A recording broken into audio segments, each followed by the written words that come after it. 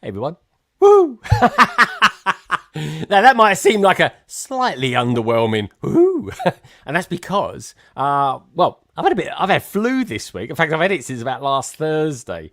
So when I was watching London Calling last week, which was so brilliantly hosted by the Bods, I was kind of feeling a bit dodgy. You know, when you sort of think, God, I feel like I'm coming down with something. Was it because I was coming to the end of my holiday? Potentially, I don't know. But anyway, I have been so rough with flu, and it is a thing that's going around. Luckily, it wasn't COVID or anything like that. They said this has lingered just as bad, to be honest. And yeah, so it's just been a bit of a funny week. And also, as well, with all this sneezing, I've had a proper old man thing happen to me this week. Because I've been sneezing and coughing so much, I have sensationally put my back out. I really have. So if you sort of see me sort of being a bit sort of rigid, as it were, it's simply because I sneezed and totally put my back out. Like it completely spasmed out. It really did. So anyway, what can I say? Yes, I made it to Friday. It feels this week has been a proper non-starter since the holiday. I had an amazing holiday. I really did. I totally missed you lot as well last Friday. But didn't we have a good one nonetheless? Anyway, I've watched it back a couple of times. My God, we went to Steam last week. Gaz did an amazing job kind of sending us a link from over there. It looks so good. I do need to get there next year. I think I can make it probably on the Sunday. I don't know. A lot depends on what's going to be happening in the next year or so. It really does. I've got a lot of things booked up then already, and Steam kind of falls just at slightly the wrong time for me. It's nearly in the holidays, and you know what it's like, because I haven't got kids or anything like that. As soon as the holidays are over and the prices have kind of plummeted, I don't know how parents put up with it. That's it, I'm off abroad. So I'm a little bit huskier than normal tonight, folks. But anyway, what can I say? I'm here, it's Friday. We made it. And hopefully I get a good night's sleep tonight. But anyway, we've got a load of things to get through tonight. We've got a great new guest that's on as well, all the way from Lego Masters Season 4. I can't wait to get him on. I'm jolly excited about that. We've got one or two new Lego sets as well that have kind of surfaced today. One of them being the Lego Store series. It's a bit of a weird one for me because I've had a quick look at some pictures for it. It's the bakery gift with purchase. It's kind of like stores of the world. It's really odd though, because even though it's bakery, I kind of look at it and I'm thinking, is it me or has he got all the colours of Christmas in it? It seems really weird. Has he got like a wreath as well? Like a Christmas wreath at the top of it. But anyway, I've literally looked at it for about 30 seconds and thought, that's weird. Anyway, that's my first impressions of that.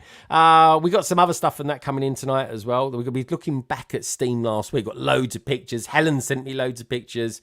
The minifig Who has sent me loads of pictures as well. Got some pictures from Nicole as well. She's been away for the last 2 weeks over in America. So we're going to be taking a look at Steam as well. I'm excited about that. I really am. Got some super pictures. Thank you, Helen, for sending in so many as well. Super appreciated it. That's why I kind of didn't put the feelers out this week. Asking for loads of pictures to be sent in because, well, we've got loads to get through. We've got about 70 actually to get through tonight, which is really, really good. This week's PMQ is a good one. They're always good ones, though, aren't they? Let's face it. But this one comes from Rick Brickham. Super excited to play that one to you back later as well. Because I wouldn't say it was too thought-provoking. It's one of those ones that when they ask you the question, it's going to be a knee-jerk reaction to it. So I'm jolly excited what the panel have to say about that. But I'm also excited about what you guys have to say about it as well.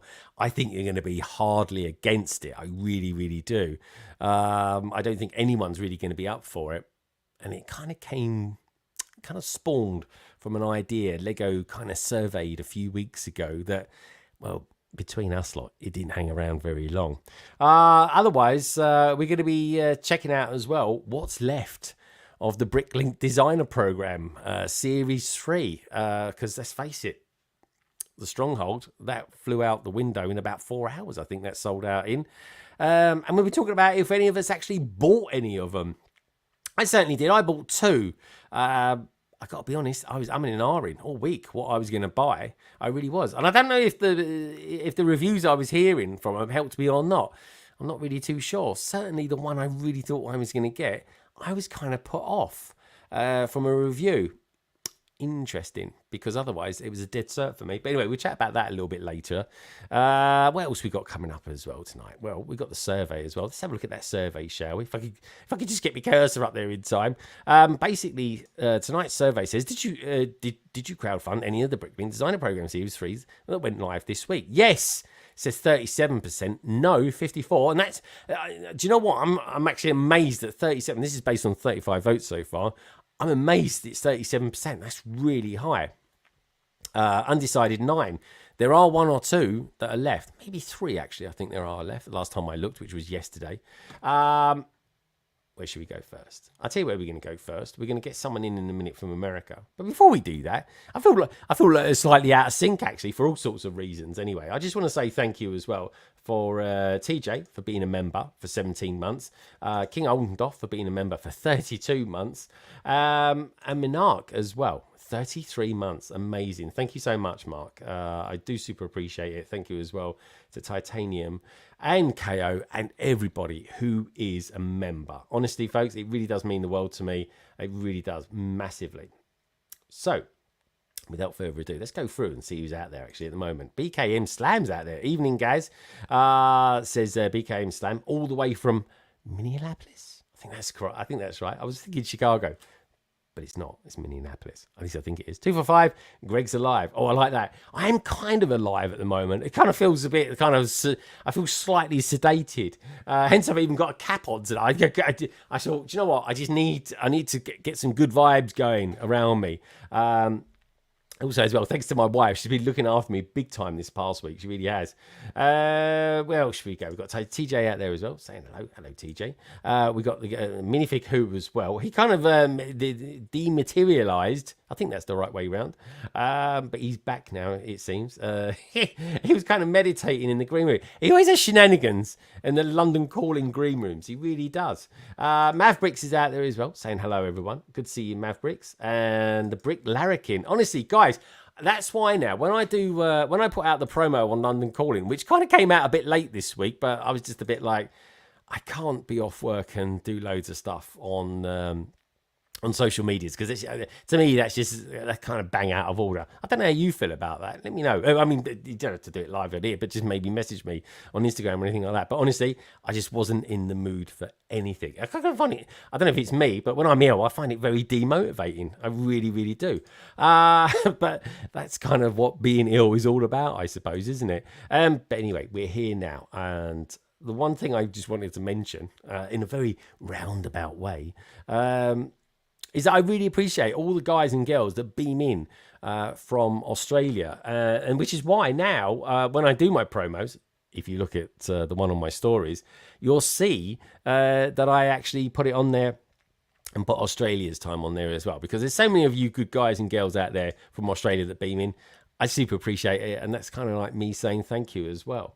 But without saying thank you. So I appreciate it. So thank you very much, Brick Larrikin. Thank you very much, Lego Team B, and everybody else from down under. I super appreciate it. Now, sticking in Europe, we've got Lady McBrick out there saying good evening. Greetings from Germany. I hope you have a wonderful start to your weekend. So do I. I'm glad it is the weekend already, to be honest. I feel like I've been through the mill. I really do. Minark's out there as well. He's back from a long-term holiday as well. He's been in Japan. Two Go Folds is out there as well. Hello, everyone. Happy Friday. They're going to be on London Calling panel next week. Looking forward to that. Who else we got out there as well? KO, what's he saying? Is that Two Go Folds I spotted? It certainly is, my friend. Gary's out there as well. Hello from Ireland. It's like a catchphrase for you, that is now, mate. You've got the Dublin, the Dublin convention coming up soon. I was thinking about going out there. It didn't quite work out for me this year. Maybe next year or something like that. I might do that. I don't think it costs too much to get there from London to Dublin. It's normally pretty cheap. I think Ryanair can fly out there. I wonder where from. Just trying to think now. Where would I go from? Gatwick, actually. Gatwick will be able to do it. Amberlia Builds is a new member. She's become a new member on the Londoner tier, which I super appreciate. And like I always say, folks, if you do want to support my channel, if you do want to support my content, almost sounds like a bit of a cliche now, but there are 2 tiers. And if you guys and girls are interested to know what those are, just check out the details down in the description below, where you will find details of everybody who's going to be on the panel tonight, including the PMQ from my good friend Rick Brickham. Where else should we go? Let's keep going down as well. As Gary saying, awesome. Awesome to have you here, mate. There we go. Loving the Team B stuff. Always do as well. Got a PMQ coming up from them in the next couple of weeks or so. Salix.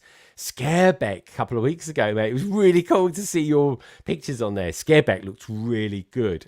Big shout out to Dan as well from 2K Files, again, for doing a live link up. We've done a lot of link ups this year, folks. Chicago, Melbourne, Scareback. I mean, that's 3 pretty big ones straight away. And Steam, and of course, Bricktastic. I mean, that's pretty much as big as it gets, really, isn't it? Maybe we can try and do some more even so next year. Be pretty cool, wouldn't it? Brick Supplier is out there as well. Trevor, good to see you, my friend. Where else we got out there? Martin Andrews as well. Martin, we were chatting about you a few minutes ago, and I'll drop you a message a little bit later. Nothing bad or anything like that. Just noticed that the company that we use, StreamYards, for hosting our live streams, they've sold the company and they've been bought by someone, of course, and highly likely too as well, because StreamYards were pretty damn good. The only problem is they're going to be hijacking the prices up big time.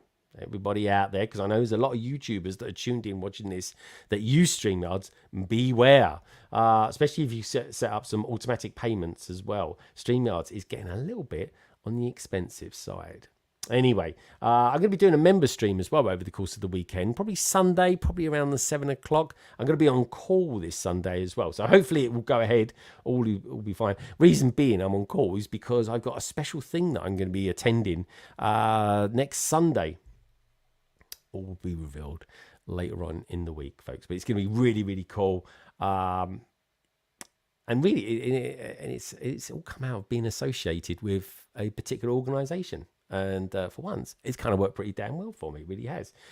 Chris is out there as well. Separate us. Chalice, evening. Good to see you, mate. Crypto Bricks is out there too. He gave us a brilliant PMQ a couple of weeks ago. Thanks again for that, Kevin. I super appreciated it. Chris has been a member for 33 months. Unbelievable. Whoop, whoop. Been on the bagwagon on a jump. For a member for 33 months. That's unreal. Greetings from the Netherlands as well. Good to see you, mate.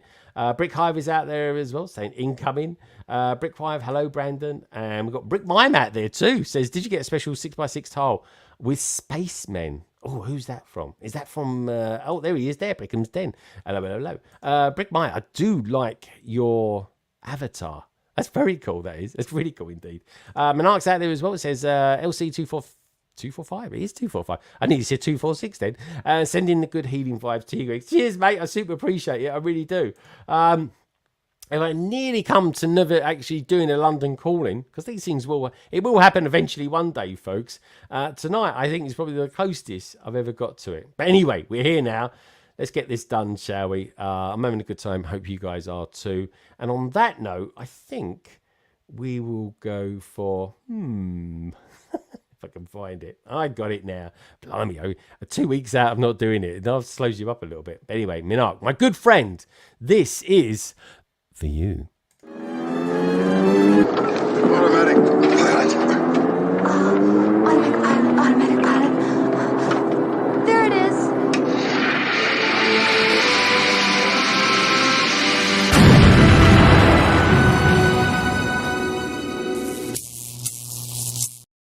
I love that last bit of that music. It really does. I kind of find it quite uplifting. I really do. Thank you so much, Monarch. I really super appreciate it.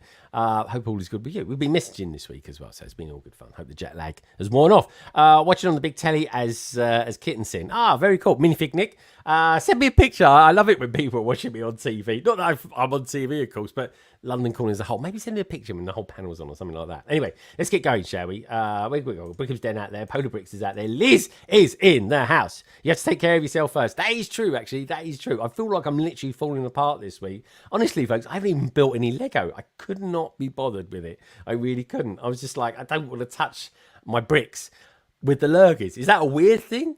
I don't know. But anyway, it's certainly how I felt. Anyway, we've got a new member as well in the form of Brixplorium. Brixplorium has become a YouTube member. Super appreciate that, mate. Blimey, that's 2 members in one stream. Amazing stuff. Thank you so much. And his Bricks and Figures are there. Hope you enjoyed your whole. I really did. I had a super time. It was like the weather was phenomenal. It's a bit colder in the UK at the moment. We had a ground frost this morning. Couldn't believe that. I did my Brick Mime. So good to see you here. Yeah, Brick Mime. It really is. Thank you to Go Folks for probably pulling them in as well, which is very, very cool. Saladscape is out there. There it is. There we go. And there it is as well. Right. Okay. Who are we going to get on first? I'll tell you where we're going to go first. We're going to go over to Pond. We're going to go over to, I don't exactly know where she lives. It's somewhere around, it's East Coasty sort of area. Thankfully, it's nowhere near Florida. Blimey, the storm Milton going through Florida at the moment. Unbelievable. I hope you guys are all safe. Loads of people I've got in touch with. And thankfully, touch wood, everyone is, which is very, very cool indeed. And heartening to hear. Talking of heartening, we've got the Bricketeer out there. Good to see you, mate. We've got Andrew out there as well. Brickworld Fort Wayne is tomorrow. And Hadrian's Wall. All the way from, I think, New Zealand, Hadrian. I'm going to be meeting a New Zealander this week, funny enough, on Monday. In fact, I'm going to be seeing an American, you guys all know, on Tuesday. And on Monday, I'm going to be seeing a New Zealander that you guys all know as well, which is jolly exciting. Watch for the socials for that. Hopefully by then I'll be able to do a selfie, because at the moment I don't think I can lift my arm above my head. Anyway, where are we going to go now? Like I say, I'll keep the old man vibes going. Anyway, for that, we need to get a young, dashing lady in. It can only be one thing. You know what, folks? I've got 2 favourite colours. One is sky blue. I just love the colour sky blue. I really do. It just brings a smile to my face every time I look up, and it's a blue sky. What can I say? Another colour, though, that I love, that I always find quite warming and homely, I don't know, is, of course, amber. There can only be one person with that name. It is, of course, our good friend from America on the other side of the pond, Amberlia builds. Hello, you. Hi. Hello. Lovely to see you. How you doing? I'm fantastic. I'm happy to be here. Great to have you here. It really is, Amber. You're looking very well. You really are. I can't help but notice as well. You got some Funko Pops on the go to your right as well. I do. Those are the temporary display. I am currently 3D printing shelves for them because Lego will eventually go there. But when I moved to the new place, I'm like, nobody could ever see them. They were always displayed behind the camera. Yeah. So I was like, hey, we'll put them up. Brilliant. I've only got 1 or 2. I did go through a splurge of collecting them. There we go. This is my favourite one I ever got. It's Captain James T. Kirk of the Starship Enterprise. There we go. I love him. William Shatner. Love a bit of the old Willie Shatner. Yeah. What's hilarious about my Funko Pops is my daughter doesn't understand why I keep them in the box and don't take them out and play with them. She's always, every time, she's like, well, can we take them out? And I'm like, no. Well, I do you know what? I'm like that with the Hasbro Black series. I don't know why I do that. I just haven't taken them out of the boxes yet. Maybe I need to display them properly or something like that. I don't know. But if you think about it, it's a lot easier to dust off a box than one of those figures. You know what? That's a funny thing you say that. This weekend, actually, I'm going to be filming how I clean my Lego sets. I've got 3 different, well, maybe 4 or 5 actually, different options of cleaning them. I think I know which one's the best one, but anyway, it's going to be a sort of tongue-in-cheek look at how I do it. I've invested in a few different brushes as well. And yeah, it's just going to be a video that's going to be maybe coming out maybe the end of next week. Or it's only going to be a short or something like that, but it's going to be a funny one. Plus, I kind of get on the right side of my wife because then I'm sort of tidying up a room. And Amber, honestly, after a year, it is so dusty. Honestly, it's absolutely horrific. Yeah. It really is. The dust. And you know, if you do a little playing with it in between the dusting, that's fine too. Yeah. It is. It is. But yeah, it's just a thing. It's just one of those things. We have to do it. How I clean my Lego in 82-part short series. Yeah. If anyone could do it, I could do it. Is that a challenge? Is that a challenge, Chris? Anna Ray's saying, "Hola, everyone. Has everyone seen the leaked photos of Lego X-Men Mansion 2024 Marvel Modular? Oh, we might have. I don't know. But in theory, I believe there's one going to be coming out. I'm curious to if it's a mansion. I wonder if it'd be anything like the museum. Just wondering. But anyway, time will tell, folks. Time will tell. Where should we go next then? Amberlia, where would you like to go next? We can stay. On the east. Well, it's actually not even east coast. This guy's up near Chicago sort of area. He is. But he's in the land of the fleece. We could go there. Yeah. Or we can go south. In the UK to a place they call Southampton, where I think they're actually at the moment eating yogurts. I'm not too sure. It looks quite healthy. I'm probably mistaken. It's probably ice cream. Or we can go to a place called Gallifrey. Where would you like to go? I think as my co-host, I'm obligated to go to the Chicago area. I knew you was going to say that. Honestly, I could have put money on it. But have you ever noticed this geezer? We'll call him TJ, shall we? It's not even his real name, but everyone calls him it anyway. See, when he's doing live streams with you on Twitch, does he wear the green fleece quite often? Have you ever noticed that? Occasionally, yeah. Yeah, it's a thing, isn't it? It's almost like it's alive. It's a bio thing between the two entities. They're one of the same person or something like that. Maybe it's almost like a costume, like that's like the persona. Yeah, or like a Venom. You know how Venom he kind of takes over his host. Maybe it's like that. I don't know. But anyway, here he is now. It is, of course, the Green Fleece and Titanium J 52. Hello, mate. Hi, everybody. How you doing? Doing good. You're looking jolly well, my friend. Yeah, no, it just worked out that the green fleece was today. It was. It is. Yeah, Because I alternate. No, it's the same one. I alternate between green, red, and blue. So I think tomorrow's red, actually. Is it I red? kind of have them in order to make sure I wear them all the same amount. Red Saturday. Okay. All right. So Yeah. I like that. I like that fleece. Is it just one that you've got of each, or because sometimes if I get like I don't know, like a tracksuit top or something like that from Superdry that I really like, I might buy two of them or something like that, and then just put one away and then kind of get it out in about a year's time or something like that. Do you ever do that, or? I haven't done that so far, but maybe the next time I need a new one. Yeah, it's probably an old man thing or something like that. I just always like doing it. It's like I'm like with trainers. If I find a pair of trainers that I like, I'm like, God, I love these. These are lovely, lovely and comfortable, and they look good as well. I was thinking I'd buy a few pairs of them. Do you guys and girls do that out there in the chat as well? Or is it just me? Anyway, TJ, good to have you here. I think you're going to be pretty excited tonight, aren't you? Because I hear through the grapevine the new season of Ninjago has dropped. So Yeah, officially. Officially, it's officially out there. Yeah. None of that torrent stuff. Yeah. Have you seen any of it yet? Yes, I have watched it all. So the story is that they accidentally were released a couple months ago by Peacock, a streaming service over here, and Peacock pulled it off, but they made their way to YouTube, and at that point, they're around. And I watched them then, but I had to support the official release, so when Netflix dropped them, I watched them all as well. So yeah, it was a nice refresher. Yeah, okay, good stuff. I tell you what, he's on Netflix in the UK as well at the moment. Harry Potter. At least the first 3 films of him, anyway. So I was I watched I've watched all of one this week, and I've watched the next one as well. But I can't go too forward in it because I'm actually listening to it at the moment. The Audible book with Stephen Fry. It's really good. I'm learning loads about Harry Potter. I might even be able to pronounce some of their names in the future as well, which would be kind of cool. But anyway. So TJ, we'll kind of talk a little bit later about what your thoughts are on season 2. Spoiler free, of course. We'll come back to that in just a tick. Where would you like to go next? We've got Southampton, or we can go all the way west to a place called Gallifrey. Well, seeing as how I have a Dalek on my shirt, oh my God, I think we'll go to Gallifrey. I think we'll go to Gallifrey. Now here's the thing, right? I was going to go to Gallifrey, But here's the thing. Look, let me give you a little insight into what's going on in Gallifrey at the moment. Let me check this out. Boy. Look, there he is. Let's see what he says when he comes on, shall we? There he is. Oh, hi, Hello. guys. How's it going?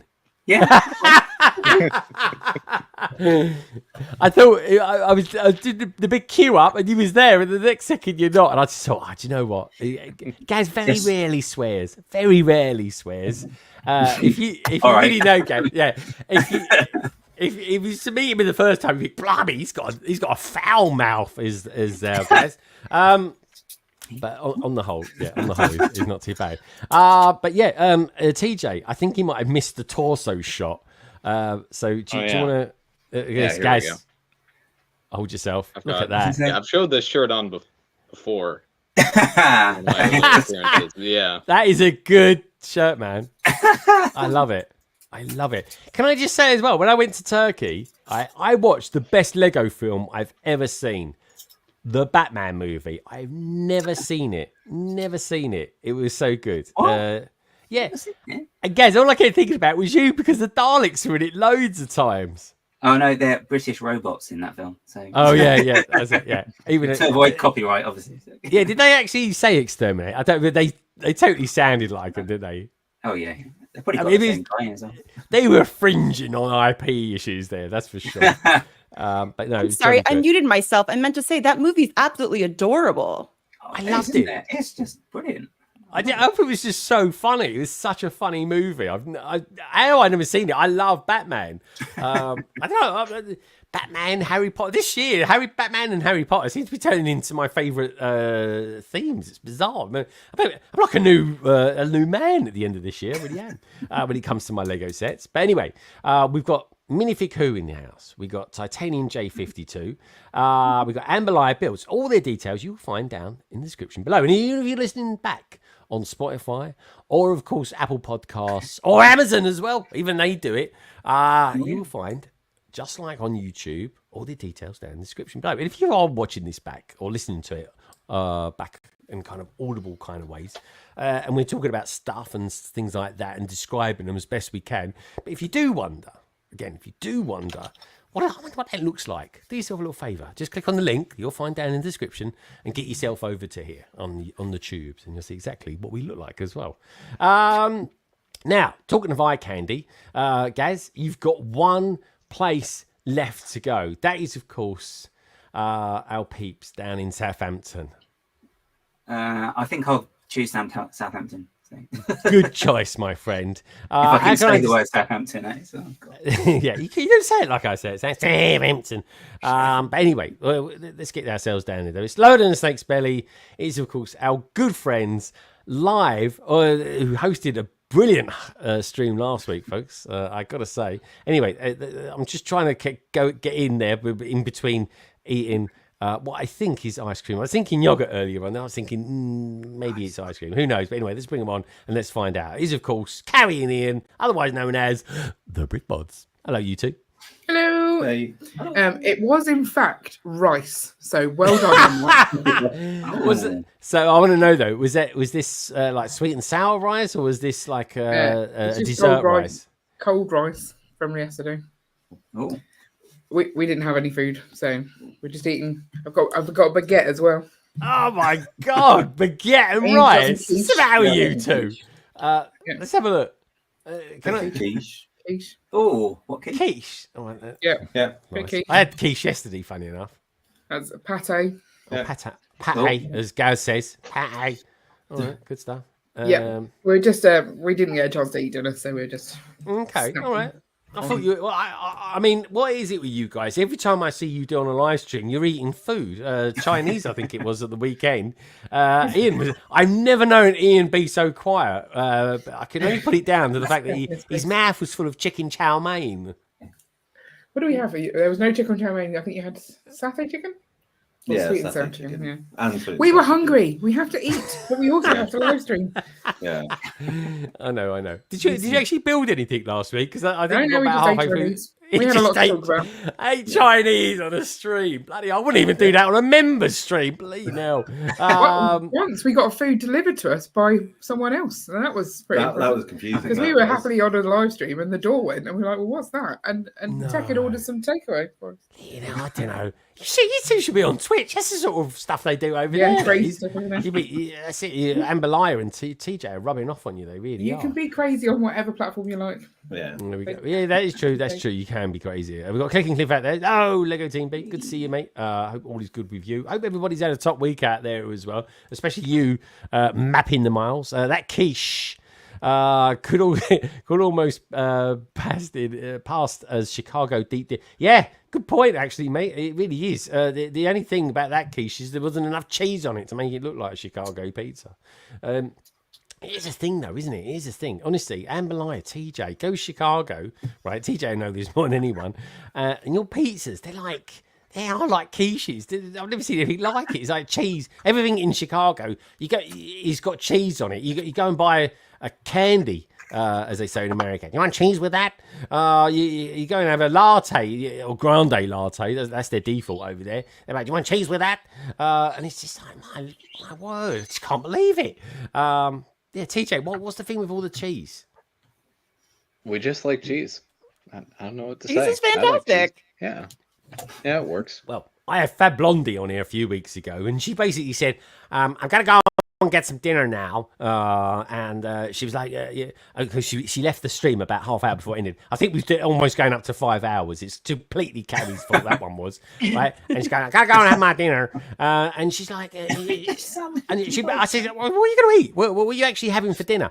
And it was something like, I'm having cheese on cheese with crusty cheese and bread and flaky cheese, and everything was just cheese this, cheese that, cheese this, cheese that, and I was like, do you like cheese? And she went, actually, I do. I was like shocked, but unsurprised at the same time. Anyway, Fab Blondies, if you're out there, if you tuned in, love you loads. BKM Slam is saying Wisconsin is the dairy state. Oh yeah, he always mentions that, BKM Slam. Yeah, that's our neighbor. That's Illinois' really? northern neighbor. So yeah, They've got lots of cows and goats up there and stuff like that, have they? I think so, yeah. Well, I don't venture into Wisconsin too much, to be honest. Have you not? Oh, okay. We're going to have to get you over to the UK one day, mate. That'd be good. Fab Vermont has fabulous cheese too. Does it? Oh, okay. Yeah, that's good. Fabulous cheese. We all like fabulous cheese. Talking of fabulous cheese, Fab sounds like Lois Lane. Just saying. Yeah. I cannot believe it. Anyway, a Brick Askew. Ollie's out there. IKO. I was like watching earlier on this week. I tuned in to watch Gaz, and I was like, hold on a minute, I must have made a mistake. I must have clicked on the wrong thing here. I'm watching an old episode of a couple of mockheads. I think that's what they used to call it back then anyway. And Gaz's face, the old C-3PO. Rewind it 10 seconds, folks. You want a good impression of C-3PO, you just got him. Right, anyway, that's enough triggering Gaz for one night. Where are we going to go next? I'll tell you where we're going to go next. We're going to get someone on that was on season 4 of Lego Masters. And this guy, do you know what? I was just walking. I was in Chicago. I was back in. I kind of take coin the phrase now. Back in Chicago. I was just walking down, and suddenly I walked into this area with a large staircase going up to the first floor, and this guy comes up to me. Honestly, massive geezer, must be about 6'4" at least. And he goes, "Hi Greg, how you doing?" I'm like, "I've got no idea who you are," but he's a lot bigger than me. He was wearing braces and everything. He was, and he goes, "I've got a sick fig for you." I'm like, "Thanks, mate. Yeah, cheers, it's brilliant." And he goes, I'd love to become on your channel one day on London Calling." And I was like, dude, he was so welcoming and so lovely. He really was. And then it turns out he was, or indeed is, I guess, in a way, a Lego Masters contestant from this year's, I think it's this one, or the most current season one anyway. Which I don't think, guys, am I right in saying? Actually, Carrie will know this as she bites into her pate and baguette. Have we had season 4 yet in the UK? I don't know. We stopped at season 1. Okay, season 1. All right, there we go. Can you? I can actually hear Ian very, very very calmly crunching. If anyone's listening to this back as well, that's not a cat purring in the background. That's Ian eating dried crackers. I don't know why I'm doing that as well, guys. That's a bit weird, isn't it? Yeah. It's like I'm stroking a cat. Anyway, what can I say? There is absolutely nothing creepy about this guy that's coming on next. He was kind of classified, apparently, on season 4 of Lego Masters as not the Terminator, but the Timinator. But otherwise, what can I say? I don't think I mean, he's a big guy. What can I say? He's a big lad. But anyway, we all know him, as of course, as Tim Hutchings. Hello, mate. Hey, everybody. How you It's a doing? pleasure to be here tonight. Thank you. Dude, it's good to have you here. Now, what I'm gonna do first of all, Tim, I'm gonna break up these two over here because these two are very, very dodgy indeed. They really are, especially him over there. So I'm gonna bring him over there. I'm doing the long way. I'm gonna keep. Now, let's spread the ladies out a bit. Let's put the lady. We've got one side, one down the other. Well, anyway, Tim, aka Tim's Brick Adventures, over on Instagram. You want to know all about him, folks? Check him out. You'll find him over on Instagram. You'll find his details down in the description below. Tim, tell us a little bit about you. You're new to my kind of community, albeit obviously we don't talk about Lego Masters season 4 too much because it's not been over here yet. But we always love getting Lego Masters on contestants. I always call you guys Lego Masters anyway. But tell us a little bit. I remember watching Lewis a while back. I love him. Lewis. He's a great friend, and it was a real pleasure and honor to get to be on the show with him. So, and I think that's I saw you talking about how I approached you, and I did, and it's because I just absolutely love the Lego YouTube community. Oh. I don't know. Some of y'all may know Bricksmith. Long time. Yeah. He's kind of the godfather of the YouTube thing. When me and TJ started out, he's one of the OGs, isn't he, TJ? Yeah. Yep. Well, and we missed TJ this week, but I get every Wednesday we do Lego Ultimate Builds where about 4 of us old farts and poor TJ has to endure all of us. And we just sit and talk, and we do a big build. So I get to see him about every week, but he wasn't able to join us this week. But so I was saying though, with the Lego, he got me into or introduced me to the whole live stream, and brought me into this world, and it has just been fantastic. I mean, I have gotten to do so much because of it. I got to be able to help set up Brick Fair the last several years, and I've met so many wonderful people, and so I want to get to know everybody. I mean, I try to watch as much and as many of the streams as I can, and it's just been really great to see everybody. So when I saw you there, and I saw that you had sig figs, I really love the sig figs. So I've got a bunch, and I want to trade with everybody I ever can. So I knew I had one shot. I didn't know how often you come to the States, and so I just, I'm old now, so I don't have a problem walking up to people and talking to them. So I just, you only live once. I know that's it. I think we're actually not that too dissimilar in age. Actually, we're very close, in fact. But the cool thing is, when I went there, it was the first time I'd ever been there, and I was just kind of absorbing everything, and the friendliness of Chicago was just something else. It really was, and you epitomized that for me. You really did. I was just like, my God, a Lego Master's coming up to me, wants to give me his sig fig, and I was just like, this is like the honor's all mine. But it was amazing. But where did it all start for you? Because I think I've done a little bit of research anyway, Tim. I think it kind of all started. You guys kind of applied for season 1. It didn't kind of work out, but then it came back again for season 4 with you, because you wasn't just obviously you. There's a team of you, but there's 2 Tims. Hence the term, the Timinators. So tell us how it all came about to get on Lego Masters. Tim H and Tim H. So that was a hard thing.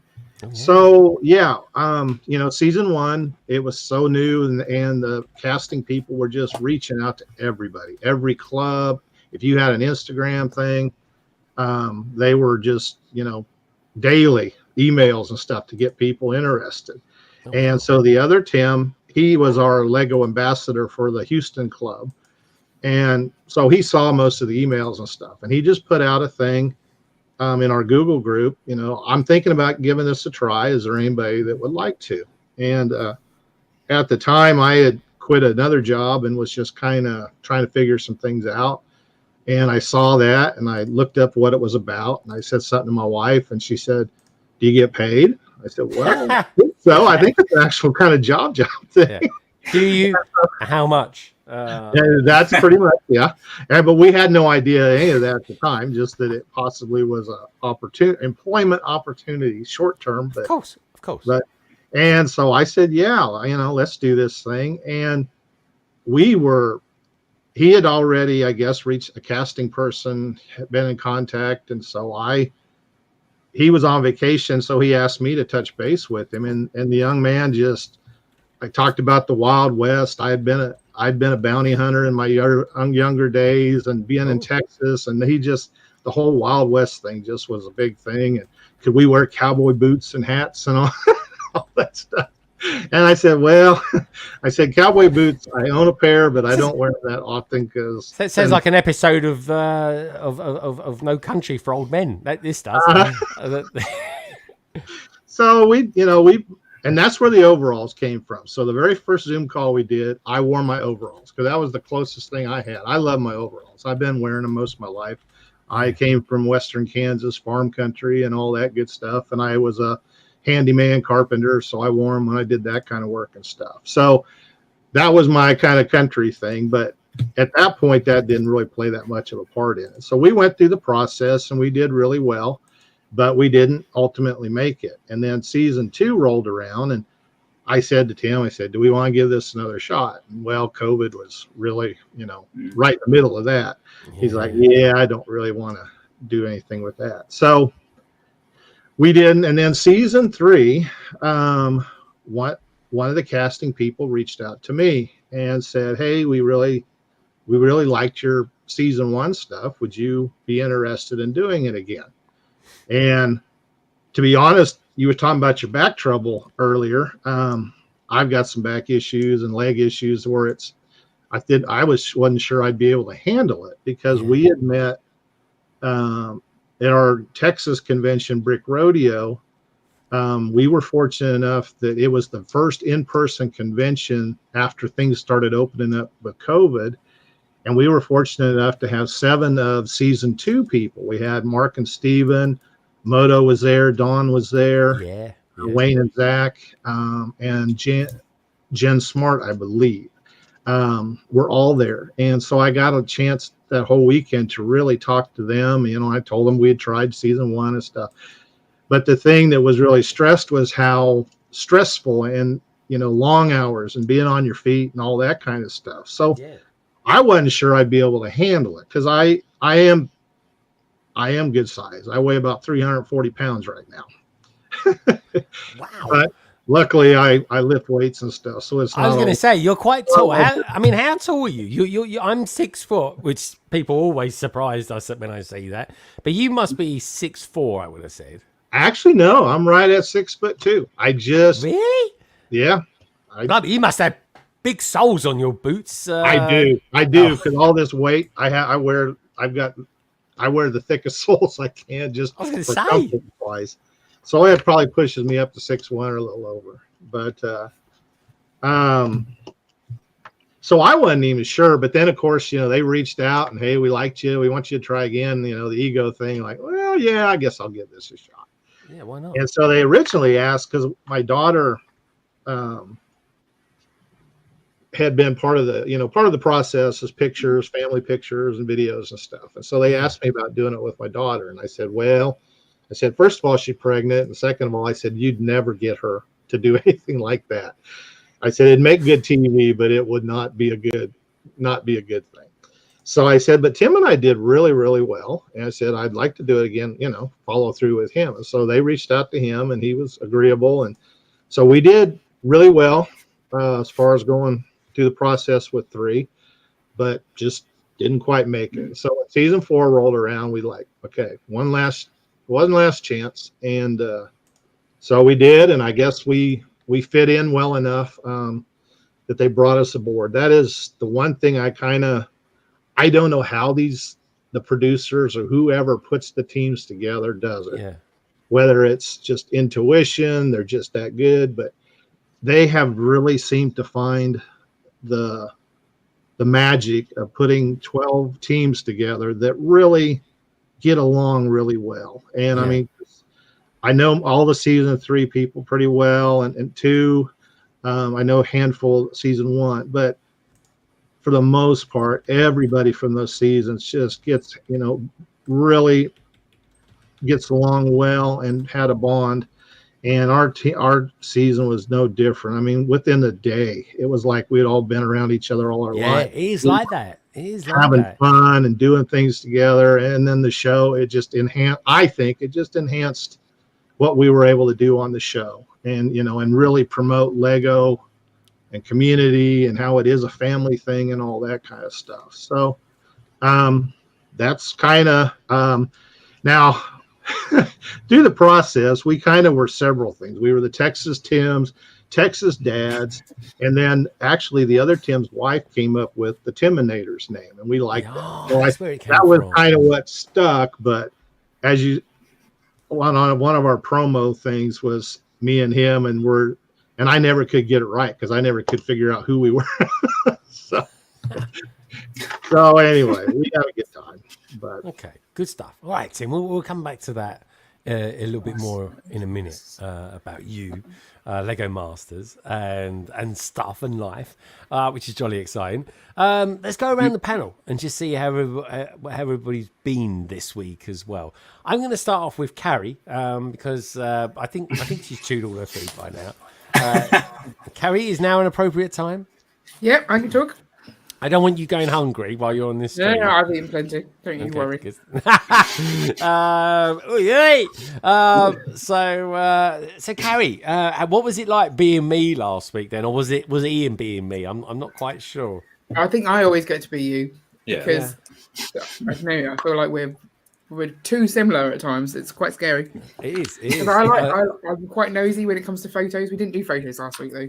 I know. Well, I was trying to save you some time because Carrie was giving all the big and last week. I'm only doing 2 hours. Yeah, well, it was less than 3 hours. So, I know, but you did 2 hours 17, and I was shocked. I was like, gosh, you went right over last week.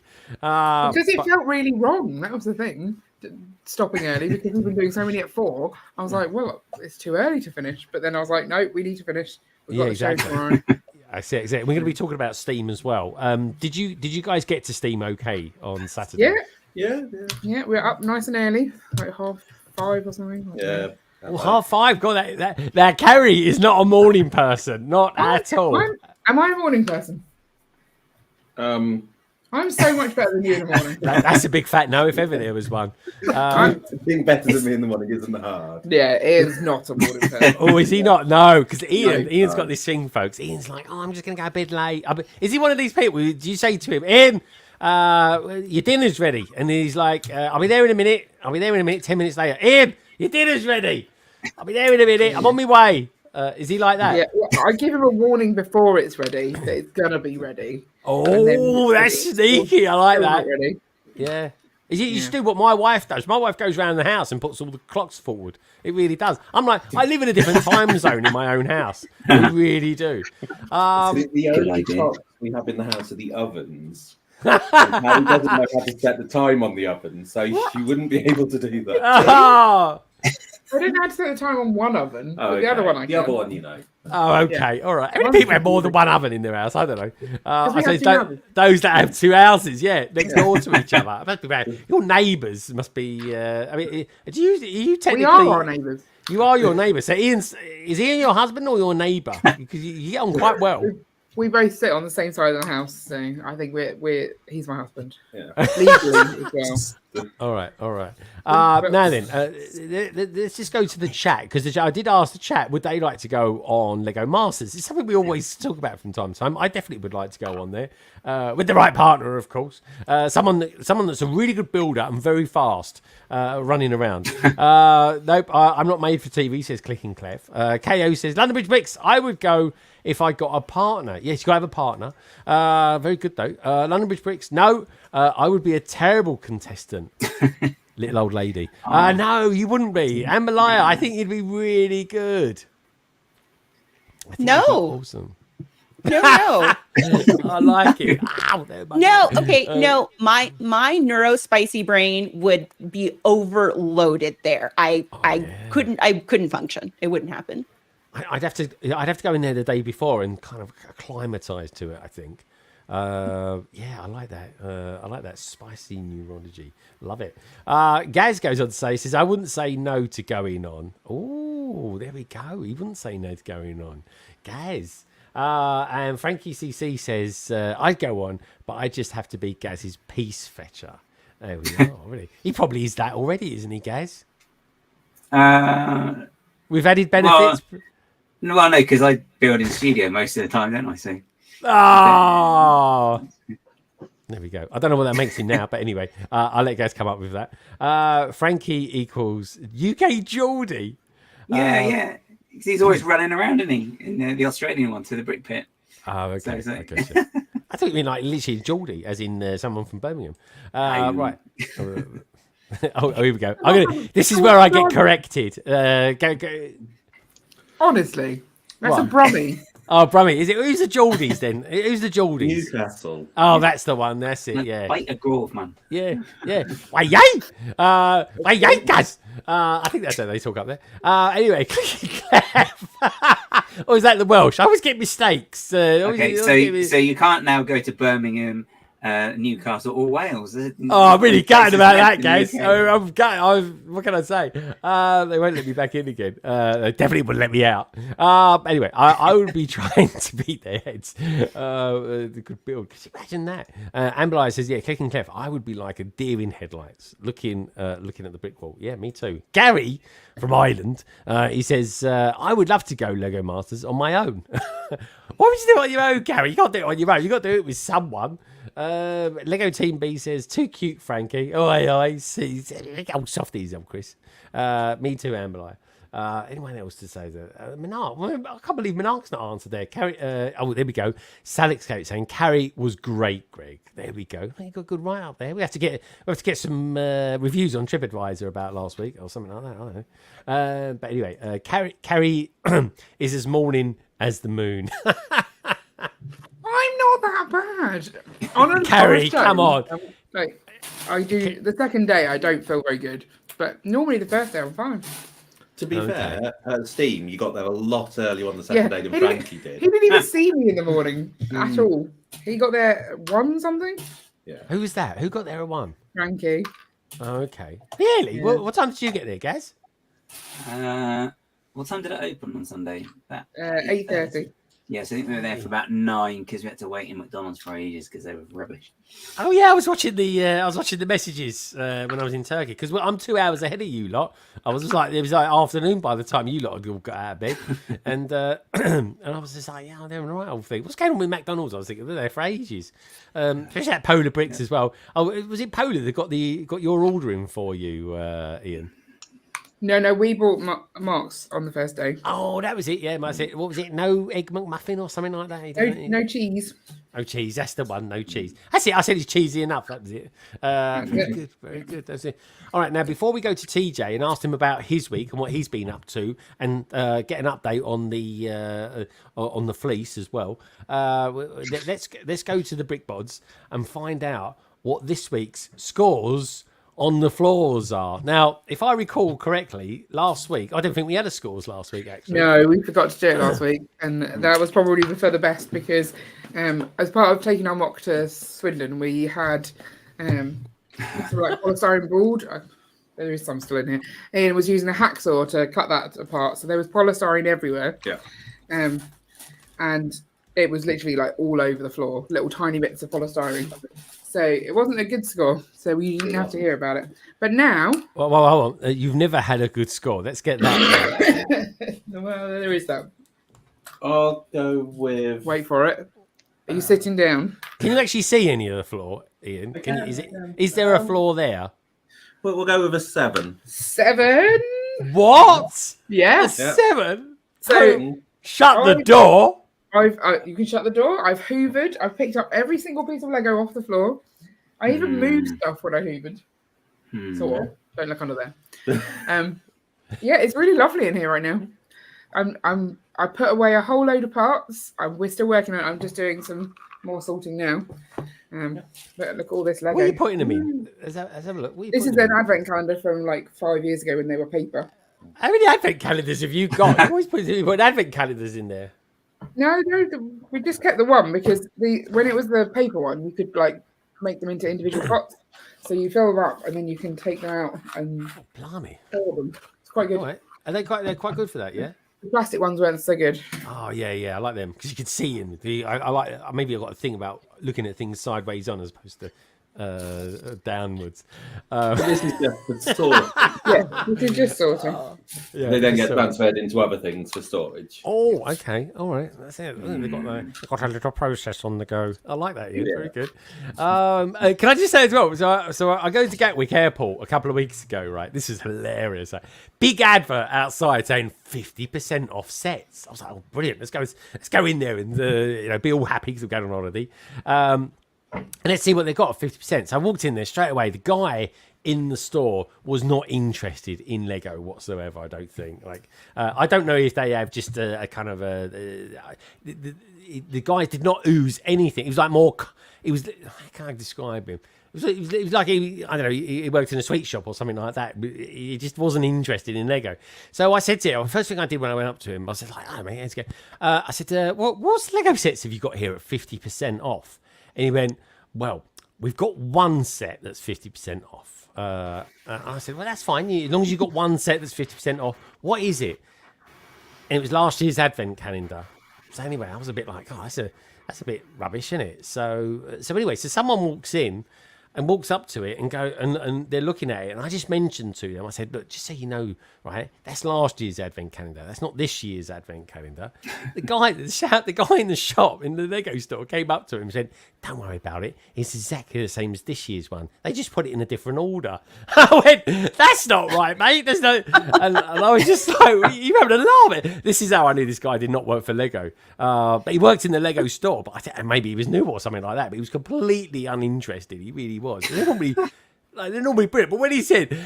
It's the same as this year's one. They just put it in a different order. I was like, what? So anyway, that was kind of like the strangest kind of thing I've ever had at Gatwick Airport. Wasn't it? They're normally really good on the ball there, but anyway, you can get some good deals there as well. But there wasn't particularly anything good to get hold of there anyway. But anyway, yeah, it was a strange experience. That wasn't funny enough. They've never asked for feedback. I can't imagine why. Anyway, where should we go next? As promised, let's go down to the fleece. And TJ, of course, not forgetting TJ. TJ, how you doing? And how's that lovely green woolly fleece of yours? I'm doing good. The fleece is just fine as well. It's doing well. And I've been having a good week. I've been working on this as I knock something over. Oh, let's have a look. Source Dragon of Motion. The biggest Ninjago dragon ever. Oh, that's the new one, isn't it? Yeah. Jesus, it's not finished yet. I still have a head, wings, and throne. Oh, I thought that was his tail. I thought it was the other end. This is the tail. The head's gonna go here. Oh, okay. But it hasn't. Wow. It's big, isn't it? Okay, what's the building experience like? Oh, it's been great so far. Okay, here's a fig for scale. Wow.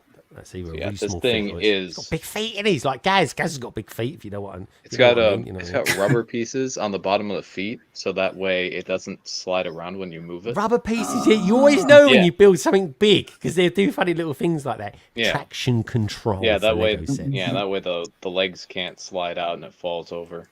Oh. Yeah. I have to get some of those for myself, guys. I'm working on that. This is a Macy's bag. A Macy's bag? Oh, look at you. You've been to New York recently?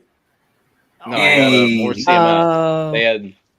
They had 15% off all Lego, which included the CMS. So I bought 5 more space CMS. Dude. Do you guys want to guess how many space CMS I have now total? Oh, no. Is it one particular space CMF or is it all of them? All of them. My God, you're totally into the space thing, aren't you? At the moment, like this year, I've gone all in for Harry Potter. You've gone all in for space. I don't know. He's a bit. What do you reckon, Amber? I mean, Amber, you kind of mingle with the Fleece and TJ more than what we do. How many CMFs from space do you think he's got? I mean, I think he's told me before, but I'm pretty sure the number's changed. And like it's an insane number. It's insane. Is it really? I'll give you guys a hint. The amount of double figures. CMS We talking double figures? Triple figures. Yeah, we're talking. We're including duplicates. Including Shy Time is my time. Has got some competition going on here. Yeah. I've got a full set. That happened a long time ago, but we're counting all the duplicates. But I'll give you a hint. The amount of space CMS I bought, I could have bought Rivendell. No. So it's going to be about TJ. Why? What happened? Did you? Tell us. Okay, you got to talk us through. Is it like 300 and something? No, it's because they're $5 here. So and Rivendell's 500. So that's that many. 100. I have does anyone have any guesses? It's not over 200. I'll tell you that. Oh, okay. All right, I'm going to go 3. Okay. I'm going to go 100. Go on, guys. I was going to say 185. Okay, chat. Come on, chat. Pile in with some statistics. There we go. Shy Time's out there as well. Amberlia, come on, give us a 3-figure. Think of a 3-figure number. 372. Okay, 372. I think I might be a bit over. But you never know. Tim, how many do you reckon? That's what I'm sitting here thinking, because I think he told us a couple of weeks ago, but I told you guys like the that changed number. drastically. I told you guys the previous number. I've only added 5 more to that. 149 goes Lady McBrick. That's a devious German number, that is, if ever there was one. Well, I just picked a random number because, like, I didn't remember how many. So just that's a good number as well. It's a good number. Well, you said could have bought Rivendell. So exactly, or have you gone over that price? I've gone over that. Okay. So wait, you said you could buy it, but didn't you buy some of them over the retail price at one point? No, that was D&D. That was it was D&D. Never mind. D&D. Oh my God! Someone got them a half price this week on. I saw it on. What was it? I think they mentioned Shy, but it wasn't Shy in direct. The set of the CMS. Well, you could have bought them like this and saved yourself a little money. I'm trying to think. This is my space. My case is. I have yet to open them. I don't even know. I'm hoping I got 3 full sets. But. Yeah. Oh my God. What do they call accountants accountants. The guy's an accountant in America. What do they call him? Rich. He's got a green logo. Rich. No, he's an accountant. He counts money. He doesn't necessarily make it. There we go. Yeah. A box of D&D. There we go. Matt's just proving that he can count. He's put 1, 2, 3. KO's got 389. They're random numbers anyway. Do you know what, folks? We should all do the lottery this weekend. I'm going to pick some of these numbers. If I win, I'll share it all with you. All right. What about Ian? Ian, have you give us a number? Give us a 3-figure number. We'll go 121. Oh, 121. I like that. He likes his 1-to-ones, especially with Carrie, his favourite neighbour. And so, talking to Carrie, but just before she bites into a massive kettle crisp. Doritos, actually. Sorry. I like the little subtle. Just lift it up a little bit. Carrie, how many do you reckon he's gone for? Bearing in mind, he could have bought Rivendell. I said 133. 133, you did. TJ, put us out of our misery because I say 147. I'm just going to go for that. All right. What's the Tim, number? did you get a guess in there? I don't know. 135 keeps popping into my head. So. Okay. Well, you all overestimated. Ian was the closest at I have 119. Oh, Ian, so close. But he was over, so it doesn't count anyway. I was just going to say that. I know. I was just going to say that, guys. Yeah, and guys, this is what you would have won. Okay. So you walk it. Did you realise at the time when you was purchasing this, how can we put it, tsunami of minifigures from space? Did you think to yourself at any point, I could buy Rivendell with these? Did that go into your mind, or did you walk out and then sit in the car and go, I could have bought Rivendell?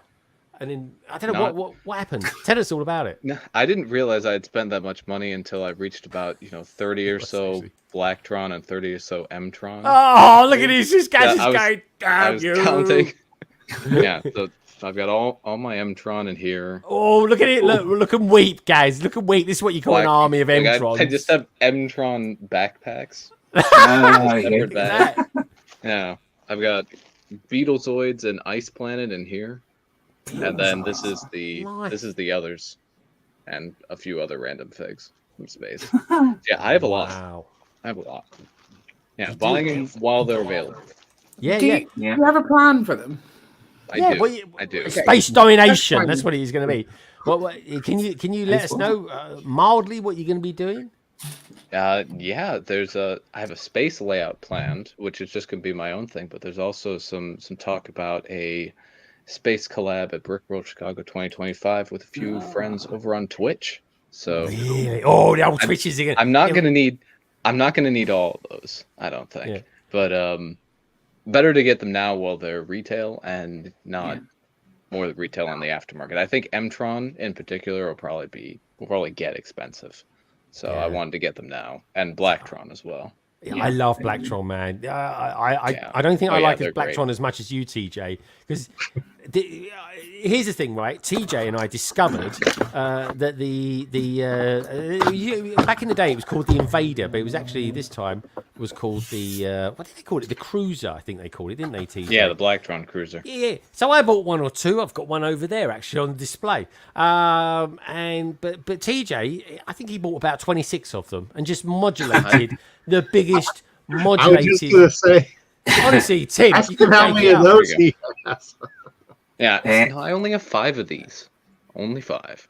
Only 5. And then 20. Only 5. And then 20 more of the figure that I got off of Pab. They actually had the original version of that for sale over the weekend.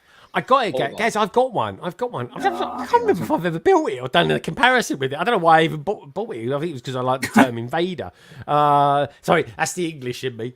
But the curious thing is, so I've got a smaller one, and then I've got a bigger one. Oh, look at that! Yeah. So the middle compartment is modular. So this is like a cargo ship. This is like a little starfighter. There's a meme in this somewhere. There's a meme in this. I'm sure there is a meme. I'm sure there is. In this. I'm not going to do it for this stream.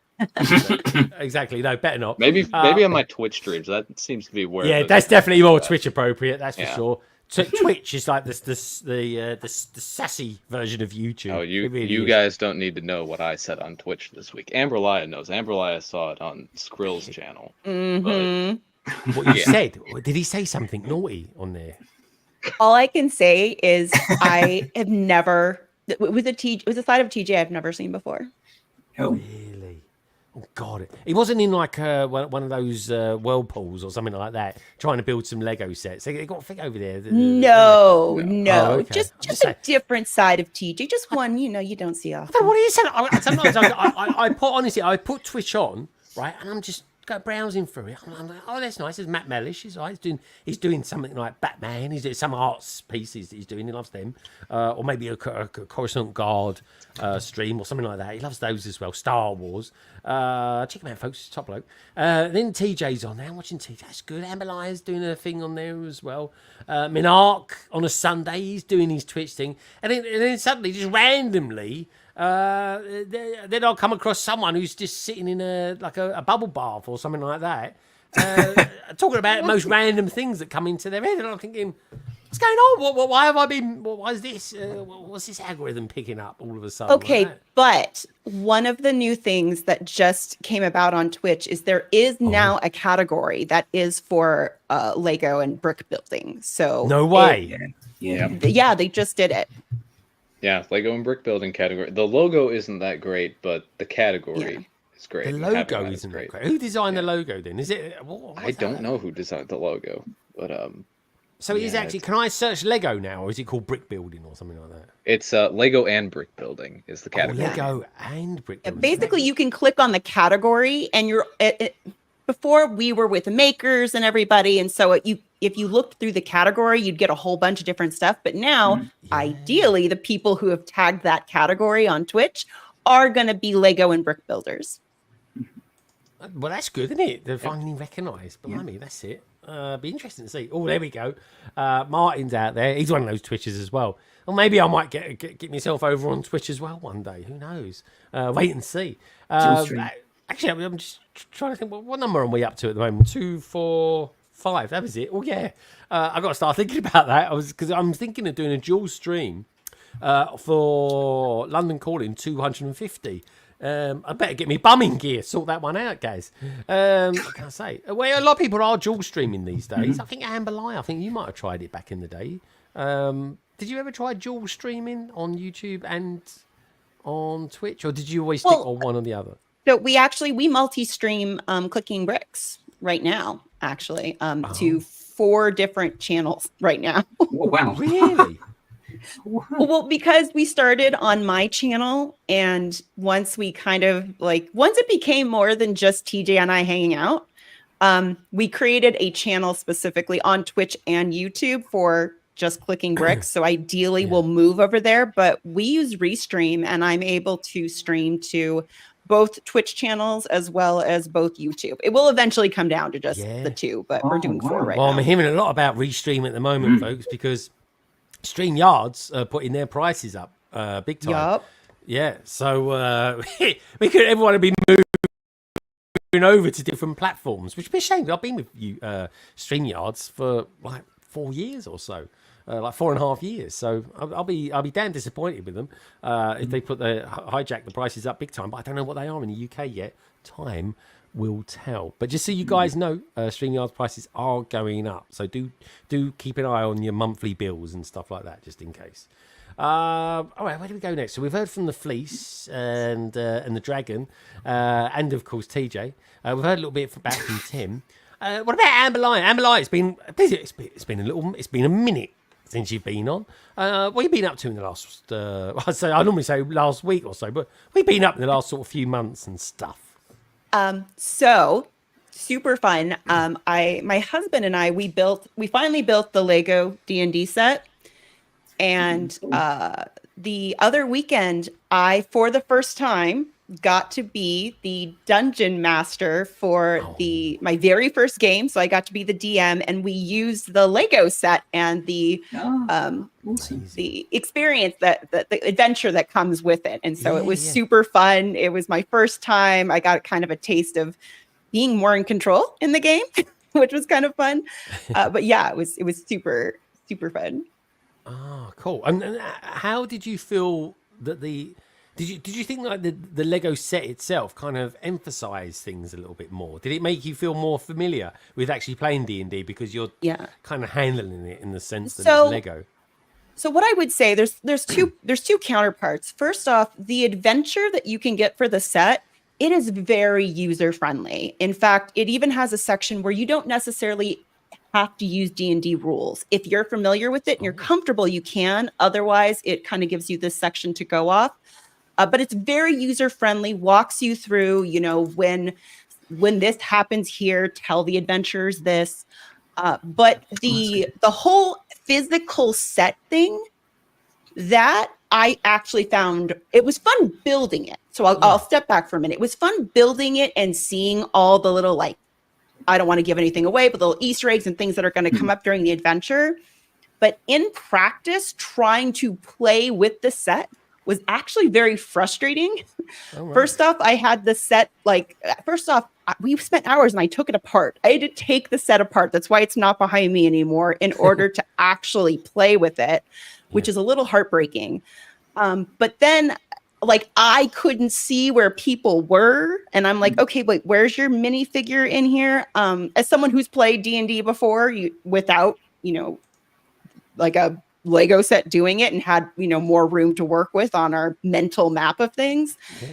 That was frustrating. So that feels a lot more like a gimmick, but I did appreciate again the way that the adventure is written so that anybody for their first time could easily run it.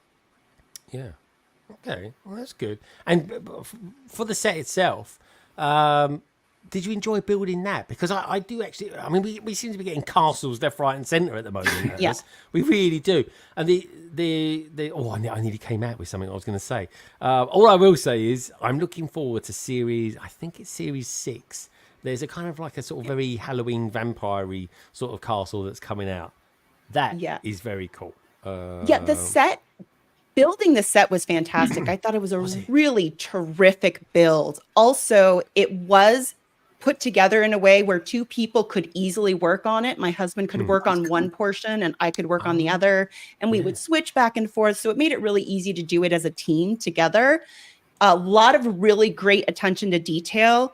I do think if you're not necessarily into D&D and the fantasy stuff, some of it might get lost on you. Like if you're getting it for a castle set, not so much. But if you are a fan of D&D, it has a lot of great Easter eggs and really fun things you put together. Oh wow! Okay, I'll check it out. I really like the set. I'd love to build it. And D&D is the thing. That's the thing. We got these CMFs. If you live anywhere, TJ, beware. He might just go and buy thousands of them. But. No, that was me. I bought the full box with like 4 of each. Tim's bought them all. You've bought them all. I mean, Carrie helped me get loads of them. She did when I was at Women's in Leicester Square a few weeks ago, and that was really good. I enjoyed that. She's got this app now that you use the scanner if you're buying them individually. Carrie, tell us a little bit about the app that you showed me that enabled me to basically get all of them in about 10 minutes. So it's called Minifig Scan. It's got a little yellow icon if you download it. I don't know if it's just Android or whether it's both. I don't have an iPhone, so I can't verify. It is iPhone as well. Okay, cool.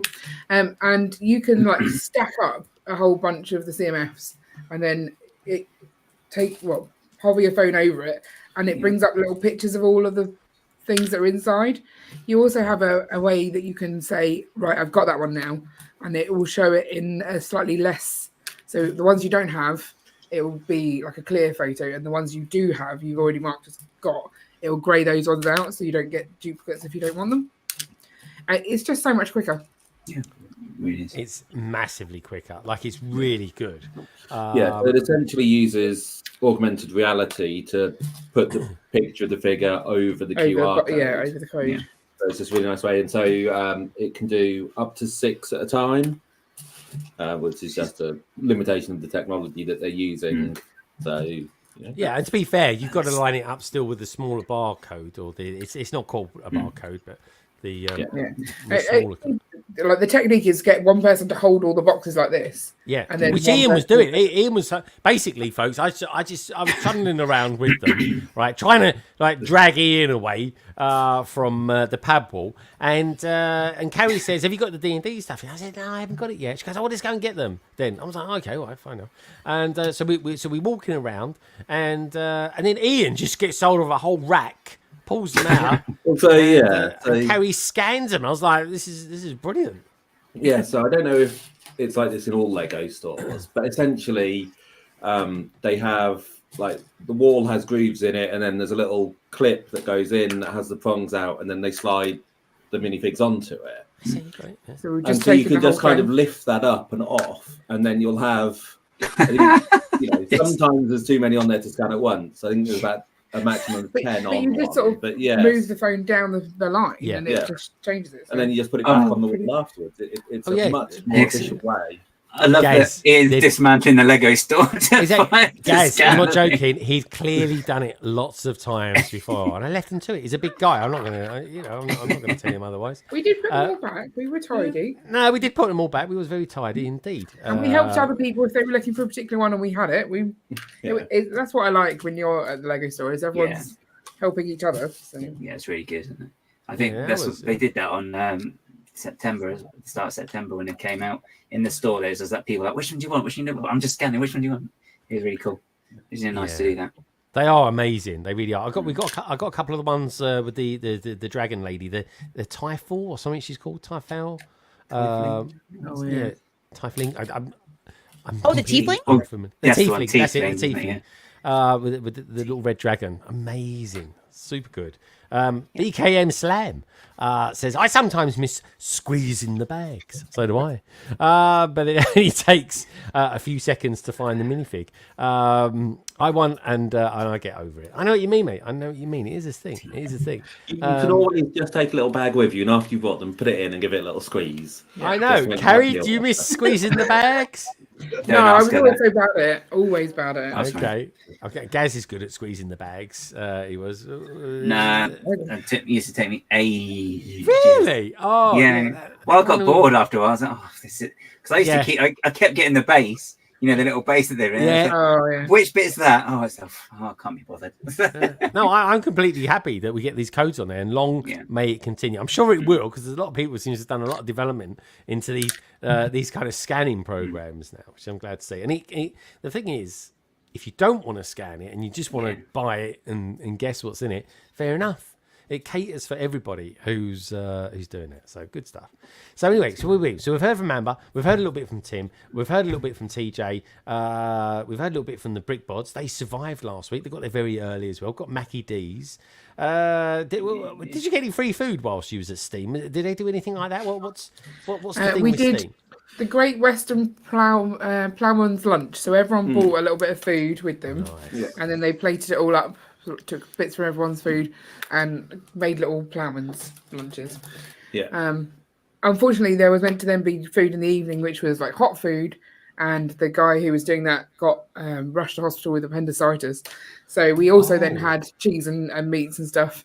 So another ploughman's essentially for dinner. Yeah. But we weren't there for the food; we were there for the people. So it was all fine. Yeah. Well, that's hard. That really is it, isn't it? You're kind of there for the people. You really are. Yeah, definitely.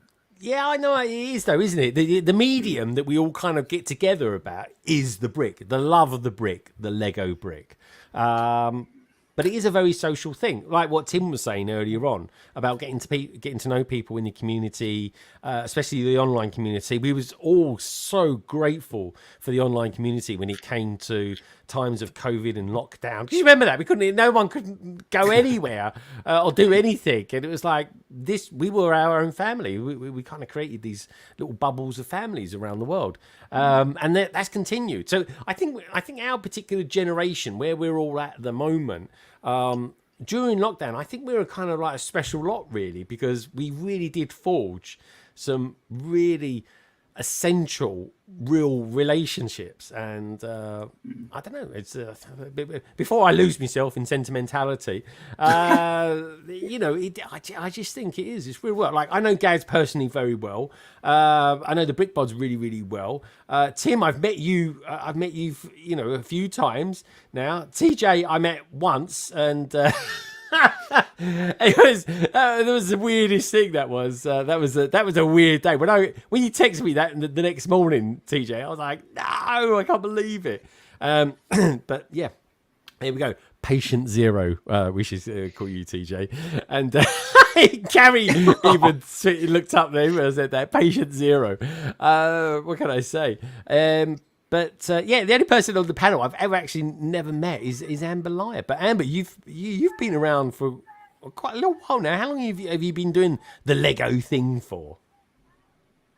I think like 3 or 4 years now. Yeah, it's got to be a little while, hasn't it? Yeah. I was supposed to go to Brick World Chicago, but we bought a house, so you know, stuff happened, and we just couldn't do it. Your world. Yeah, exactly. You Yeah. gotta you gotta do that. Well, hopefully I'll see you next year. Because I'm hoping, fingers crossed, it may just be a weekend with the family. Or if it's just me, I can stay for like most of the week. But if it's the family, I think it might just be a weekend. But still, would be so Amber, fun. just to see you, give you a big hug. That's the thing, and that's the dream. I would love that. Oh my gosh, I want to see people in person. It was so fun when I went before. Oh, I couldn't, like it was amazing. And the thing is, right, I don't even care. I mean, I do want to see the convention and see what's being built and all that sort of thing. But for me, the added value of being there was actually in the foyer and just going there, sitting down, and I don't know, chatting to whoever's coming around. Tiago, Shy, the Brick Bods. Anyone, Tim, I just walking around and suddenly all of a sudden just in front of me was like 50 Lego Masters. I've never seen anything like it. It was great. It was great. It was lucky timing on my part. It really was. But yeah, amazing. When Minark says, he goes, what's he saying? He goes, it was a shame about the food truck. But the health of the guy was more important. Yeah, God, appendicitis. I've never had that, but I hear that is very painful. If they rupture, blimey, you're in all sorts of trouble. You are not very nice at all. Just the word rupture, it just isn't a nice word, is it? Let's face it. When you're talking about your body, you get the word rupture. They're the last words you want to hear at the end of that sentence. Right. No. Anyway, where should we go? Should we go next? So we've had the scores on the floors. Gaz, so tell us about what you've been up to this week then. We'll start looking at some new Legos, shall we? You did a stream this week. How did that go? Yeah, no, it was a good stream. So we did Smockheads. We had Ollie on just to go through his mock journey, if you like. So that was quite cool, seeing the stuff he started with. And then it's really then seeing where he is now. So you can see like progression and like it started off with like some basic trees, and now you've got Ollie's amazing trees that he does, for example, and then also how like he reuses some of the elements. So he had like this tower that he built that he really liked on one mock, and then he sort of used bits of that but not the tower for something else, and then to the point where he then reused the tower and just built a completely new surround for it all. So that was really, really cool just to see like just progression and just chatting about how you approaches things as well, which is always quite interesting anyway, because everyone does things differently. So his most recent one, he started with like the pathway. He said he wouldn't normally do that, but he just wanted to get this pathway up to where the tower was, and then he kind of just built all the landscape around it and like put the cave in. So it was quite an interesting way of approaching that one as well. But even just like the way the rock work's changed since doing it first of all, which I think was just couple of the little burps and some small slopes, and then he did like the layers on one of the builds, and then to the current one as well, which has just got slopes here, there, and everywhere, and it just looks really, really good, because I think it's quite easy to overthink when you're doing landscaping or rock work, particularly in Lego, because you fall into the pattern and you're looking and it all looks exactly the same, but because he's used different elements and placed them in different angles as well, it makes it all a bit more natural looking, because it's random, which obviously nature is quite random in that. Nature is random, that's for sure. It's not straight. You always know if you're in a garden and you're seeing straight lines, folks, that's human interaction. That's nothing nature's done. Nature doesn't work in straight lines. We do. It's a thing. Unless your name's Capability Brown as well. Every time I seem to go out these days, I seem to go to a garden that's a Capability Brown one. So did he feel weird having Ollie on? But Ollie was kind of on the other side of this one. He was like the guest. Only slightly, because it was... but then because we didn't go on both at the start like we would have done, it was a bit different anyway, because it was like, okay, so this is me, and then it's Ollie coming on. So yeah, no, it was good. Yeah, because it was the whole. We still got that at the back and forth anyway, so that's good. And it's just nice as well, just to sort of be able to ask questions and then just hear him talk, which I like doing with everybody that we've had on, or I've had on, and will do as well. So it's good, ask some questions and just hear from them, because that's what we're here for. Want to hear what people say, how they've done stuff, and that's how we learn as well. I think it's quite good, and definitely pick up little tips from people. But that's been good. So yeah, we've got, but I'm doing it every week mostly this month because it's Mocktober. So got another one this week. And so who you got coming on next week then, Gaz? Who's coming on? That is Jace, the Bricketeer, is on. Good stuff. So yeah, so he'll be on, and so we've got guests the week after as well. So he's done some really cool stuff. He's very good. With the Star Wars book that came out recently. I forget what it's called. Oh, the really big one. The Force of something or other. It was called. Oh, I can't remember. The Force of Creativity. I'm sure that was it. Something like that. The Force of Creativity, done by the editor of Blocks magazine. It was, and he featured in it. He came out of a mock that featured in it. I won't tell anything else, but he was in it. He did this mock once of a Star Wars character, a very cool Star Wars character, and is it the one from The Mandalorian? No, well, he did. No, the one he actually did wasn't in The Mandalorian. I just don't think it was in The Mandalorian, but he was in the movies. But that character, that species, was in The Mandalorian as well. I think he come up with the first Star Wars mech. Okay. Yeah? So, but yeah, the other one, I think I forget his name, but he's the one that turned C-3PO's eyes red because C-3PO's programming was somewhat limited around talking about Sith or something like that. I think it was. Wait, Babu Frick? That's the one. Babu Frick. Okay. Love that character. Oh yeah, you had him at Reading because he's there on the Sunday. Because only you were there on the Saturday, weren't you? And Jace was there on the Sunday, and he had him set up. And it was absolutely phenomenal. Honestly, it looks like a real creature, and obviously it's got the some moving features as well, which is just brilliant. So, very good. There we go, Babu Frick. One of the brilliant characters from the last sequence of Star Wars movies. About time we had another Star Wars movie. I missed those events. Anyway, let's have a look at some new Lego, shall we? Not too much new Lego around this week. A little bit of Lego news, but nothing too serious. Obviously, we've got the F1 stuff that's going to be coming out next year. I think I'm going to get into the right Speed Champion stuff next year. I can start flexing that engineering vibe that I used to have back in the day, because I wasn't always into computers. But anyway, let's have a look at this. This one I think is going to interest Carrie probably more than anybody on here, because I imagine that she's a collector of such divine Lego sets, and it goes a little bit like this. So, what do we think of this? Because I'm just saying, folks, I'm throwing this out there, right? This to me screams vibes of Christmas, especially with the new sort of Santa's post office set that's coming out. Carrie, have you seen this? What's your thoughts? I have seen this. I'm going to get it because obviously I do collect them. I haven't built any of them yet though, so I don't know really what I think of them. I like the idea of miniature. Miniature has always been a thing that I liked. I think I'd like it to be a bit more colourful though. I do see what you're saying about it being a bit Christmassy. And it's got a reef in the middle of it for a start, isn't it? Yeah, it doesn't need to be Christmassy. I don't want a Christmas bakery. I just want a bakery. Oh, it's got snow all around it. Yeah, that's it. We've got white Lego pieces. So there we go. That's what I'm getting the vibes of it. Yeah, it's a bit weird, isn't it? On what scale is this? So is this smaller than City? Oh yeah, this is. Would you call this micro scale or no? It's kind of midi scale. That's the thing.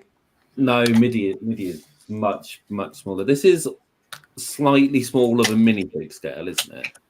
I think so. So yeah, it's a bit of a weird scale. It is an odd scale.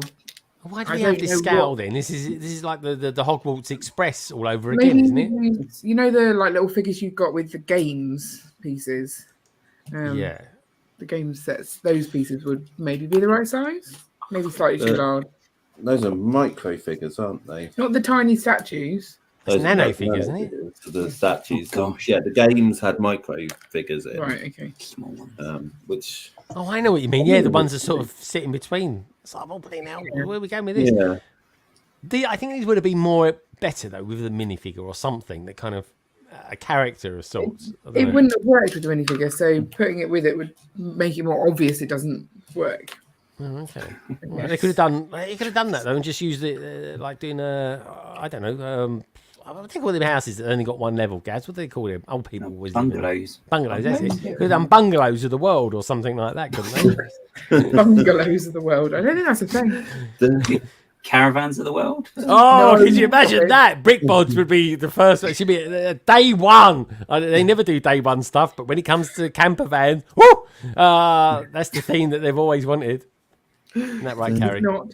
It is not. Experts they are, folks. I've seen it. I've seen the caravan. One caravan holiday once. Yeah, T4BOD. I've seen it.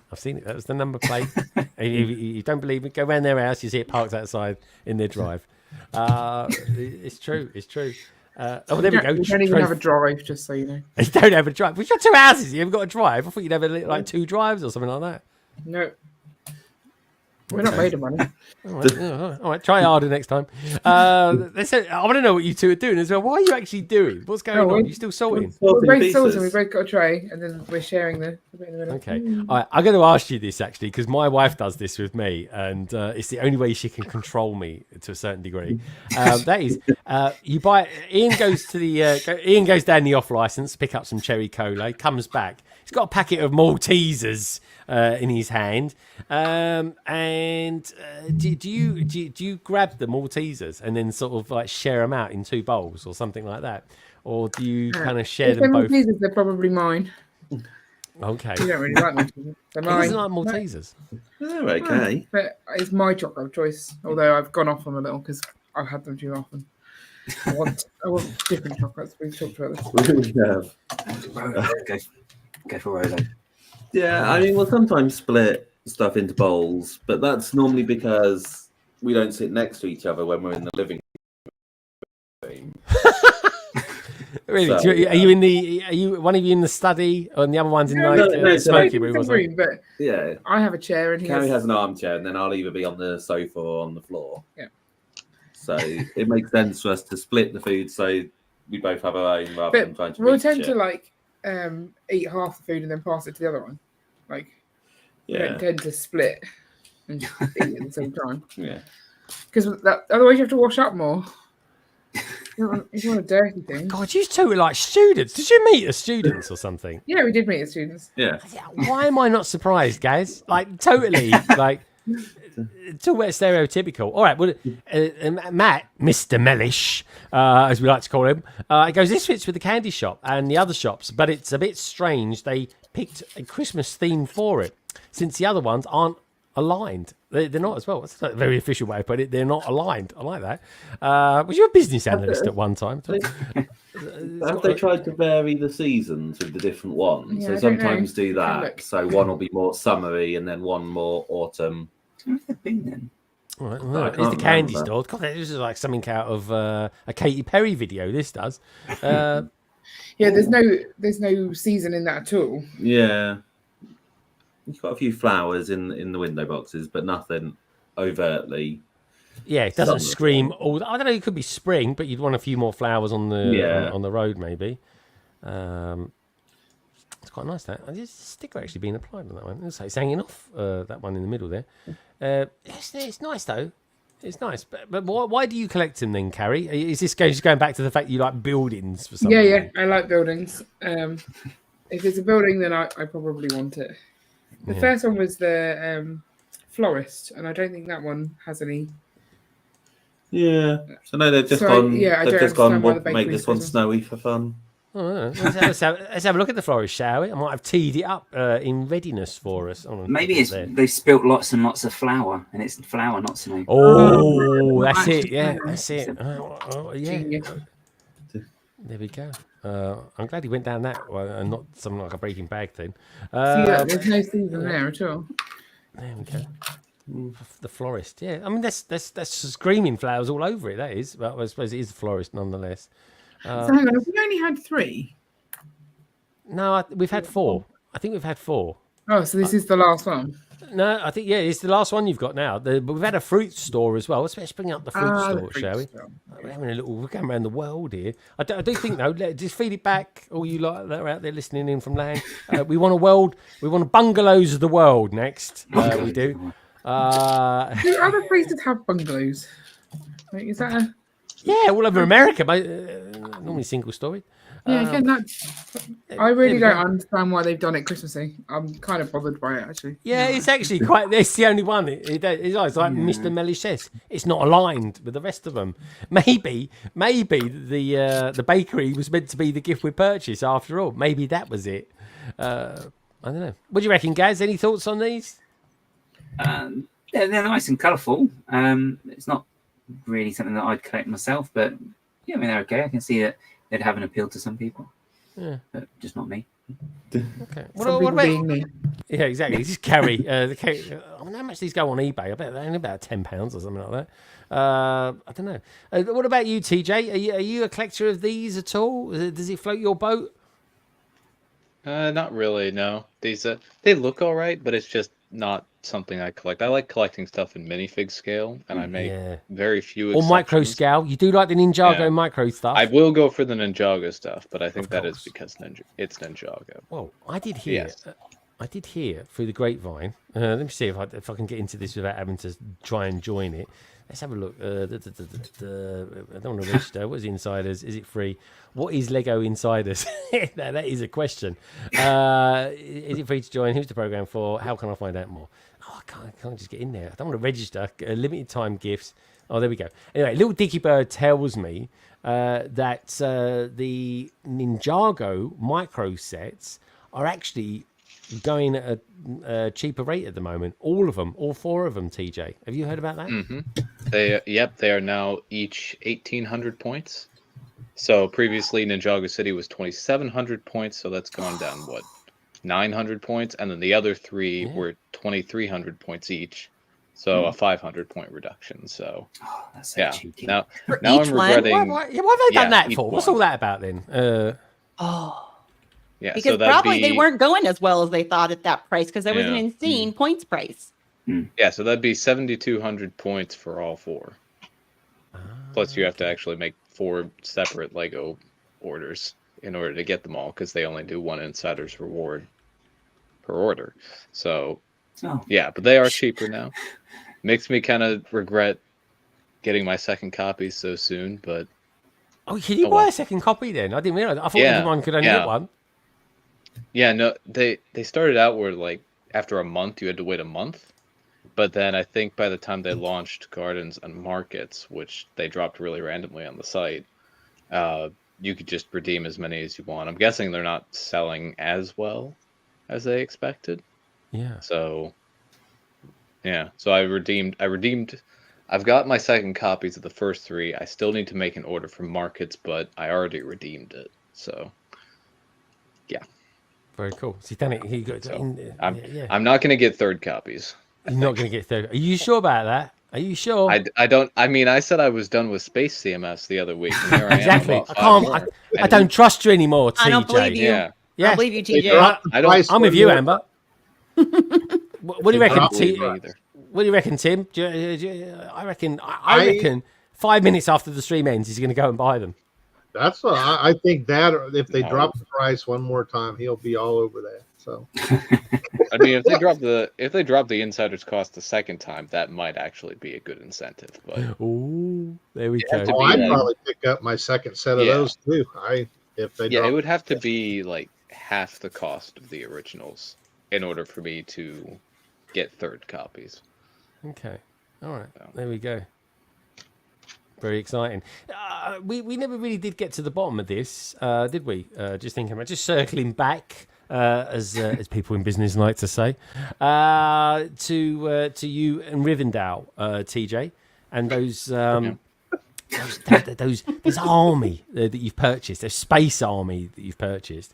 When did it strike you that you was like, oh, I could have bought Rivendell and not them? And do you wish that you'd bought Rivendell now, or are you just happy that you bought a load of Mtron?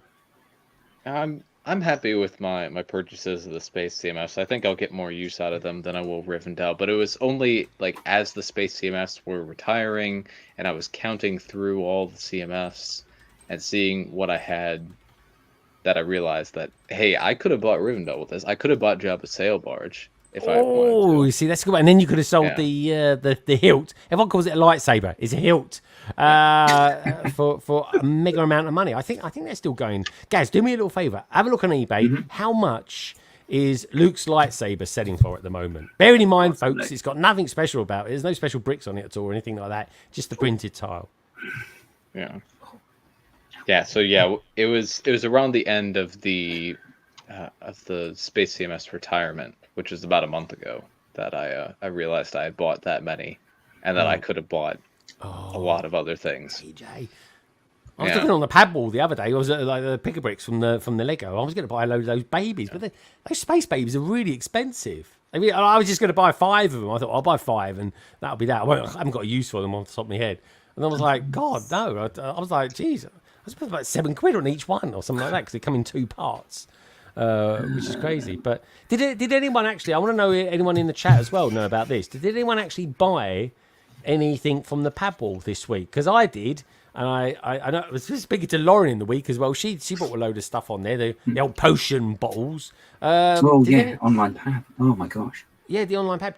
Guys, did you get anything this week? I haven't looked at it yet, although I know Mark did because we were chatting about it in the group chat, and there's some stuff in there that's really cool. Some of the prices are interesting. So I think you can get the tiger that everybody loves because it's amazing. Is £6, but then the red panda is £4. Yeah, that's right. That's the problem with that. I was going to buy it. I was like, oh, brilliant. I just saw it and I just thought, I'll just buy it because it's like £6. I was there. I was like, and then what happens is because it wasn't like a bestseller or there's 2 classes, isn't there? It was then that tiger then becomes like £11, and I was just like, oh, I'm not going to do that. I'll go and buy the set for it. Well, they're meant to be changing that as well. I think it's in America is the only place they're not changing it, as I understand it. That there's going to be no bestsellers and standard, isn't it? I think there's going to be. So it's going to be that. Is it over the next 12 months? All of the standard pieces are going to slowly migrate over to bestsellers. So everything then will ship pretty much. Yeah. So because is it a new distribution center that they've opened, and that's what allows it to happen, basically. Yeah. And so I know that America's getting a new factory. Are they opening that 2026 maybe? In Virginia. That one in Virginia, is it? Yeah. So they broke ground on that not long ago. Yeah. Yeah. So that might mean that they switch over to have everything as bestseller, because presumably as part of the factory they will also have distribution centers and stuff nearby. So it should help quite a lot, because that was the problem. It's that the reason why they split it between bestseller and standard is because the standard stuff was all being shipped from Billund, and so that's why it took so much longer. If they can have big enough distribution centers around the world, then that means that all of the parts can be at the distribution centers and they get shipped a lot quicker, and the logistics of it is just a lot better. Yeah. It's funny though, since I've been buying a few bits, because I'm kind of building a sort of army on the quiet, a little bit each month. That's all,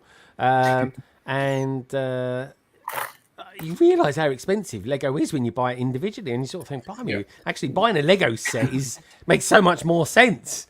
But it is a thing, and I'm shocked that the El Dorado Fortress is actually going to be retired soon as well.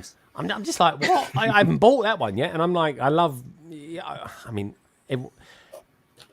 didn't realise that I love pirates so much. I'm not really into pirates themselves, and it's the Imperials that I'm into, and I kind of feel compelled to want to buy it. Next week, folks, we'll take a bit of a deep dive into what he's going to be retiring. I've got a few Harry Potter bits to pick up, actually, including some brickheads. I had a quick look through it. I think it was last night. Me and Gaz were chatting about it on Instagram.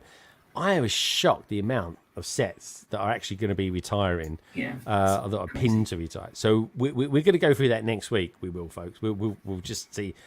You might be shocked. So if you want to look, obviously look. But we're gonna have a look next week and just see what sets. I've certainly got a list of about 10 things that I want to get. So when it comes to new sets now, I'm sort of thinking, hold on a minute, I'm going to get this stuff yet before it's no longer available. And when it's gone, according to the Lego website, it's gone. Anyway, we've got a intriguing to see Joshua Kingma out there as well. Joshua Kingma, as you may or may not know, is the designer behind the Camping Adventure, aka King Creations, which actually sold out. It was the second set to sell out in the Bricklink Designer Program series this week, or series 3 anyway. Still got 19 days to go. Best part of 20 days, really. If you used to add another 28 minutes anyway. But yeah, what do we think then, folks? Let's go through the panel and see what anyone bought. Gaz, I don't think you got anything from this series, did you? No. No. Oh, that sounds like you could still be interested in getting the Lost City. Well, that was about. Well, yeah, because I kept going to and fro between those things anyway. So I'll see. Who knows what the future holds? Well, that's it, and it's completely cool not to get anything from it. I bet there's one. Thank God, there's only one in the next series that I want to get. But intriguingly, though, here's the thing: I didn't actually buy the Forest Stronghold. I was tempted right at the end, like literally minutes before it sold out. I was kind of, oh, shan't I? I didn't get that. I'll tell you what I did get in just a minute. Tim, are you interested at all in the Bricklink Designer Program series? There's been a lot of really great sets, but no, I just haven't had the extra income when they roll around. That last wave had 2 or 3 Western type builds in it, I think. So it would have been interesting. Look at that. There we go. Amazing. I've got pictures of boxes as well. Yeah, that's really cool. I want to build a trestle bridge in my Wild West display sometime. So that would have been really great. Well, I tell you what, Tim, if you're into Western stuff, you could tell you're from Texas. What about this series 4? Look at this one. Look at this. Maybe that's what I was thinking. Yes, I definitely. Oh, that's a nice one. Actually. Dear God, I'm getting that. I'm going to buy 2 of these. I don't care what anyone says. I'm buying 2 of them.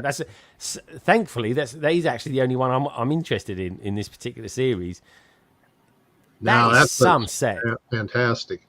I actually, on my Wild West display, the Continental that came with the Lone Ranger set, I motorized it. And then I built a car very similar to their passenger car to go with it that runs around I got a 6-foot by 8-foot Wild West build that I take around and have been for years. It's actually, you can go on beyond the brick and see it a couple of times. Oh, I have to see that. Tim, you'll have to send me some pictures for that. So I can show that off. That'd be grand. That would be. Guys, look at that interior. That's absolutely gorgeous. Oh, it is. I was just looking at that. They're the cake pieces, the cupcake type pieces for the lamps as well. Yeah, cupcakes. Yeah. Oh, that's such a good It's lovely. It reminds me a little bit of the Orient Express. Not that I've built that yet, but I must do that. This is lovely though, and oh my God, nice. It even comes with a horse, guys. It's got a horse carriage in there. There's a lot actually. Additional bits with this as well, isn't there? Like the windmill and the water tower. Yeah, but you see, the thing that I like about this one is that the one with the log bridge is fine, but there's a lot of log bridge there. That almost seems to be the primary build to me, and the train secondary. With this one, at least you've got the train looks bloody gorgeous. I got to be honest, not to sound too much like Ron Weasley, then, but it does. No, it is. That's fantastic. It's beautiful. Yeah. That is beautiful. That's the one that I think everybody's going to want. Certainly those that are into trains are going to be screaming to get this. Even like Gary out there, he's saying, this is an awesome train. Damn it, now I want this train as well, says Salix. This is the thing, folks. I've kind of looked a little bit ahead of what is coming in to us. Only because I was still thinking, how do I feel, about all these ones? And so the next series, we're going to go back to the series 3 in the next one. See, the rest of them, I'm not really that interested in. The castle, it's like, come on, isn't that a castle, really? Which is fair game. A lot of people are into it, but blimey, honestly, there will become a time, I reckon 2 years from now, we're just going to go like, oh, it's another castle. Do you know what I mean? Will we ever saturate the market? I don't know. And I enjoy castle, but I feel like we've gone from like 0 castle to every other thing is castle, but we have. Yeah. It seems as though pretty much every theme has a castle in it. Yeah, like even the Friends theme has a castle in it. It's a weird castle. What, the B and B one is With friends for a start. Come right. on. a castle. I forgot about that. Is it? Yeah, you've got Star Wars has castles in it. It's just silly. There's too many castles. Well, that said, there's about 600 in Wales, so maybe people aren't bored of them yet. It's like they've got to equal that Yeah, number. it's just an observation from someone that likes Lego. I'm just sort of thinking, a lot of them out there, a lot of castle stuff there. Buy all of those. Yeah, that's true. That's true. Well, here's the thing, right? So I didn't get. I was really. You got the market seaside. I mean, I do not know whenever there's been a seaside, a castle built next to a seaside. It seems excessive to me, but anyway, I'm not knocking it because I do want to do a medieval London Bridge one day. But here's the thing: this one, right? This is the series. I don't think it's 5. Is it 5? Oh yeah, here we go. 5. That's right. It's this one, isn't it? 5's got a lot of nice stuff. First of all, I love the popcorn wagon. The antique shop. I'm definitely buying a couple of those. I think this is a beautiful residential building. I got to ask Carrie actually. Carrie, you like buildings. I do. You like beautiful things. I know you like mushroom houses, and Ian won't let you buy one for yourself and stuff like that. Fair enough. But what do you think of this? I think this is gorgeous. Yeah. See, we decided we didn't need this one because Really? I believe in about 2 years when we get to this series, I reckon you're going to buy it. we have to make some sacrifices somewhere, and it's a nice building, but it is chess. just a building. Like, I like shops and things. Okay, this is a shop, but I don't know. It's not... Carrie, so far it's ticking all the right boxes. It's missing Lovejoy. That's what it is, isn't it, Carrie? From the outside, Lovejoy. Oh my God, guys. It's That is an completely... old My one. dad used to watch that. Love it.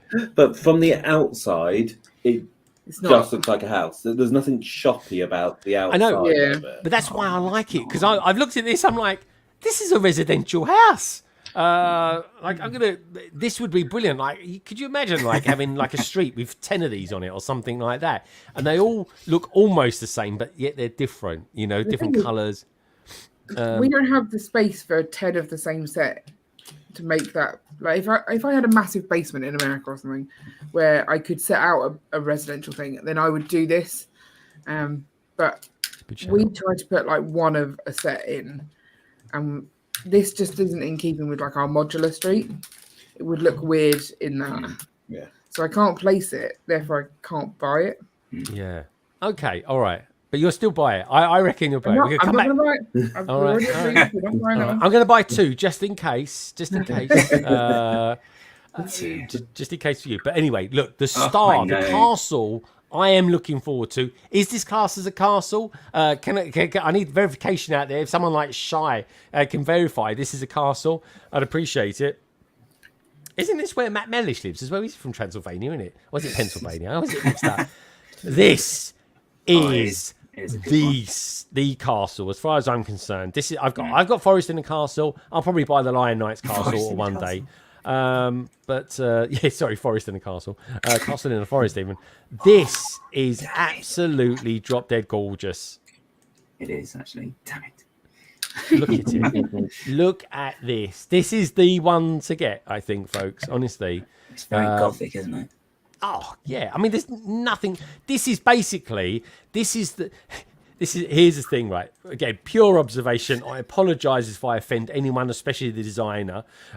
This is like Barad-dûr meets the Lion Knight's castle. This is the love child that they have. Yeah, that's going to go fast, isn't it? Yeah. It's just lovely. And I think it closes up as well, doesn't it? It kind of... I think it does anyway. It looks like it opens. I think it opens and closes. They had a picture of it closing. I mean, this is the picture that did it for me. Look at that. I mean, what do you guys and girls out there think about this? The love child of Barad-dûr and the Lion Knight's castle. Let me know what you think about that. Or in general, anyway. I mean, darn it! I'm gonna need that one. Amber, I think too you are nice, as well. isn't it? It is. Amber, I think it is just lovely. TJ, have you got any thoughts on this one? I think it looks great. not gonna buy it myself, but I think it looks fantastic. Yeah, I don't Yeah. know. Why not? Yeah, don't worry, Greg will get two. Because it's not space. I might buy 2 of this. I absolutely might get 2 of these and put them. I don't know. I like the. I look at it and I'm just like, I've not seen anything like this at all ever from Lego. I just haven't. I mean, look at the minifigs in it. This is going to cost a fortune. This has got 350 quid written all over it. Let's just have a look at it. I'm so jumping the gun with this because it's like we're quite a few months away from even looking at it. But let's have a look. Let's view the details. That would go great with the Monster Fighter stuff. I mean, Oh gosh, yeah. Dude, Tim, I've got the Monster Fighters train set. I bought that. Where did I get that? I got that. Bricktastic. oh, I've got all the Monster Fighter stuff. I used to do a Halloween display with it, and then the Scooby-Doo stuff mixed with it. And this would just That's cool. make it next level. This is phenomenal. Honestly, right? If this is around 2000, I don't know actually. Let's have a look at the detail. What does it say? The detail. Blah, blah, blah. Oh my little word! 4,000 pieces on the dot. How did they do that? 9 stickers. Well, I can't make too much content out of that. 725 unique parts. Crowdfunding starts in June 2025. Oh my God! We could be in. We might be in Chicago at this point. That'd be a pain. It won't. We'll all be on PCs. So that'll probably be the same time that the Mushroom House dropped this year, wouldn't it, for the pre-order? So then it'll be released November-ish, so just after Halloween. Look at when it ships, though. October 2025, like TGA said. Yeah. This is the set. I'm throwing it out here now. This is the Halloween set to be building next year. Even if Halloween's passed by the time this comes out, which if it's shipping in October, we should have it for Halloween. 4,000 people. Let's have a look at the video. Yeah, what do you reckon? Honestly, Amber? I have not been motivated at all. They're lovely sets. The Bricklink, they're beautiful, but this might be. I might finally buy one. I'm with you on that. Yeah, I haven't been. This one might get me into it too. Well, they're telling me out there, the likes of Martin is saying to me, watch the video. So let's watch the video then. Let's watch the video. Gosh. Let's make it big. Okay, I like that already. Love it already. Look at that. Yeah. Good part usage there. Pieces, isn't it? Very. Sleepless Nights presents. Okay, here we go. There's probably music or something like that, folks, but I can't play it. I don't think I can. That's a good mask, actually. Then. Adventure in Transylvania. There we go. Oh, well, what's going on here? Is there something in that? Is that a coffin or a bed? I think it's both. Sorry, oh, this is funny. My gosh. They're here.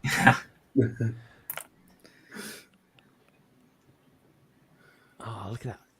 I'm thinking, what does a skeleton need with a scarf? But it kind of works. Might get cold. He's holding his head on. Surely they haven't got much. He's not got much meat on his neck. Rather than a scarf. That might be a play on the Underworld movies.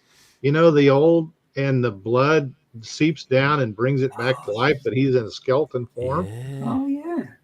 Was it? Oh, that's a good film. Actually. Look at it. Look at this. Oh, what does that mean? Bucharest. That's Bucharest. Yeah, train station. Yeah. No, wait. This is what the set looks like. Like this is not like this is what it's going to be for sure. 100%. Yeah, pretty much. There might be the Lego might do a little bit more rounding off on it, but like Alex said a couple of weeks ago, we had the head of Bricklink on London Calling a couple of weeks ago, and he says once they get hold of it, there might be like a 5% change or something like that. But this is pretty much what it will be. But yeah, two game folks say shame they're not mini dolls. What are you talking about? Oh, I like that church organ as well they got in there. I might have to get some bricks out and start playing. That looks like a lot of fun. There's a lot of great. What did anyone say in a Lego set? They're like the organ. Only Gaz could come out with that one. There we go. Do you know the guy coming out the coffin reminds me? I don't know if you guys have seen it on Lego Team B's YouTube channel. They're doing like a spooky season stuff he's doing. Yeah, but they've got like a bit when they come out the coffin as well. It just reminds me of that. You know what this reminds me of? Monster Fighters had a zombie. They've got the zombies that do that. They've got a little turn thing that will bring them out of there. There we go. There we go. We'll play it again. Martin. KO saying, I feel like it'll be over 350. It's just no doubt about that. 4,000. I don't know. 4,000 pieces. It's going to be 320. I reckon 320 at least. Ian, I'm gonna have to squint and hit the buy button just so I don't see the price. Yeah. I'm saying I'd like to buy 2 of them. I doubt it now. But at least you've got time. Yeah, 4,000 pieces, that many minifigs. I reckon you're looking at 400 quid for that set. Ouch. Yeah, could be. Yeah. This is amazing to go, folks. Yeah, agree. The mini dolls. Honestly, there's a little band of mini doll fans out there. I like mini dolls. I don't want mini dolls in that though. I like to see. I'll be up for a mini doll monster in it or something like that. That'd be quite cool. I don't think we have enough sets with both. Like Mark said in the past, mini dolls and minifigs. They can definitely live together. OBS is out there as well. Hello, OBS. Sorry, mate. I didn't say hello to you a little bit earlier on. This could be like a scene out of the new Harry Potter TV series or something like that. I think this is great. I really do. And I think this is the set. This time next year, this is the set I'm going to want to be buying, or rather have bought and crowdfunded. This will go in about 3 hours. It really will. Like, if there's one thing the Lego community likes, like people like Tim, like Cy O'Connor, like Lego Team B, if there's something people love in the Lego theme, it's ghosts and ghouls and stuff like that, isn't it, guys? Yeah, and pirates, but yeah. And pirates. I'm not to the pirates. Yeah. Guys, I love pirates, but I don't like the pirates part of it. The Cornish pasty. I'm more into your Imperials. That's all they eat, isn't it? Do you remember that the Cornish pasty company is basically a pirate eating a pasty? But honestly, folks, look up their logo. That pasty looks like a foot. Does not look like a pasty to me. Just throwing it out there. If you know, you know. Okay, so and add Cornwall to that list from earlier on then. So. Yeah, exactly. If you ever tasted one, you might think it tastes like an old foot as well. Just say. Anyway, so back to the here and now. What can we say? Let's have a look at this one, shall we? This sold out. This was the second one that sold out. Unsurprisingly. I mean, Ian, Carrie, you guys must have bought loads of these, surely. We didn't buy a single camping adventure. I don't believe it. It was not on our list of things to buy. It was not on your list. This is like, I look at this and I'm seeing Ian and Carrie. No, that's not us. Why didn't you get it? You just didn't fancy it? It's too cheap or what? It's cute, but we have a lot of camper vans in our city already. You don't need another one, and when you're putting that into a city, you don't need all of the landscaping. You'd be putting it into landscaping, so you're paying more for parts you're not going to use. Okay, I see. Did anyone on the panel buy this? I did. This is the one I bought, I did buy one more actually, and this one I got to be honest, is totally Gaz's fault because I had no interest on it until I started looking into it, and I was like, I like this. And I got this one instead. I got the Harbour Master's office. It's it's really nice. It's really good. Like, honestly, and what sold it to me was, it's not on here, but I've seen a video somewhere. Maybe it was Brick Fanatics or something like that. And they showed a picture of it next to the lighthouse. And I was like, I want it. That's what I want now. I want that set based on the fact I've got the lighthouse. I've got ships and stuff like that, which I like. I want to get the Jaws set. And I'm like, I can definitely build a scene up around that. Do you know what I mean? Even if it's on, like, say, 4 48 by 48 on a separate table or something like that. I could do some sort of oceanic scene using it. So, you have the old fishing shack that they did, that idea set? I haven't got that. I was thinking I could get it. I think this is better than that, though, Tim. Tim, you got any thoughts on this one? Do you like fishing at all? Do they fish in Texas? Oh, they love their fish. My wife's a big fisher and that. And I spend a lot of time at the beach. So, I mean, I do like this. Yeah. And I have the fishing shack. Whenever I built it, it's still sitting in the box. But I'm finally got a place set up for a city. So I am going to try and get out and have a little water area, so it may get built finally. But I think it's an expensive set now. So Yeah, that is, that goes. But I think this is better than the Fisherman's Store. I really do. I was genuinely thinking this week because me and Gaz know somebody who's selling one at the moment. I was thinking I might buy that, and then when I was looking, I was like, I think this is miles better. I really do. And the fact is, this is proper modular minifigure scale, whereas the Fishing Store isn't. I don't know. It was just the fact that it's got the Octurn, and it kind of reminded me of a bit sort of retro-y. And then there's the Jaws thing from the 70s, and the lovely what's it called? The lighthouse. We've got some big ships that Lego City's come out with recently as well. Might have some other big ships that are coming out later on this year. You never know. So I don't know. I just sort of thought, you know what? I'm gonna give it the old Harbour Master thing. So I'm curious then, TJ. I don't think you got any of these, did you? I did not. Okay, I'm pretty sure Amber didn't either, but she is interested in the adventures in Transylvania, which is unsurprisingly because I wanted to. Yeah, you guys... no, that's I've been burned by pre-order stuff before, or I'm currently being burned actually because it's been almost 2 years. So I'm always a little iffy about that, but the Transylvania one would especially with that quick turnaround on the date that could push me over. They don't go about anymore, do they? They honestly, and having Alex on a few weeks ago, folks, and do check it out. It was London Calling 243. Alex was talking about the windows that they have to manufacture these things, and that's why they get pushed out quite soon. Next month's going to be an expensive month for a lot of people that have done some pre-orders. I can't remember what I got. Yeah. I got some big sets coming, and it's like, oh my god, that could smash up my December the 1st purchases.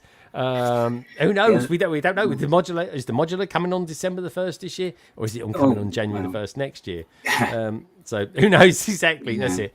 If you're interested to know exactly, just rewind 10 seconds and watch Carrie's head. She gives it away. Well, the other thing as well with that series that the Adventures in Transylvania is in, if that's out, I think it's Crypto just said in the chat, it's probably going to be the Tuesday of Brickworld, but I think, didn't they have some of the sets there from the Bricklink program at Brickworld this year? So that might be one they have there.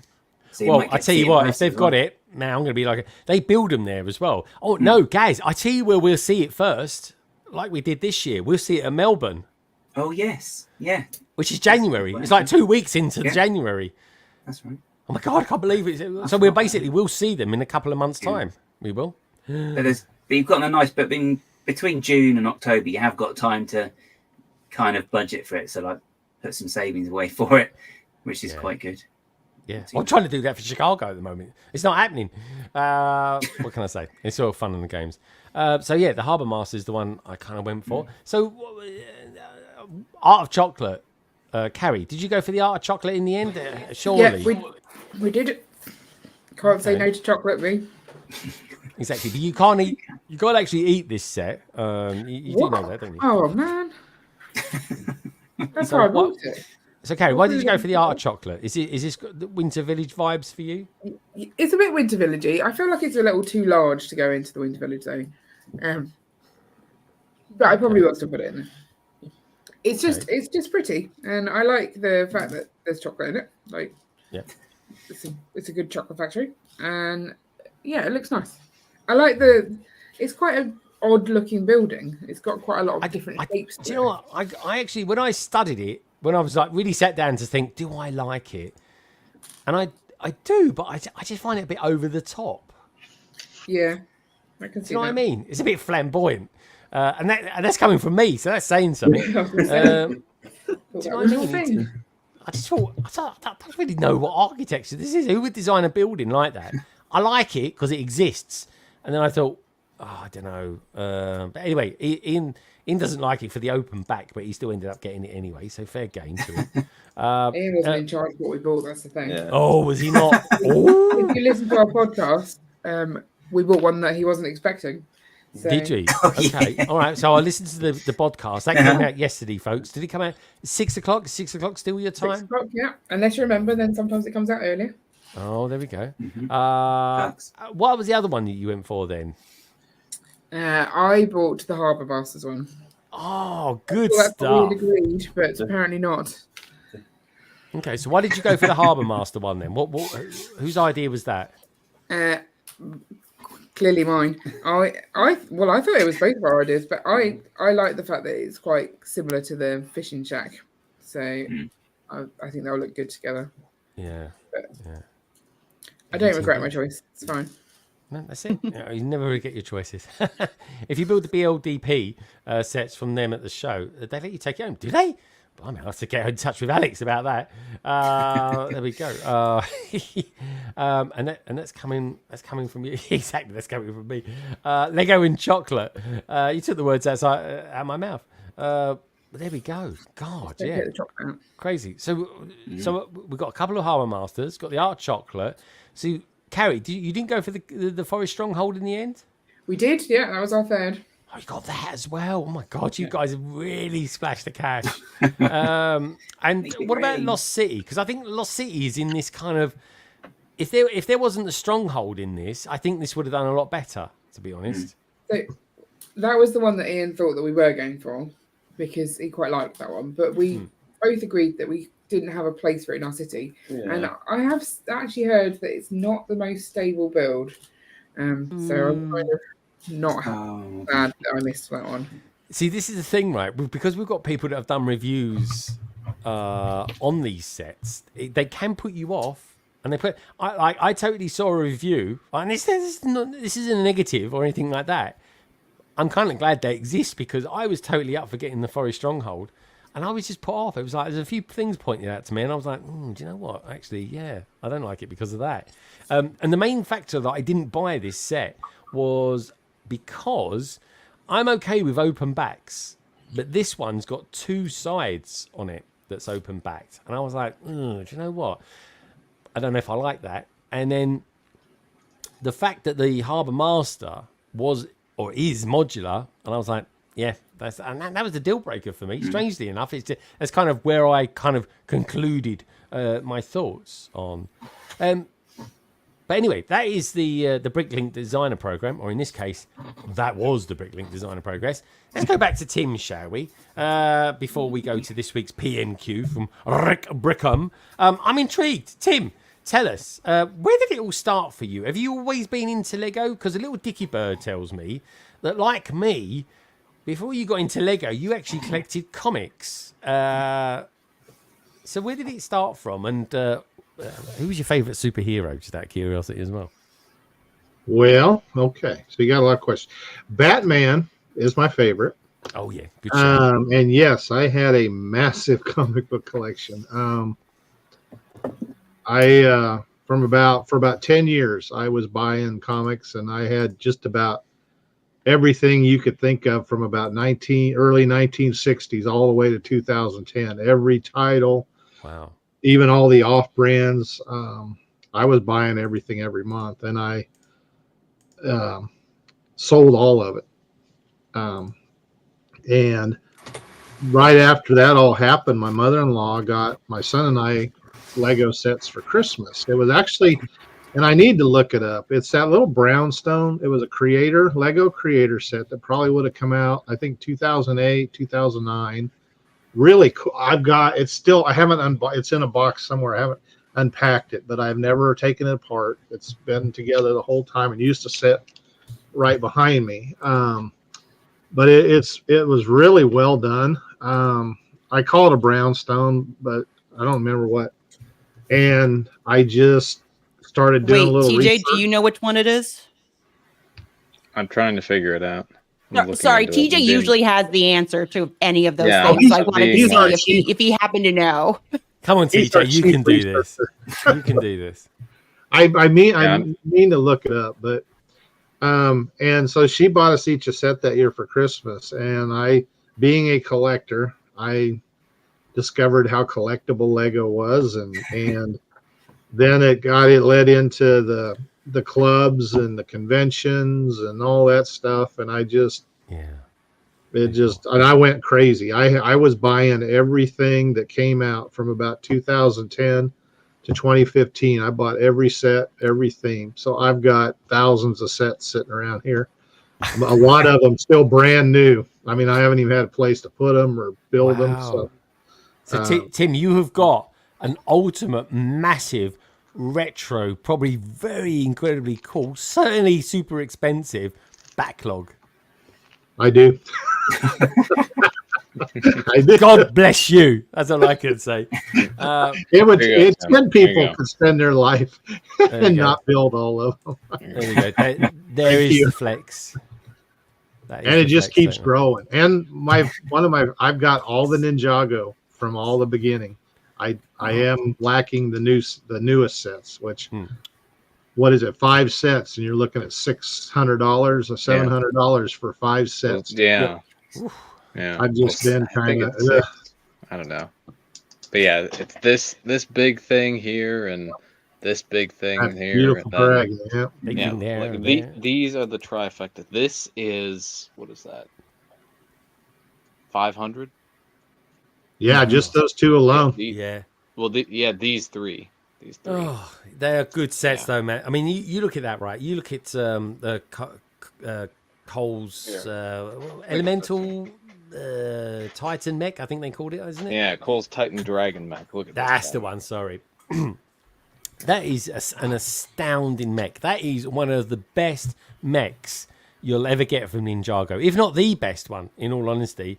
The dexterity on it, I've got in my backlog a blooming video that I want to do on it, just on the legs alone, in all honesty. It really is. And it's beautiful, and it is absolutely startlingly flamboyant for a Ninjago set. What do you think of it as well? Yeah, it's awesome. I love this. I hope we get more mechs in this style. But it is the most posable, biggest mech, at least for Ninjago, that I've ever seen. It's a Cole mech, so people who are fans of Cole, Cole is their favorite ninja, should definitely buy it. Amberlia. But yes. I know. Yes, I'm enabling you, Amberlia. I'm doing it. But yes. Yeah, it's awesome. Do you have the Monkey Kid? Do you have that Monkey Kid mech? I don't have any Monkey Kid mechs. I just wondered how it compared in size, because I think it's bigger than that. Yeah, I think it's bigger. Like there's 3 really big ones. 4 actually. I'd go for. It's Cole's Titan mech.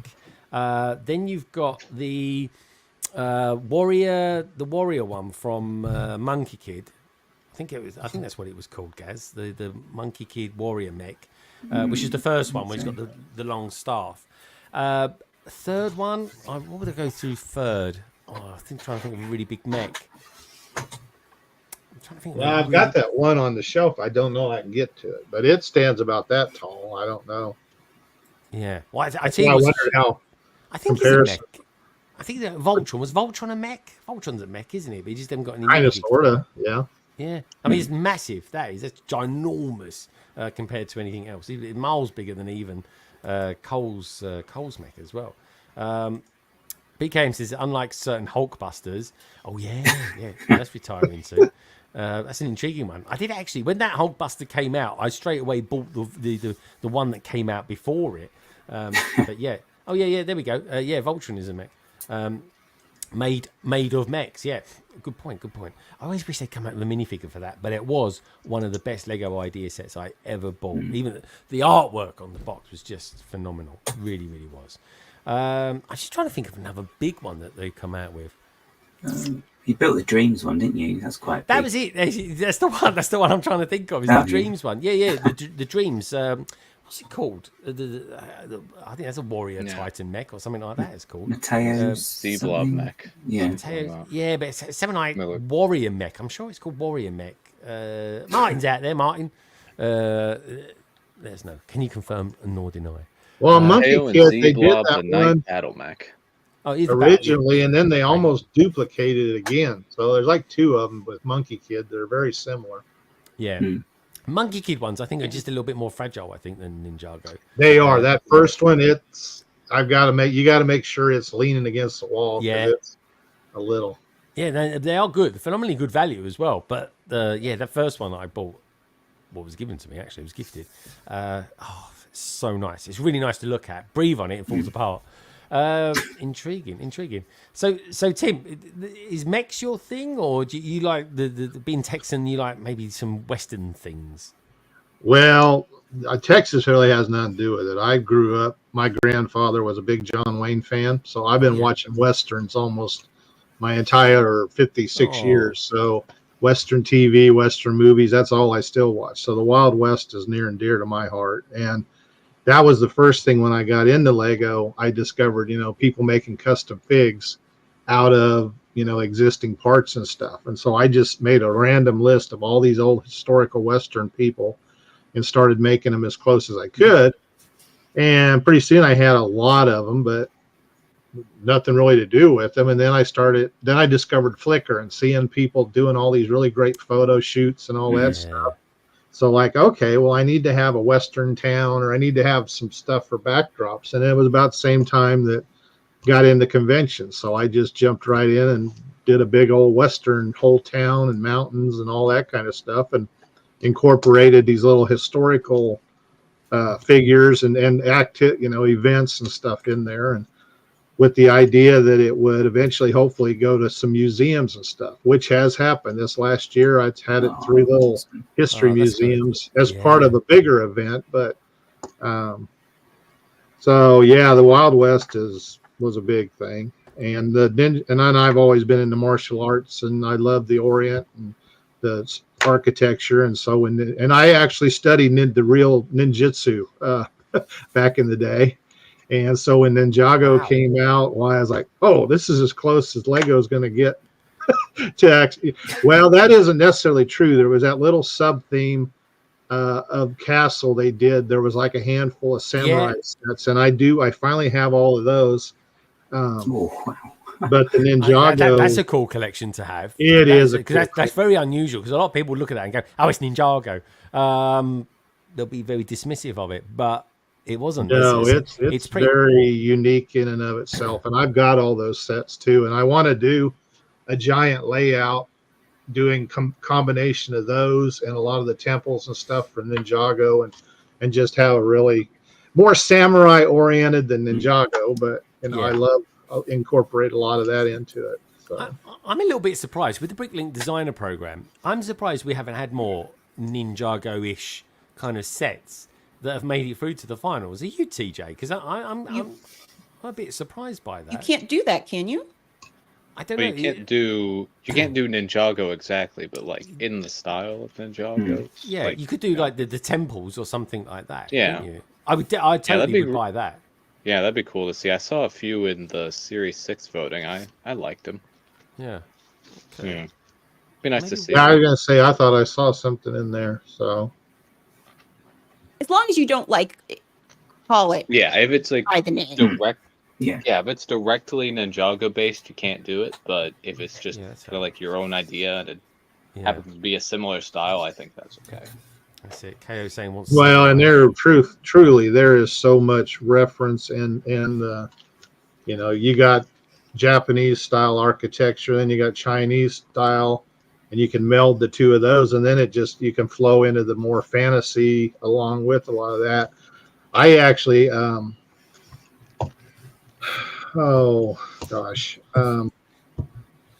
Jammin' Star, he's a YouTube. Well, he's more on Instagram. He has done a really cool job. He does a lot of meshing Ninjago and the Wild West. And he shared with me, apparently, Lego at one point went to the point of having some illustrations done with the Wild West Ninjago world. So they did think about it at one time, and I've been wanting to do something along those lines. He's made a lot of figures and some actual. He did the wagon from the art that he found and different things. So there's a lot of cool. I mean, that's the best part about Lego. It's just mash it up, whatever you can dream up or come up with. I've got at Christmas time I started a couple years ago. I call it Elves Gone Bad, and I do a story and then I do all the illustrations with the Lego. I just build. I mean, I'll spend a day building a building or something to take one picture of just for this story. And but I incorporate all kinds of crazy stuff in there. I've got ninjas in there. I got built, the white dinosaur from Jurassic World. I can't think what I called him. Something Binko, the Christmas dinosaur, something like that. I had Fred Flintstone with the Santa hat riding him as part of Santa's magical team that were fighting the elves and all kinds of stuff. So I mean, that's what is so much fun about Lego. You can just go crazy. Here's the thing I'd like to see, because I don't think Ninjago have done this. TJ, maybe you can tell me on this. Could we ever get like sort of Ninjago in space? Is that Yes. So Ninjago in the show went to space for about an episode and a little bit more. Okay. And that was the only time they've ever been in space. And there was a set concept of the big ship, Arcturus is what it was called, named after a Serpentine general. And there's a concept of that set, but beyond that, we haven't had any sort of Ninjago space ever. Because we've had space in every theme, haven't we? But I'm pretty sure we haven't had Ninjago yet, have we? Yeah, it would be cool to see Ninjago in space. If Ninjago Legacy was still around, where they remade old sets, and they did one instance where they just completely made something that they never did before, and that was the Overlord Dragon. Yeah. I think the Arcturus spaceship would have been another great thing to see this year. Mm-hmm. And it's unfortunate that Lego didn't do it. How about this? It's a missed opportunity. What about this for an idea? You take the classic spacemen with their classic colours, right, and you fuse them with the classic Ninjago colours instead, and do a mashup of that. Dude. Yeah, that'd be good. Hold on. That'd be. He's got something baking in the oven. Then I came up with some, Ninjago spacesuits to the best of my ability. Honestly, and it uses some current parts available. So it just takes the mech suits from the beginning of the year, from the January wave, air tanks, gold helmet. I thought gold helmet would work the best because of the gold accents. Pharrell Williams. Pharrell Williams vibes there. Yeah. So I've got 4 out of the 6 Ninja. I still need to get extra mech suits for Time Cole, but I've got the other 3 here. Oh, cool. Yeah, that's something I'm playing around with. So, yeah, dude, I like that. That's very cool. Eventually I'm going to make some sort of Destiny's Bounty spaceship. Oh, yeah. That'd be cool. Like that. Yeah, that would be very cool. Amazing. Yeah, there we go. Yeah, Lego could do like a Destiny's Bounty spaceship and go into space with Ninjago. That would be a lot of fun. Yeah, Destiny's Bounty. That'd be brilliant. All right, let's. We seem to be in a pretty good place. I think we can queue up the PMQ soon. Let's just see what Ian and Carrie's up to as well. I haven't seen them eat anything for about 5 minutes, so something must be up. You're not watching hard enough. I've just eaten some sweets. So. Have you? What sweets have you got? My new favourite. The giant Parma violets. Yeah. Giant Parma violets. Giant. How big's giant? I mean, bearing in mind, Ian's got peculiarly, unnaturally large fingers. It really has. He's like a walking, talking goalkeeper. They're not really that giant. No. That is big. I mean, that's the size of Carrie's head, that is. Oh, my God. All right, that's interesting. Not very big. There we go. And what's the nutrition value of those? Is there much protein in those? None. They're full of lavender goodness. Lavender goodness. Can you soak them in a bath? Have a nice relaxing bath with them, Carrie? Yeah, That work? The calming effect. Exactly. Exactly. There we go. Good stuff. Okay, Tim. Okay, TJ. Okay, Amber. Okay, Brickbods. Okay, guys. Okay, beautiful chat people out there. I think now it's time for this week's PMQ panel members question, brought to us this week by the beautiful Rick Brickham, who asks the following question.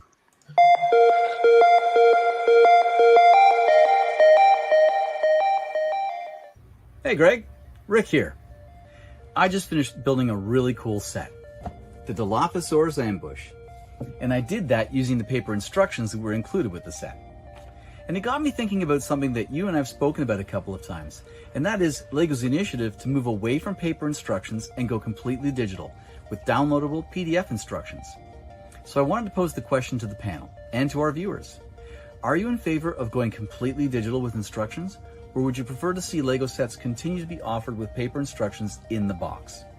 I've got opinions on this that I'll share the next time I'm on the show. But until then, I'm sending it back to you.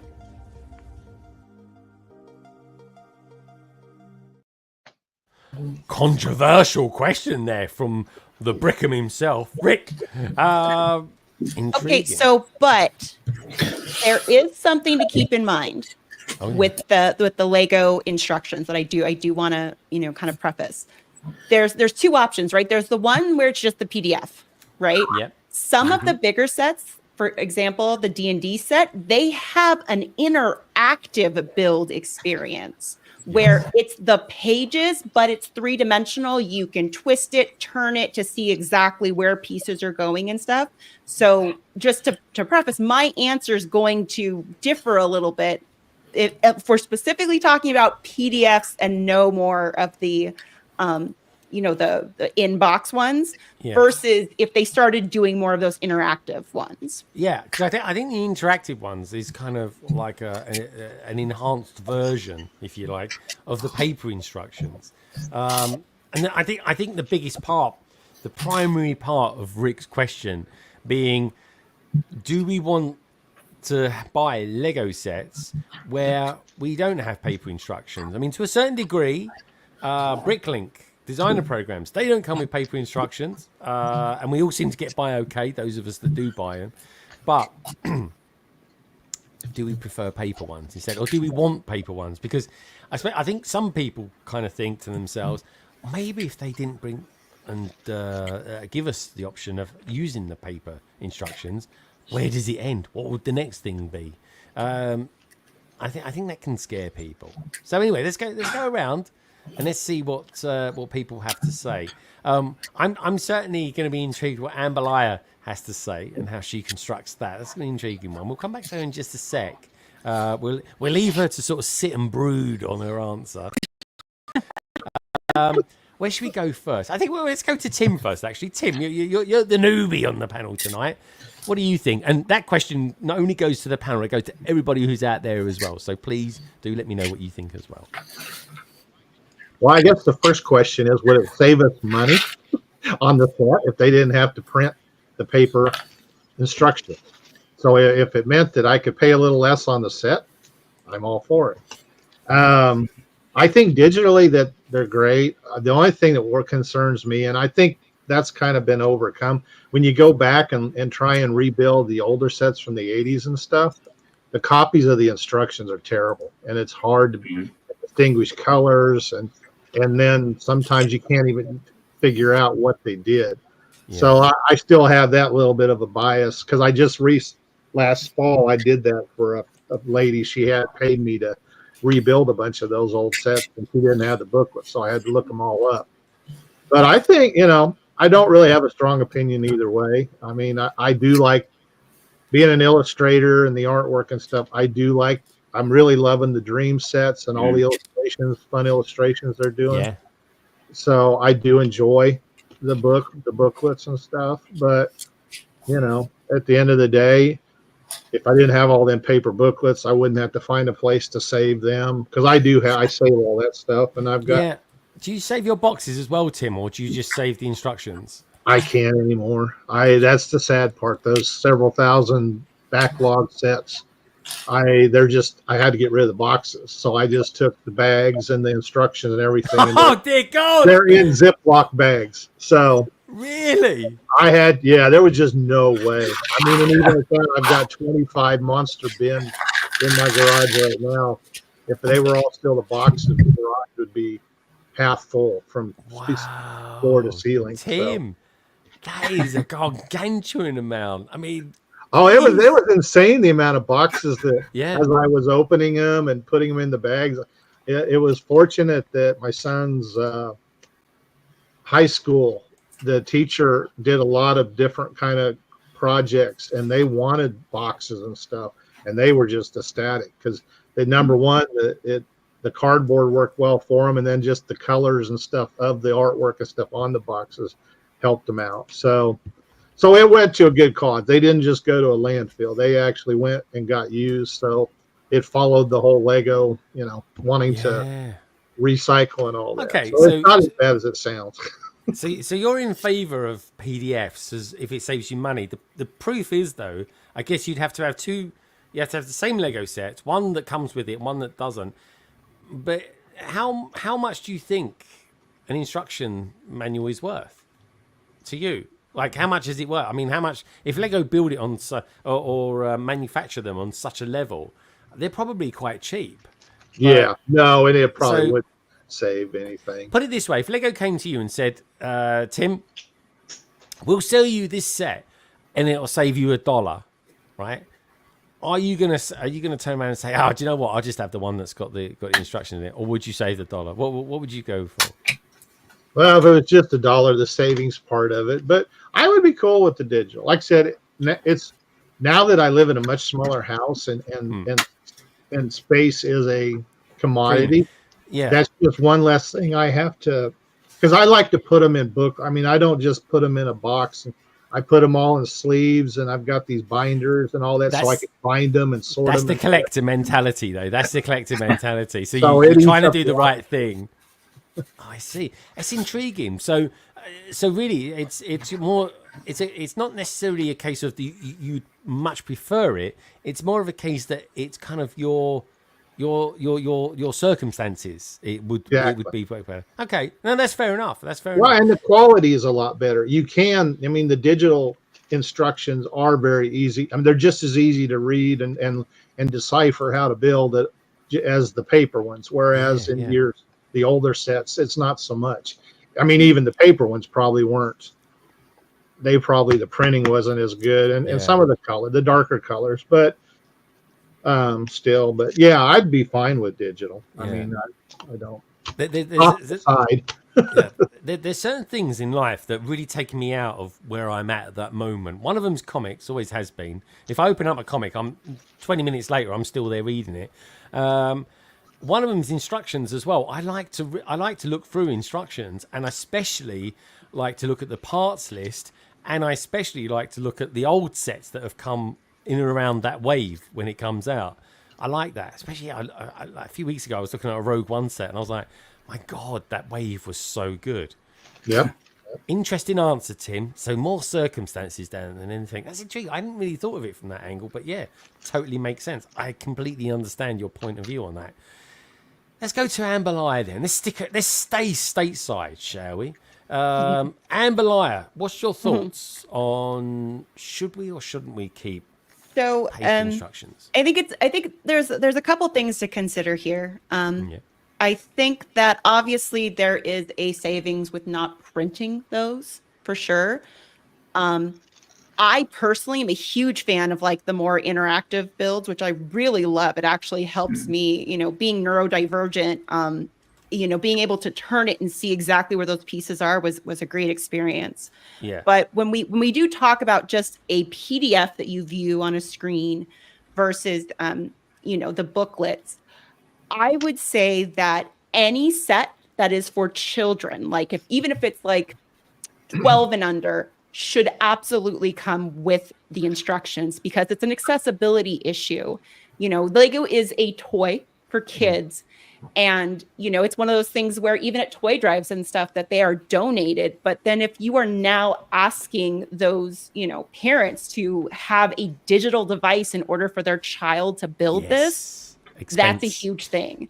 Yep. I'm fine with them being something that you have to download for, again, some of the more adult ones and things like that.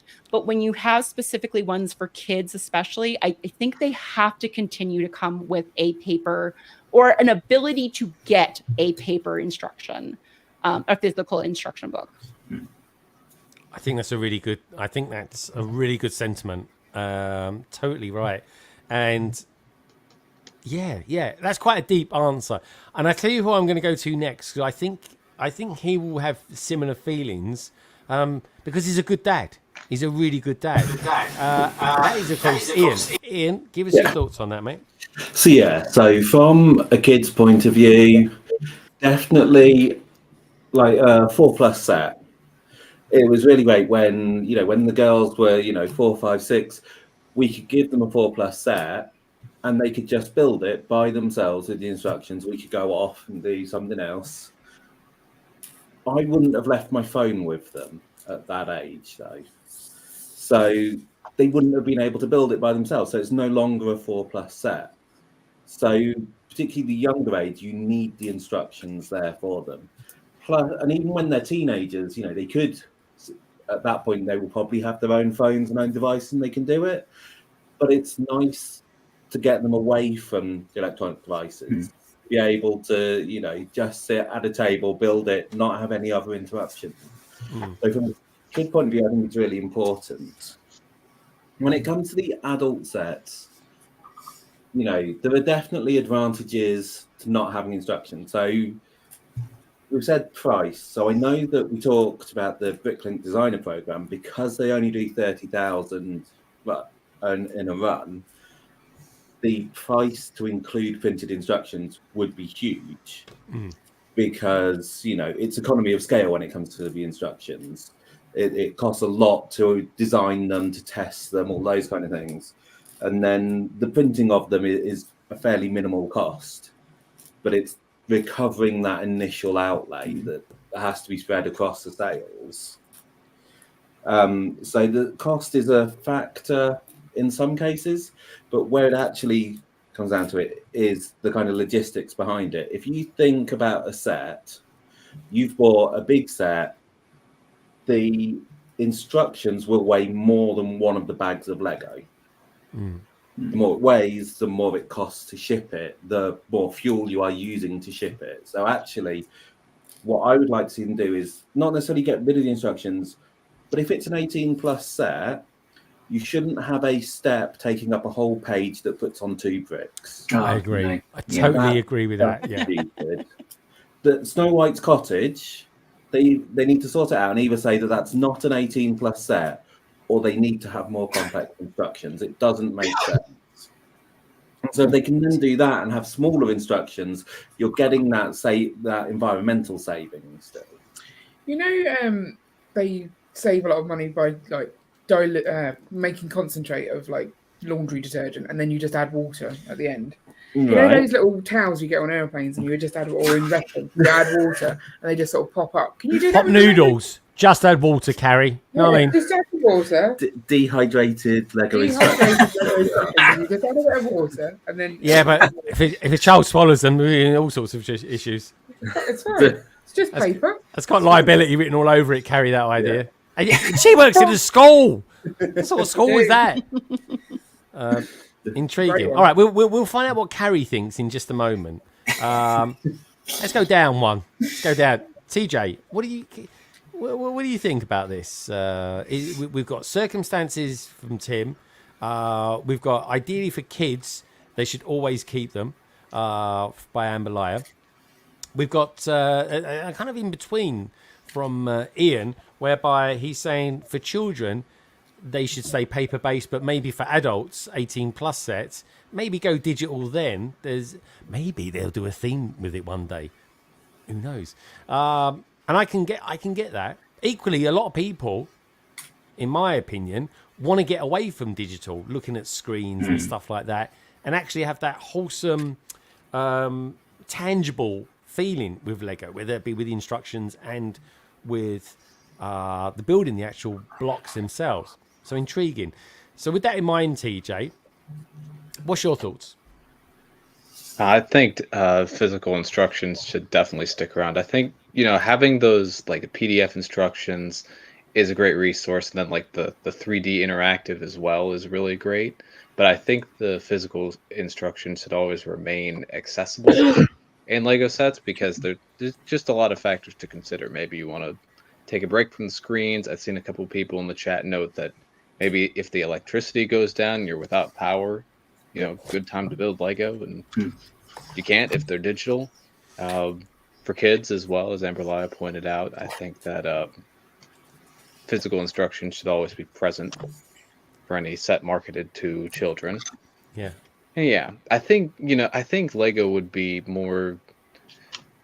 better off, kind of as Ian said, about kind of, redesigning their instructions a bit, particularly for 18 plus, because we don't need one piece per step in an 18 plus set. I think majority of adults can handle multiple pieces in a step. Yeah. At least 2.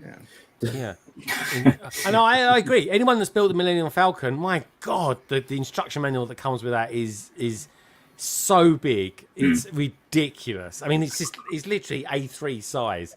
It's a nightmare to build that. Is that the one that they've done like a ring binder type thing with it as well? Millennium. Yeah. Oh, okay. Yeah. Not only are you trying to build a bloody great big Lego set, you're also dealing with the fact of you need a table just for the instruction manual. It's like a scroll, but instructions. Excellent. I just thought of an idea, but I need to find out what Carrie and Gaz think. So let's go up to Gaz. Gaz, what do you reckon? Paper instructions, should they stay? I mean, have we gone beyond them yet? But is there a good case for keeping them as well? Yeah, I think personally, yeah, they should stick around. Because the other thing as well, I mean, is okay. So Lego, I know Lego is not exactly the cheapest thing you can buy for anymore. Well, not that it ever has been. But it never has been. No, that is the thing. You're completely right. Lego has always been a premium, expensive product. Well, yeah. So yeah, but I mean, the thing is as well. I mean, if you're going just digital, then that means then as well as having to buy, lots of Lego sets or one particular expensive Lego set, then you've also got to make sure you have got an electronic device to be able to have the instructions on. Which, for some, I mean, there are some people maybe who don't actually have that as a luxury. So, it may be that that will stop them from buying it completely. So I think with the paper ones, you do have the option to be able to build it regardless of whether you've got a phone, tablet as well. So it doesn't mean Lego's inaccessible for a certain market. It means it's still accessible for everybody because you can just open it up, get the instructions in there and just build it. So, and there's the tangible thing as well, because it's good to unplug sometimes as well. Just build. It's very good to unplug. Yeah. Often, not just sometimes, guys. I think it's a way of getting away from it all. To be honest, I think that's important. This digital life is amazing. It's brought on so many positive things, but there's the negative side of it as well.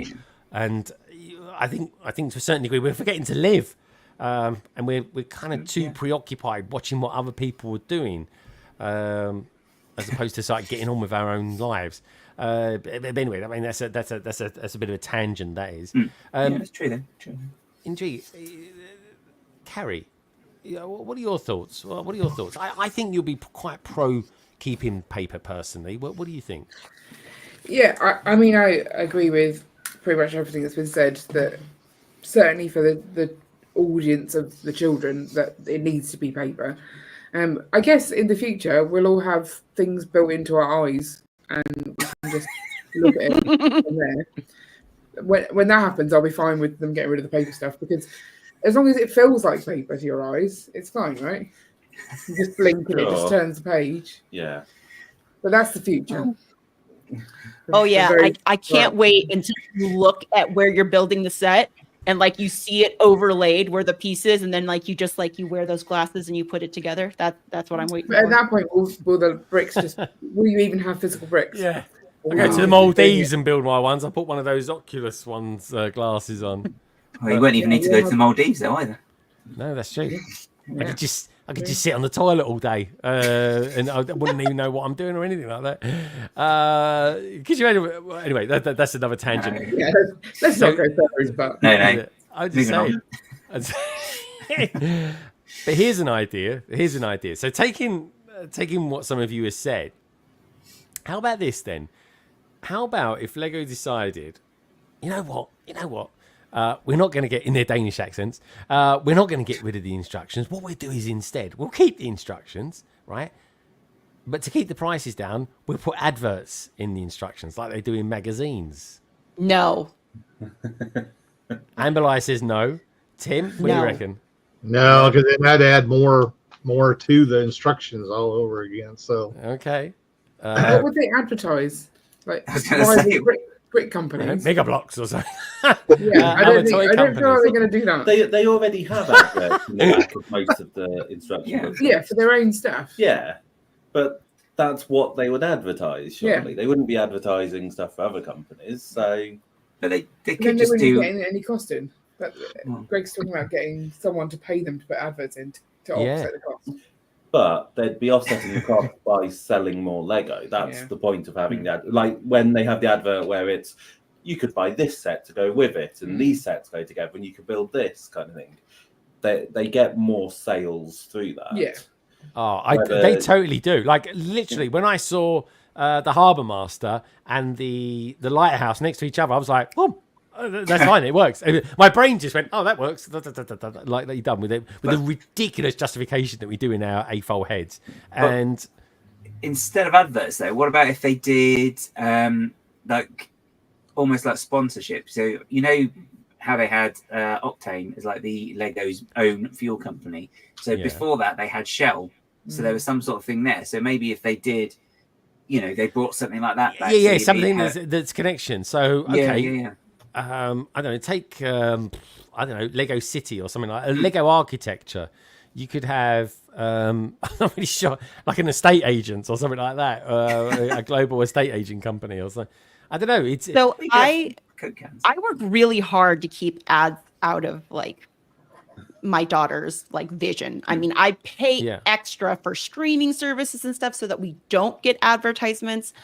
Just like as a parent, I do not like advertisements. I don't care if it's even for more Lego sets. I find them manipulative, and the way they work on small children and things like that. So for me, that's like a no. I would just be, I would take the instructions out and I'd go, let's go find like the digital, and I'll just take those pages out.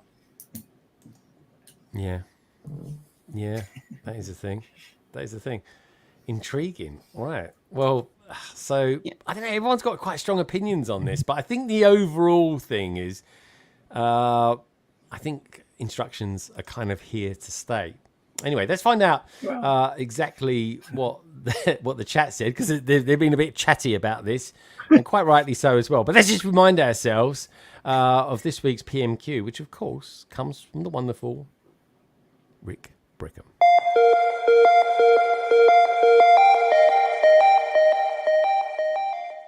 Hey Greg, Rick here. I just finished building a really cool set, the Dilophosaurus ambush. And I did that using the paper instructions that were included with the set. And it got me thinking about something that you and I've spoken about a couple of times, and that is LEGO's initiative to move away from paper instructions and go completely digital with downloadable PDF instructions. So I wanted to pose the question to the panel and to our viewers. Are you in favor of going completely digital with instructions, or would you prefer to see LEGO sets continue to be offered with paper instructions in the box? I've got opinions on this that I'll share the next time I'm on the show. But until then, I'm sending it back to you.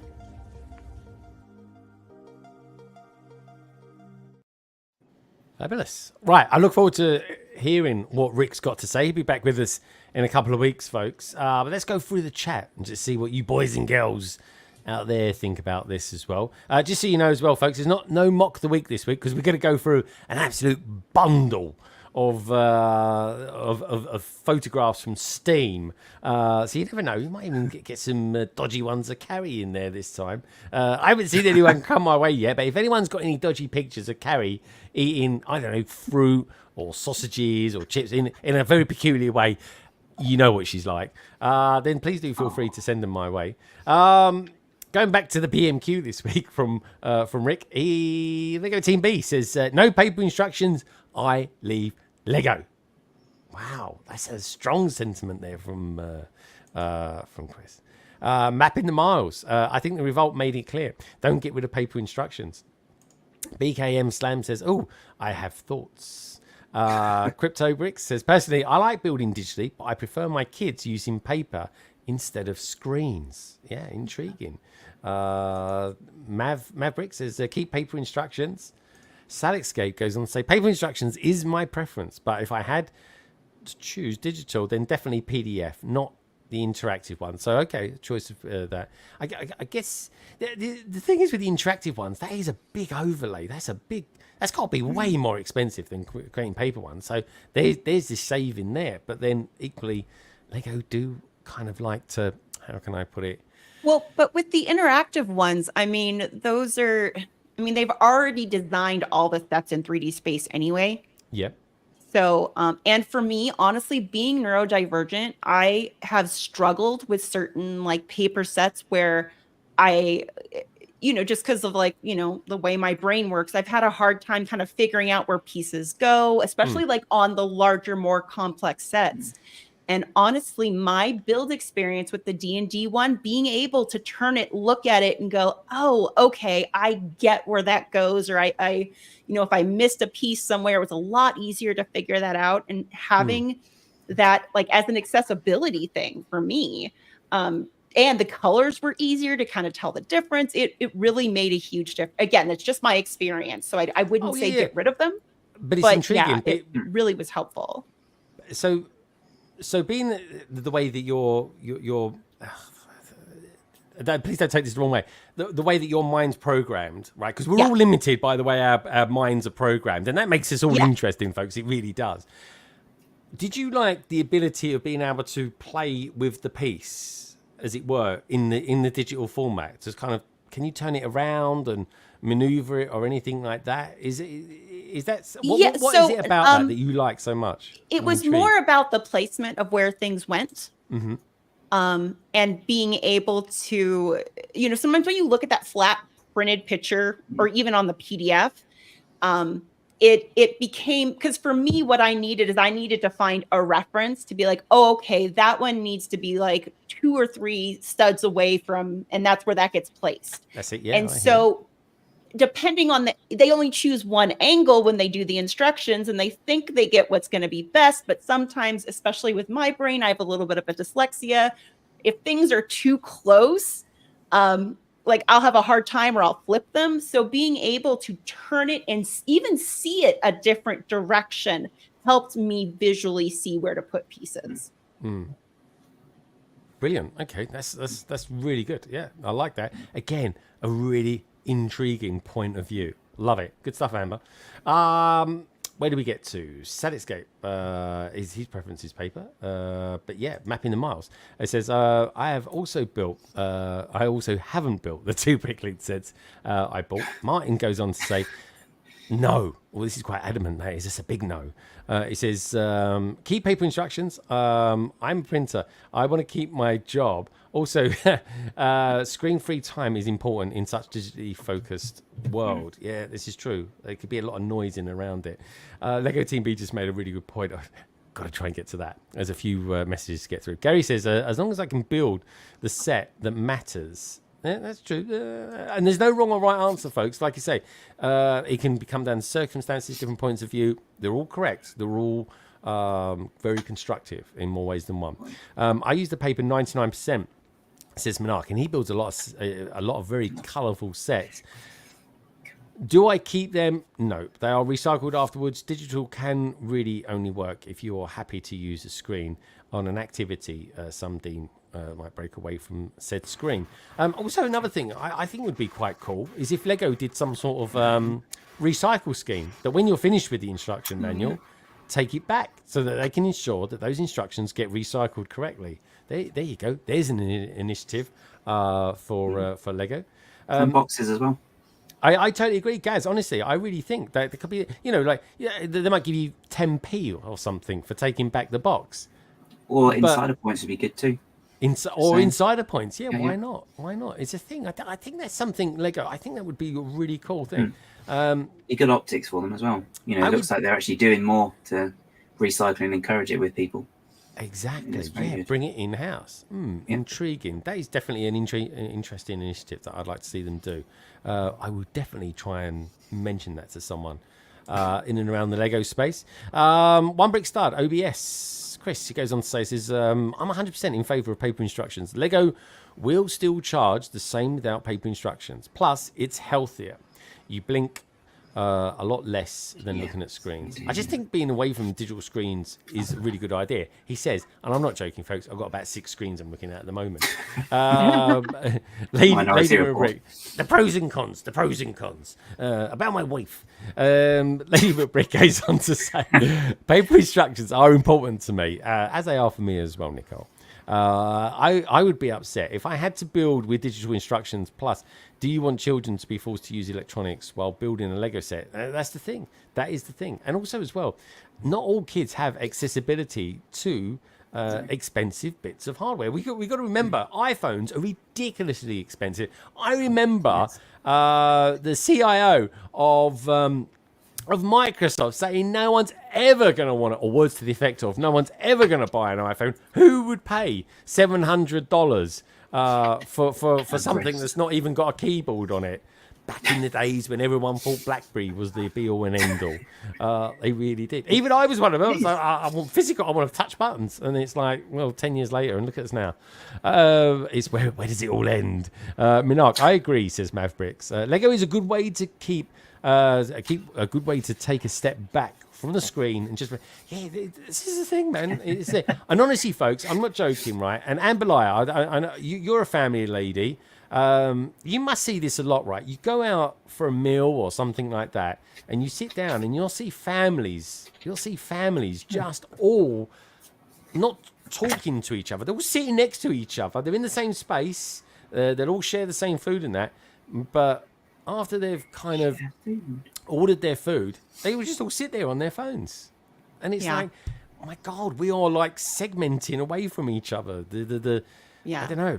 The fabric of family life, it really is a thing. Well, and the other concern about the devices too is that you do not tend to be in a very ergonomic, position when you're looking at your phone, or you're looking at a device.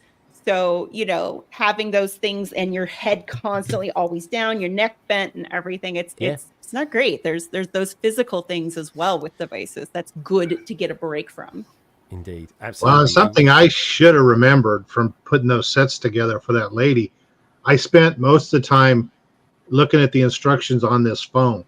Really? And you literally have to blow it up and all of that. So, if this is all you had access to. I would not want to build it. I have no interest in building something on instructions that are that big. I really don't. And that's because that's all I had. I didn't have an iPad to use, so I had to do and where I was doing it at, I didn't have it, so I just had my phone. So I didn't. I should have remembered that because I was like cussing the whole time. So I would have to amend my thing too, very much so. They definitely need to hang on to the paper.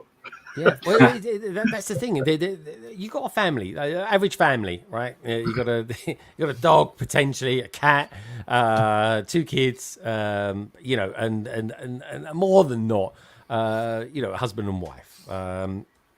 Here's the thing, though: if 4 of them have all got iPads or iPhones, I mean, you're talking like a couple of £1,000 worth of hardware there straight away. It's I don't know. It's. I'm not saying it's wrong, but I'm not saying it's right at the same time as well. It's just intriguing. It really is, and I don't know. I don't know. The more I think about it, the less I want there not to be paper instructions. Digital instructions add a lot of color depth, and you can swing the camera around. Yeah, and I get that as well. And more often than not, here's the thing, right? I reckon up until the last few builds, mostly I've built using PDFs. I got a I don't know, it's a 12.5-inch iPad, and it's brilliant for just doing exactly that. You can explode in, and you can, even though it's just a PDF, you can sort of play with it a little bit more by zooming in on it and stuff like that, which is pretty useful, especially when you're short-sighted like I am. But I've also built recently quite a lot of sets live using paper instructions. And it's felt so natural to do that, and it does rest my eyes when I'm doing it. So here's the thing. It's confusing. I've got to kind of reflect on this and conclude. But I want the paper because electricity goes down sometimes. Yeah, it does. I suppose it does. I mean, it shouldn't go down too often. Whereabouts are you located geographically, Kingsrule? Don't exactly tell us that's exactly my husband. Oh, was he really? Oh, right. Sorry. Yeah. Welcome to the stream. Yeah. So in the area you live in America, I mean, is it a general thing in America? But do you have issues with power cuts? I mean, when there's a storm and the power lines go out, yeah. Oh, the community I lived in down there in Houston, it could be a sunny day. And I mean, we could have had a hurricane blow through and not lose power. The next day it's sunny and nice and we lose power. So, yeah. Wow. When I lived in LA, we had rolling blackouts because there was an energy thing happening. Where literally where they would like, every so often they'd be like, oh, there's too much stress on the grid and turn it off. Wow, we had that. We had that a couple of years ago. Actually, we did. It was when all the nonsense with the Russia and Ukraine was kicking off, and the energy crisis was just kicking off. And it turns out the UK doesn't develop enough or create enough of its own energy, which is a thing. Yeah, so I don't know. Yeah, I get it, but you wouldn't think of it in America. I tell you what, folks, right? I went to, when I was in Turkey last week, so I was checking out a few builders that were building stuff and certain properties and stuff like that. And, oh, Jesus, how they've got anything that resembles some sort of electrical grid in Turkey is unbelievable what they do. What people do out there, it's oh, my God, it's just, it's like another world sometimes, it really is. But they make it work. It happens. Luckily, in this country, a lot of the power grid is actually underground as well. But of course, that adds a massive cost into things. It really does. Lady McBrick, she goes, smart thinking, digital instructions without power limits, building massively. It certainly does. Crypto Brick says, I could see them trying it out first with 18 plus sets. It's a good shout. I totally agree with that. PBJ Build says, I enjoy using PDF instructions, but agree the printed instructions need to remain in sets. Mapping the Miles goes on to say, yes, they're putting too few pieces on each step so far. Yeah, that there you go. There's your happy medium, Lego. You want to save a little bit of money, then just add for the 18 plus sets or whatever, just add a few more instructions. We can deal with it. We really can. We'll all be up in arms when it first happens, but we can deal with it. Mike Andrew says, some people, like myself, can get migraines. I totally understand that, my friend. I really do. From too much screen time. So paper instructions are needed. They're a welcome thing. Do you know what I did when I was on holiday last week? I actually read a newspaper. I bought a newspaper for like 25p. And I didn't read it all in one day. I was reading it throughout the week. But it was just really nice just to sort of take time out and read. And here's the thing, Amberlia. I don't know what it's exactly like in America, Tim and TJ. But books are selling much more these days. Paper books. There's a trend back to paper books. And what do they call it, Gaz? When you got like CDs, DVDs, and stuff like that, like your own. It's physical media, isn't it? Yeah, physical media. There is a trend to go back to physical media again because people are getting fed up with streaming services where they get a new film come on or something like that. Or you start using Paramount, and then Paramount say, "Oh, we're going to take all the Star Trek stuff off," and it's like, "Well, that's why I got Paramount." So yeah, it's people just want to know where they can watch stuff. So another issue with the digital is that I won't get into the specifics, but when you have like a physical DVD and things like that for media, you pop it in your DVD player or your Blu-ray player, and you can play it. When it's digitally available, even if you've purchased it, there are licensing for music and different things where you can wake up one day and your movie's gone because you do not own the media. You are purchasing a license to watch it. There are certain restrictions and things like that. And when the license for them to be able to continue allowing it to be viewed, you lose out and you can actually lose your media. So I think that's another push towards getting those physical things as well. Yeah. I think you're right. I just think people know where they stand with it. I can even understand to a point of view where people don't like having subscriptions to stuff like Microsoft Office and stuff like that. I just want it in its current state. I don't care about updates and stuff like that. But yeah, I don't know. There's massive pros and cons to that as well. So, excuse me. Frankie CC goes on to say, the level of nostalgia I get Opening a box and pulling out the instructions is worth the price tag itself. I love that Lego is a distraction from scenes and you can get lost in build and play. I agree. And I'm losing my voice at the moment, so bear with 1 second, folks. Right, I'm back again. And so is Gaz. Gaz, how you doing? Yeah, I'm okay. I'm not too sure what happened there, but yeah, all good. You dropped out. Now you're back again. Anyway, good to have you back, my friend. Slightly good to have my voice as well, but it's dimming. My voice is dimming. Coaster Bricks goes on to say, I agree with mine, but I do love paper instructions as it makes more special building the set. I think you're right. It does make it more special. It's a nice thing. It's the two are synonymous with each other. This seems like something dreamed up by bean counters, instructions, or a cost of doing business. It's a weird thing. It was even odder that it got through and Lego decided to throw it out there. The fact that they revoked it so quickly makes you wonder, doesn't it? Manark says, I would love real world companies feature in City. Interesting. That's an interesting one. Okay. Good point. I kind of threw it out there, Mark, as an idea, but I got the sense most people weren't really for it. I suppose it depends who it is. BKM Slam says, I built my last dozen kits using the app. My iPad battery died in the middle of the UCS Tie Advanced, and I was sad to have to go back to the book. Oh, but the book is a very reliable source of information, I guess. You can certainly... Okay, I do one more thing I would love to ask, since we are talking about the books, because I want to know if it's just me. Is the glare, am I the only person who has like an issue with the way that like those shiny cheap paper that they use, like if it's not at a certain angle, that glare from the instructions? I totally get that. And so does Carrie. I've heard not just me. Good to know. Yes, and as someone that has a hard time seeing anymore, yeah. It's always brown. Brown is the hardest one. Oh, brown's a nightmare. Yeah. Dark brown and black, especially on, when they went through that phase of putting the black background with all the instructions as well. That was fun because you're like, what color is that meant to be? I can't tell. You're just like, I'll put it on 2 hands. Gosh, yeah, I built the crocodile locomotive, and that was around the time that they introduced the all black instructions, and dark brown was just so hard to see. They highlighted around the black parts, which was helpful, but the dark brown parts were near impossible. I mean, they want to save money. Don't print. I mean, the amount of print it takes to print on black onto paper is unbelievable. It's crazy.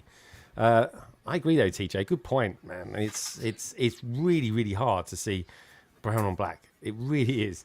Trevor Baker's out there. Good to see you, Trevor. He goes, I've asked all my customers about losing paper instructions. In case anyone doesn't know, Trevor actually runs a Lego store. It's not an actual Lego store. It's kind of a third-party Lego store up in Lincoln here in the UK. And he says that 90% said they would stop buying Lego. Wow. And that's coming.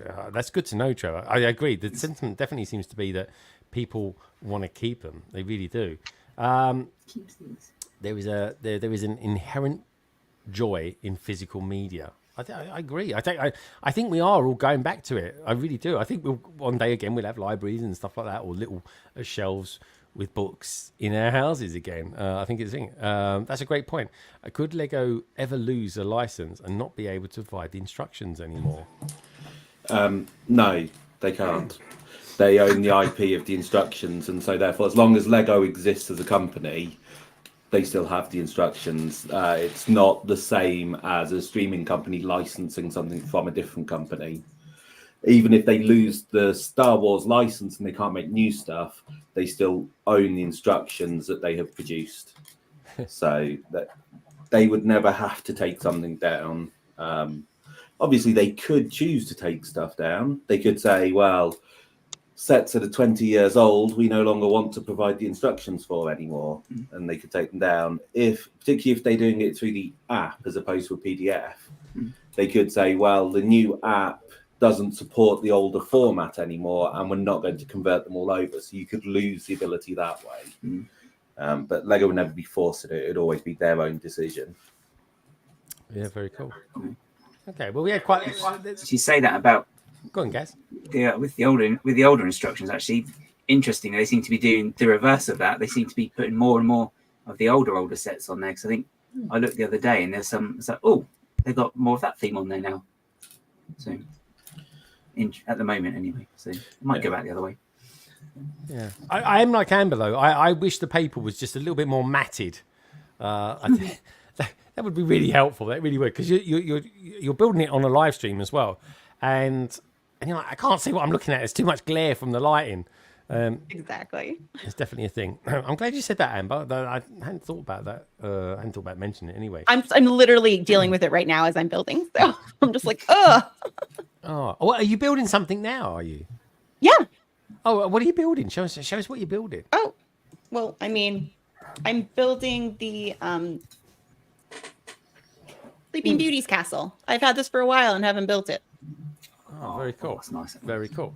Very cool. What do you think of it so far? Oh, it's adorable. I'm only like part of the way through, but I love the way they use, like, it's always the unusual use of pieces that make like the really like fancy parts like in here that I thought were really cool. It's really fun. And of course it's the Disneyland castle, so it's close to my heart. Very cool indeed. I like it. And they are really good. I just wish all the castles, all of those types, actually came with minifigs. So they've come out one or two that didn't. We've got to keep it customized. Good stuff. I'm glad you're enjoying it as well. Bods, how's your sorting going? We've got this many that we've already emptied. We've got about 10 more to go. Getting there. I did pick up a tray by the wrong piece, and the whole thing fell apart. So, Carrie. Yeah, it was a really stupid thing to do. But we have the tubs that have the separators inside, and I just picked up the separator instead of the actual tub, and so it just came out. It was stupid. Don't do that. And Ian, what was Ian actually been doing other than supplying you with sugary substances? He's been helping. So I've been doing a lot of sorting, and then so at the moment, Carrie is basic. Some of the parts we store based on color group.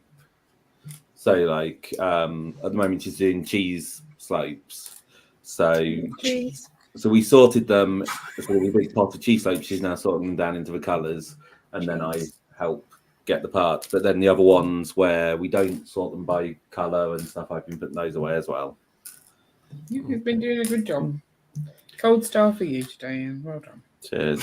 Oh, there you go. Blimey, Carrie wasn't begrudgingly saying that, was she? I mean, for I gritty didn't want teeth. to sound And like I everything. was belittling his effort, but at the same time, Blimey, Carrie. He did give you a 7. Come on. Yeah, I mean, what do you want? 7 is unbelievable, but it's still a 7. I think you should reassess it, Ian, personally. Ian's probably found an old sausage roaming around the floor or something like that. One of the things we haven't thought about is if you find a set early and it doesn't have paper instructions and they haven't uploaded the instructions to the website yet, what's the fun in having a set early in that case? Well, we were talking to someone, and they know someone who's in LAN, and they get sent sets early, and their preferred way of building is from the digital instructions. They don't like using the paper instructions. But if they get sent a set early, they have no choice. There aren't digital instructions available. So, it's definitely a weird thing. And we've seen before that people have bought sets and the digital instructions haven't been out. Yeah. I mean, you think they could send them to LAN. You think they would just email them the PDFs and just say, let us know if you find any issues with it or something like that. But I think it's more they want the 3D-ness of the app so they can rotate it around and they can look at stuff. You know, as we said, depending on how you build, what your abilities are, that's a useful thing for some people to have. And so to say to someone, yes, you're in LAN now, you have to use paper instructions for everything, it's kind of a bit rubbish. Yeah. I guess it can be, if you don't want to use paper instructions. Because one of the interesting things would be, because of that, LAN people don't really show off the apps. Because they don't have any way of doing that. Whereas if you have that available straight away, then while he's doing a review, he can talk about the app and he can show people that and show the benefits of it. So, because I think as we said, they are useful to have, and it's important for people to understand what you can and can't do with them. Yeah. I agree, and there you go. There's a loophole in the reviews of them. I guess doesn't always pay to be the first one to get them out. But of course, if you're in LAN anyway, you do inherently get the sets early, so you're not going to sit on them. I mean, I suppose you could do if you wanted to, but I guess through wanting to be, very popular anyway, and feel relevant to it, which is kind of important when you're in LAN. You want to push that content out. Now we've got a lot of pictures to get through this week. A lot of them from Steam. Luckily, you've got quite a few people on the panel tonight that was at Steam last week. So I think without further ado, let's look at this week's Lego pictures.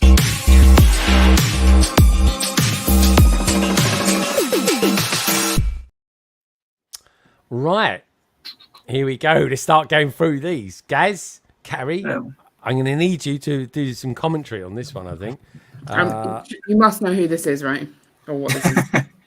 If you don't, I'm going to be very disappointed in you, Greg. I've got no idea, but that one there's got a hell of a pecker on it. Seriously, do you not know what this is? Oh my... Are these Mr. Men? Yes. Okay. Very much so. Go on, see if you can name at least 3. All right. Mr. Tiggles? Yeah. Mr. Who? Tiggles, isn't it? Just Tickle. Tickle. Oh, come on, Carrie, that'd be that. It's very important to get it right. All right. Mr. Strong? No. Mr. Strong's red. He's red? Oh, yeah. There he is. There's Mr. Red over there. Yeah. That's not Mr. Strong. Okay. So is there Mr. Strong? It might be Mr. Strong. Yeah, I think that was Mr. Strong. Yeah. Mr. Okay, Grumpy? Grumpy, yeah. Well done. Okay. That's 3, so I'm happy, but you should know them all. I don't want.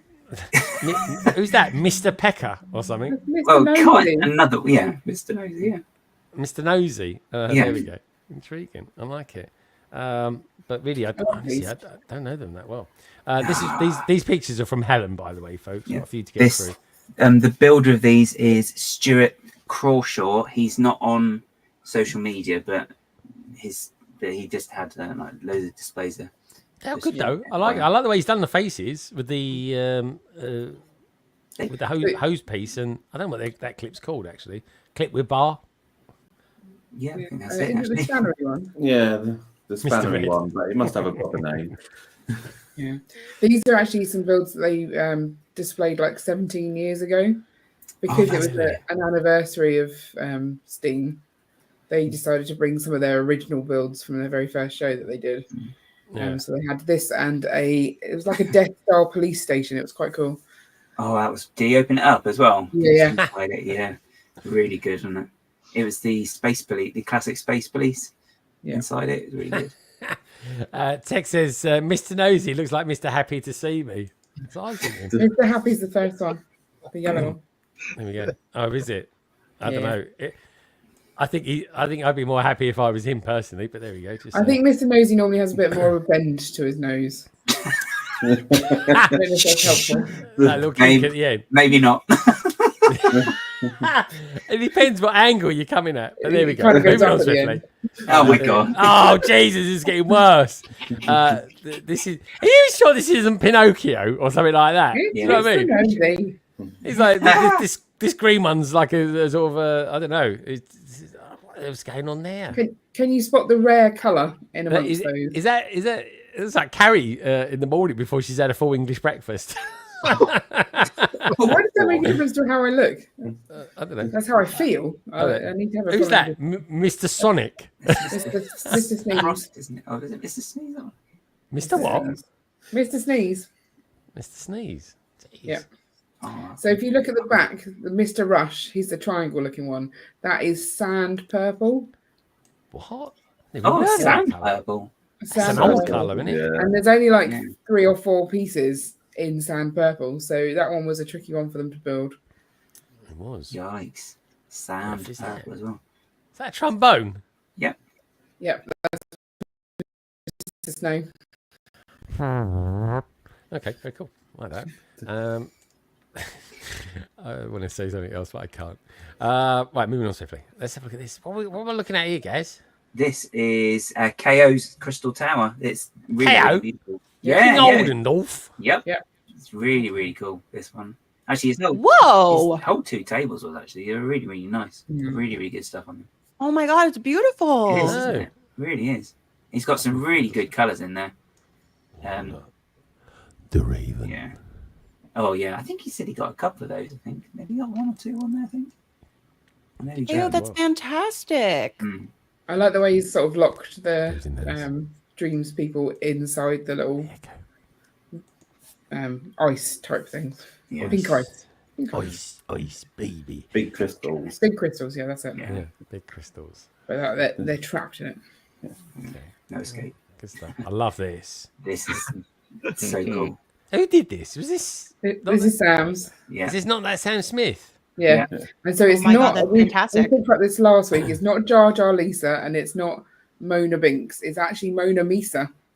It's the Which is Mona Misa. Yeah. Ah, I see. Has he made a video about this? I don't think he has yet. No, yeah, I think it's Really? upcoming, I think, isn't it? There's a nice piece of the nice use of the leaf piece as well for the eyes. I think it's really good. Because he It knew is, the isn't it? Mona Lisa was coming. He did this in studio, ready for when it actually came out. I think. Yeah. And then just sort of part swapped it. Oh, there we go. Mine's Dragon Mech. I can't remember if I built that one, TJ. Mine's Dragon Mech. Is that a good one? I don't know. I haven't built it. It's a Monkey Kid set that I'm eyeing. It's one of the rare Monkey Kid sets that I actually like, but I haven't bought it yet. And it's retiring at the end of the year. It only gets a 1-year run. I'm just trying to remember what it Yeah, is. it's crackers, isn't it? It's got the mine's like sort of green, isn't she? She's the green and white. Yeah, it's green and white color scheme. Oh, good. I got a couple of her sets. They're really good. El Tech saying he's working on it for next week. That is going to do really well, and quite rightly so. Good stuff. Good to hear. It's really good. It's super original. I love that. And dare I say it, it's a lot better than the original. Nice frame though. There we go. Oh, that's quite cool. I like that. Yeah, this. Oh, I can't remember this guy's name. This is Sean. I can't remember his.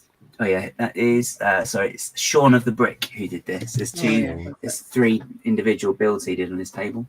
So, Amazing. yeah. That's a great photo by Helen, by the way. Oh, Helen's photos are Oh awesome. yeah. aren't they? God, I saw a camera last week, guys, when you was going around showing it yeah. all off. Every now and again, she's getting shot, and I'd say, well, blimey, she had a bloody lens on that, like you wouldn't believe. Those Stay Puft guys, James actually let me take one home at the end. So I have a Stay Puft. Oh, very cool. Blimey, Hungry horse. that is hungry. Indeed. What were these here, guys? Tell us what was all this about. They're like the brick pits essentially, but they just had like slightly smaller versions. But this was one on a trampoline, so you could jump on top of it and roll around on it as well. It's good fun. It's trampoline as well, blimey. Wait, like a trampoline to like jumping with the bricks? no, it's just a table. I just kept telling everyone. Oh my gosh. Okay, I was gonna say that would hurt. That geese is watching London Calling on his phone. This looks Yeah, really. replay game.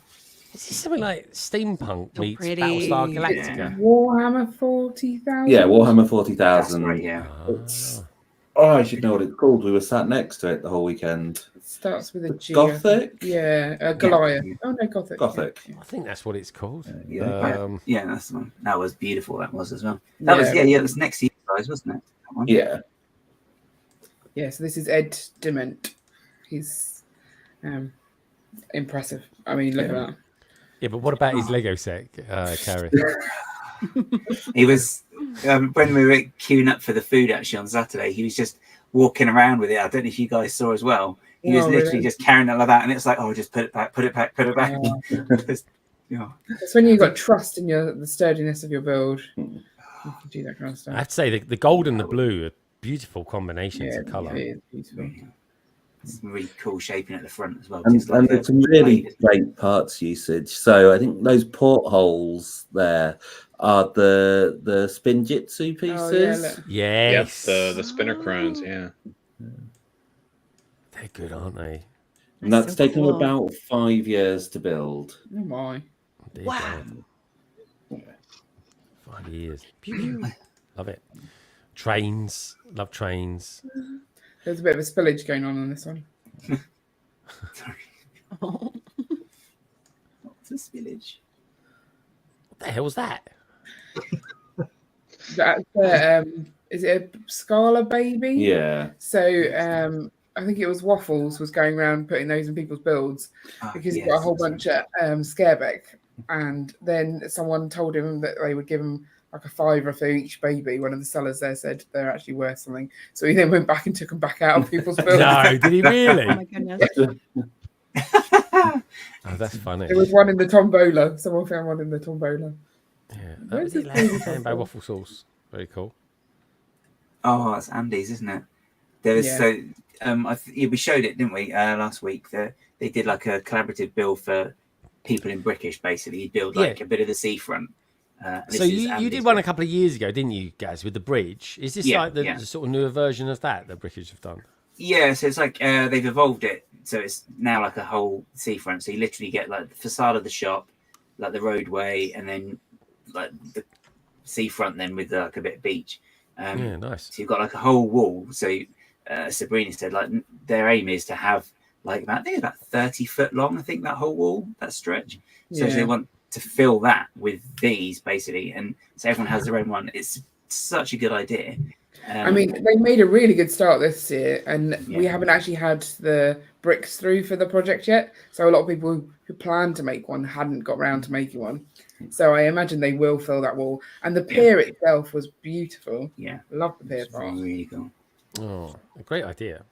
Yeah, really cool. I've seen some more then. Yeah, you can take. Yeah, look at the pier. Look how beautiful that is. That is There's a little tram that went up and down the pier as well. I just like the colouring. I think the colouring's really nice. Yeah, really good. It's all the little stories as well that are in there as well. It's just always fun. Oh, that's nice. I like that.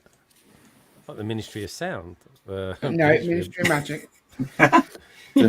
I can always rely on Carrie. That's what I'm here for. Indeed. I stand corrected. I love it. Oh, there we go. Like that. I'm sure when we went through this on stream, though, those two little Jinko people had like fire coming out of their mouths.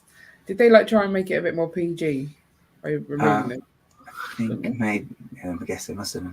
But I think there's more modules that appeared as well over the weekend, wasn't there? I think because there was a few more gaps. I think in this bit when we went around initially. Yeah, definitely. Yeah, I don't think it was fully pushed together. No. Oh yeah, there's no gaps there at all. Actually, is there? Yeah, that's cool. But, yeah. Oh, I like that. That's a nice one. Yeah, they had like a roller coaster going throughout the building, and then also the sort of archways at the bottom as well had some. Really nice. Oh, look. There's the lighthouse. Oh, that's a nice shot. Yeah. There's the London bus. That's kind of anything. That is literally now is the unofficial London bus. These harbour pieces as well. These printed pieces that they became available this week. On the Pick a Brick. Category winner. There we go. Sam Howes. Oh, is this the schools one? Is it, Carrie? I think. Yes, right? yes. They had a competition, I think, to build a bridge for the schools, and then Stuart judged that on the Saturday, I believe. So then Sunday, all the certificates were out ready for them to pick up. There's some really good ideas there. I got sort of. I don't know what you think about this, Tim, but I'm getting proper retro vibes with this one. Yeah, absolutely. It's those base plates. It is, isn't it? Yeah, it's the base plates. Yeah, I love it. Great idea. It's the fact that those base plates are older than the person who made the set. Yeah. I think they're older than us, Ian, and that's saying something. You'll also find that in schools, when they have like a Lego club, they only have sort of the traditional Lego colours. You don't see much pink and purple and things, so it does make it look a lot more retro as well. That's really cool. Let's go to the next one, shall we? Okay, intriguing. I've seen this around a few times now. I think this might be Simon's first outing of this one. There's another guy who does Star Wars ones with the levers. But this one is Simon Pickard. Is it? Simon, this is... well, that's not what he looks like. That's his... It's not a self-portrait. No. Roman cosplay. No, definitely, yeah. Oh, that's nice. I like this. Oh, that's the... Yeah, this is the one that was like, there's a street, and they had like a river in between, and one side was like all friend stuff, and the other side was all like minifig stuff. So you can see like the color palette's slightly different between the two as well. Yeah. I see. It's nice to see a really big display of friends actually, because it's not something you see as often. Actually. No. I think that's Belleville.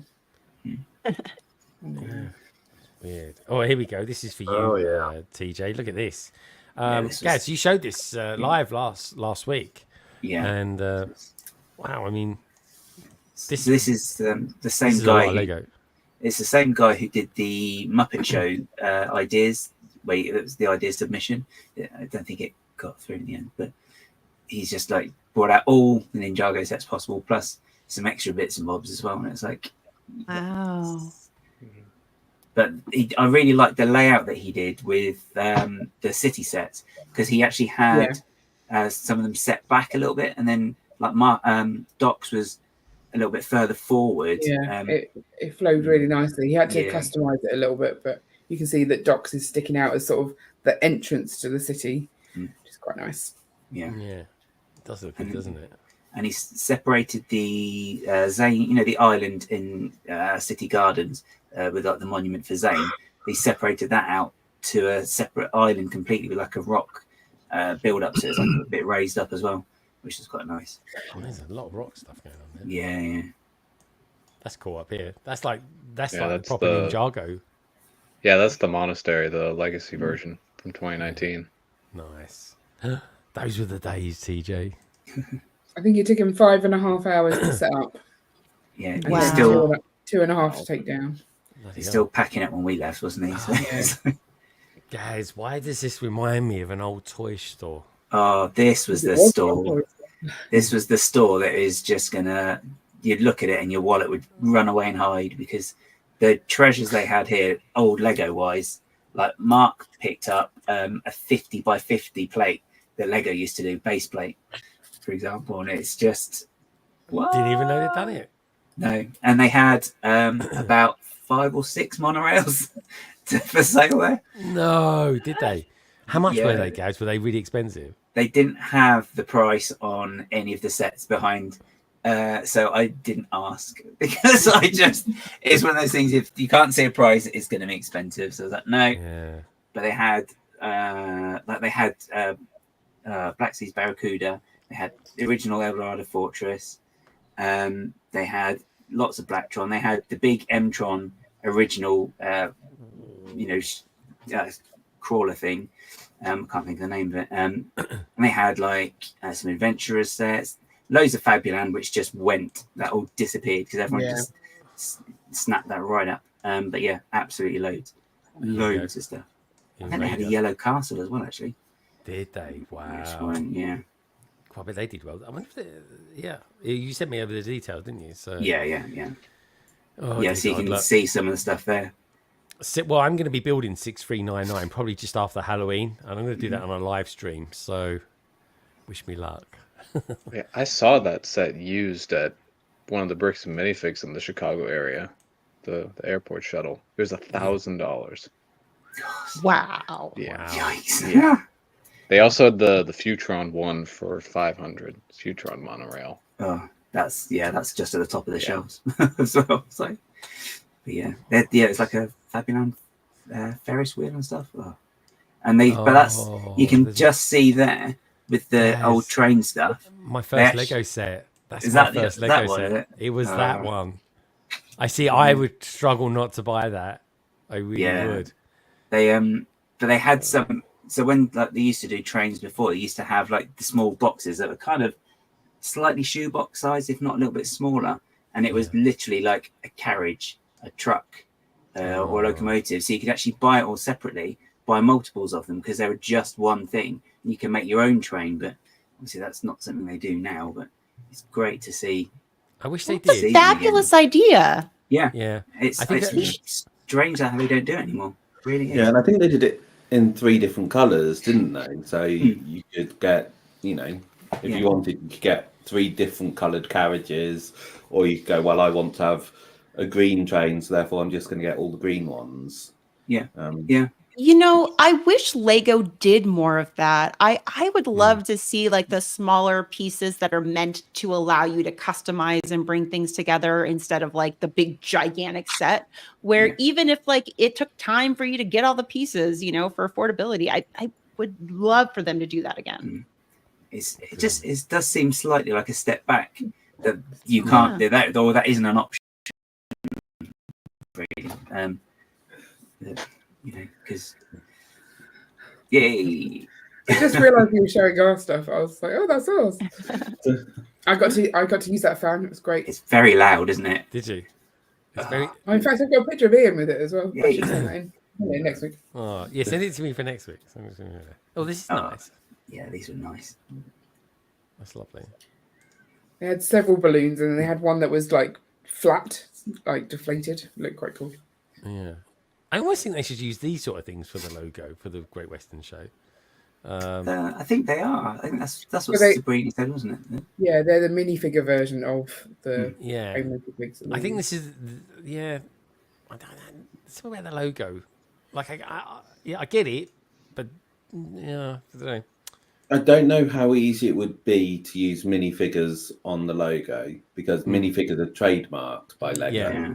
So obviously, because it is done by Brickish, which is a recognised lug, I'm guessing there is a process they could go through to get an approval on the logo using minifigs. But I'm guessing that wouldn't be a quick process. So it's easier just to avoid using the minifigures. But I do wonder. Oh my God, that is beautiful. Yeah. I do wonder though if using those home figures is a good idea. I don't know, because if I was someone I didn't know, I'd be like, well, it looks like Lego, but it can't be Lego. I don't think that's always been the logo though. That's just this year they've used it. Yeah, I don't know. Just if I was going to change something, that's probably where I would start. But, good idea though. It's still a good idea. This is unbelievably good. Yeah. Well, it doesn't look like Lego. Like it's got that sheen to it. Oh, they've painted it though. That's one thing I will say. They've painted it, so that's probably why. It less so looks like Lego. But that said, I mean, it is built on Lego. Well, custom printed. I think when we went round on the Friday, the end of the wings weren't on, so you could actually see inside and all the different plates. Because otherwise, you wouldn't know it was Lego at all. That is terrific though. Like it does look really good. It is. There is something I just love. The Spitfire airplane, like it's quite the thing, isn't it? Let's face it. Oh my God, I thought that was Ian for a second, but that guy seems familiar. I think he was wearing those. I think he was a Bricktastic, wasn't he? Yeah. So he's the lug ambassador for Brickish. He was also on Lego Masters Series 1, Series 2 in the UK. But I find him very threatening looking when he walks around like that. I walk the other way. Ian, you need to get one of these outfits. Yeah. And I'll be the less mean to you. Oh, this is beautiful. Love this. Is this the Teal lug or something? The Teal Squadron? Yeah. Teal Squadron. That's it. Very good. This is London A-Files, isn't it? Yeah. Really good. Blimey, he's got tomato for eyeballs. Jesus. Got a snack for later. Pop one out. Oh yeah. He's got. Is his eyeballs fruit or vegetables? Poke 'em and see. yeah, there was really good coverage last week when you was going around it, and then some of the London AFOLs came up to you and spoke to you about it. Very, very cool indeed. Look at that, like that. There's also an M-tron there as well, just to the left. To the left, M-tron. We should be able to. Oh, there it is. Well, it's what. Look for the M. There we go. Oh, Gaz, you love it. I do, honestly. Brilliant. Oh God, look at this. Look at this. Look at this. Pew pew pew pew pew pew pew pew pew. Love it. Honestly. And it's on monorail as well. It's the best. Oh, look at these. You can't get enough of these days. They're everywhere, aren't they? Oh, yeah. How cool, mate. Yeah, them penguins, that's the best. Yeah. Tim, you see them everywhere. I love them, though. I think they're going to end up in Elves Gone Bad this season 3 episode. That's nice. I like that, guys. That looks really good. That does. Yeah, that is nice of them. That is a nice mech as well. That mech looks familiar. Was that actually an official set? Is that the Ideas mech? The space mech so. from Ideas It's a while back. got a green astronaut, I think it is, isn't it? Yeah. You can get that torso in so far. Yeah, I love the red spaceman, honestly. Nicole sent me those over. Thank you as well to Helen for sending those pictures. Really, amazing. Yeah. She has a brilliant eye for photography. She really does. Yeah. Nicole, she's been around America these last couple of weeks, especially you've been following her over on Instagram. Yeah. It's been really good fun to watch that. But that's a beautiful Lego sculpture. Well, it's a dragon, I suppose. I was thinking for a bit. This definitely isn't a dragon. I pick it up. Roger vibes. Can you see? Yeah, I do. Yeah. Lego veteran dad. I can send you this picture and say, "Is this you?" Oh, good old Roger. Oh, I like Roger. Oh my God, is that right? The monorail was £35 each for a piece of straight. It depends on the length as well. I think. Weirdly, I think the short track was cheaper than the long bit for straight. But if it was on a curve, that was the other way around. So the shorter track was more expensive than the longer curve. Oh God! But yeah, that's expensive, isn't it? Physical media. We were talking about that earlier on. Coming back. Oh. Rest in peace, video. Oh, that hurts. I like that. I love that. 1 year though. Very funny. I like it. What have we got going on here, guys? Oh, it's the Fortnite bus. Battle bus. It's really cool. It's a nice build, actually. I haven't used hot air balloon pieces before either. They're really nice. They go together really well. Really well. Yeah. Nice. You know, there's not really any gap in with them at all, actually. Is there not? No. Really I bought this too, but I just haven't even opened up the box up yet. Fake fan. How was a bloody flu. Honestly, I get flu. I was not interested in anything.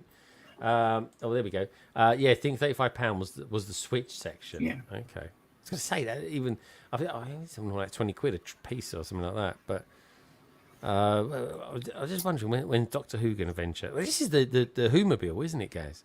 Yes, that's that one's Bessie. That one, but yeah. And that's my. So there's. I think I sent another picture of the build that inspired it because as soon as I saw it, it was like, yeah, I can do that.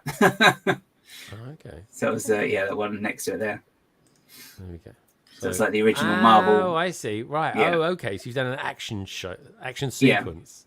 Yeah, because I really like a lot of these builds that you can get now that are really sort of dynamic. So I mean, I like the Marvel ones they've got out at the moment, and maybe ones that may be allegedly coming out soon are quite sort of dynamic with the way they sort of setting up like mini diorama scenes. So I'm like, yeah, I'll give it a go. So that was what I did. Like it, yeah. That's what it's all about, mate. Getting a little bit of inspiration. I'm sure Tim, when he was on Lego Masters Season 4, was giving people all sorts of inspiration as well. What we got going on here? Guys, what's this? Oh, so this is Jackie B. I've put her Instagram thingy in there as well. But yeah, so these are opposite me actually all weekend, and they were just beautiful to look at. There's just like she just had different cubes or boxes, that she's made out of Lego, and each one had a different. I don't know what you call it really. Build inside. So you've got like all the different ones. Is that like a city, like a Yeah. futuristic city? It's like it's that. essentially just artwork, really. Yeah. Done with Lego. Framed. Yeah, these are essentially frames that she's created, and Yeah. that's good. I like that. Oh yeah, they're Proper It was- creepy. yeah, and it's really nice as well. I mean, when it's busy as well, and you can just look across and you just see something and calm, because it was just really relaxing to look at, because they really were beautiful. They really I were. really like the colour mixing one. Yeah. I like the one on the end that was like the Sort of city, sort of. yeah, it's like I think it was a tree, like a building or something, but really lovely. Like that. Purple for you there, Kerry. Yeah. And now I know how you make it, because I can look at the thing. Red and blue. Who knew? There you go. Oh, that's nice. That's a nice. Yeah. touch. So yeah, this is good. It's nice as well because he had like you can see like all the different layers that you would get in like if you do like a cross section. So you got the different strata in the soil and the rock as well. And then of course he stuck in a fossil as well, and it was really good. Yeah, that's the one, the purple one there. That was just really lovely to look at, and really simple as well to get it lit up. It was really, really simple. But it reminds me of the Harry Potter building with all the stairs that move around. Yeah, in the Great Wall. Just away from the Great Wall. Like that, bananas. Yeah. It's like a light bulb type thing, and there's a man inside covered in bananas. Nice. Obviously. I like that. What a way to go. Oh yeah, and all the little eyes. No, that's quite cool. I like Yeah. that. Whose pick was the rest in peace video? That was Nicole's. That was. She didn't build it, mate. Oh, this is close up of some of the Ninjago-y stuff area. I don't know what you call it really, because it's just like en masse. It was really cool. Oh, interesting. Yeah, that's from the movie, isn't that, TJ? Yeah, that's the Temple of the Ultimate Weapon. Yeah. I remember that. It was on top of a mountain. And the Ultimate Weapon was not actually included in the set. No. Rather annoyingly. Did he come in another set though? No, the Ultimate Weapon was a bunch of element pieces for each of the ninja, and some of them exist as physical pieces. I think maybe the Earth one never actually existed in the proper color, but they never came in any Ninjago movie sets. Oh, it's frustrating. Yeah. Oh yeah, that's the Zane's shrine that they did separately. Oh yeah, which I thought was quite nice. Oh. Very cool. I like that. Oh, and if you see there as well, what he's done, as well as setting some of the sets back, he's also then included the Dragon Dance set. Yeah. Which is a nice touch as well. Well, it all goes aesthetically. It all goes, doesn't it? Yeah, that's a lot more than just the Dragon Dance set.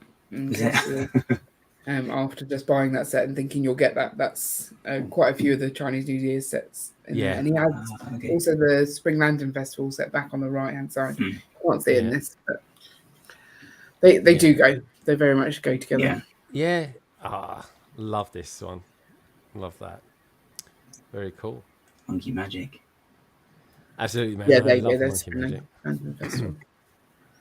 Very cool. Very cool. Well, this is nice. That's lovely. That is. Yeah, that's the that's the Temple of the Dragon Energy Cores. That was a release last summer, and that's actually retiring at the end of I was the going year. to say that one's retiring. It's a really nice set. Yeah, a little pricey, but overall a really good set. Yeah, this figure came free with a magazine recently. Yeah, and it's actually useful because it's season 1, so I'm going to spoil it.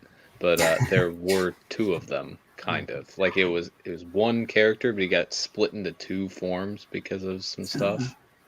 So it's good that it came in a magazine because you can get a second one. Definitely. There you go. There's your shot.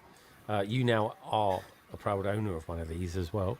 Yeah. It's excellent. A shot. Yeah. Oh, that's cool. Finally. Yeah.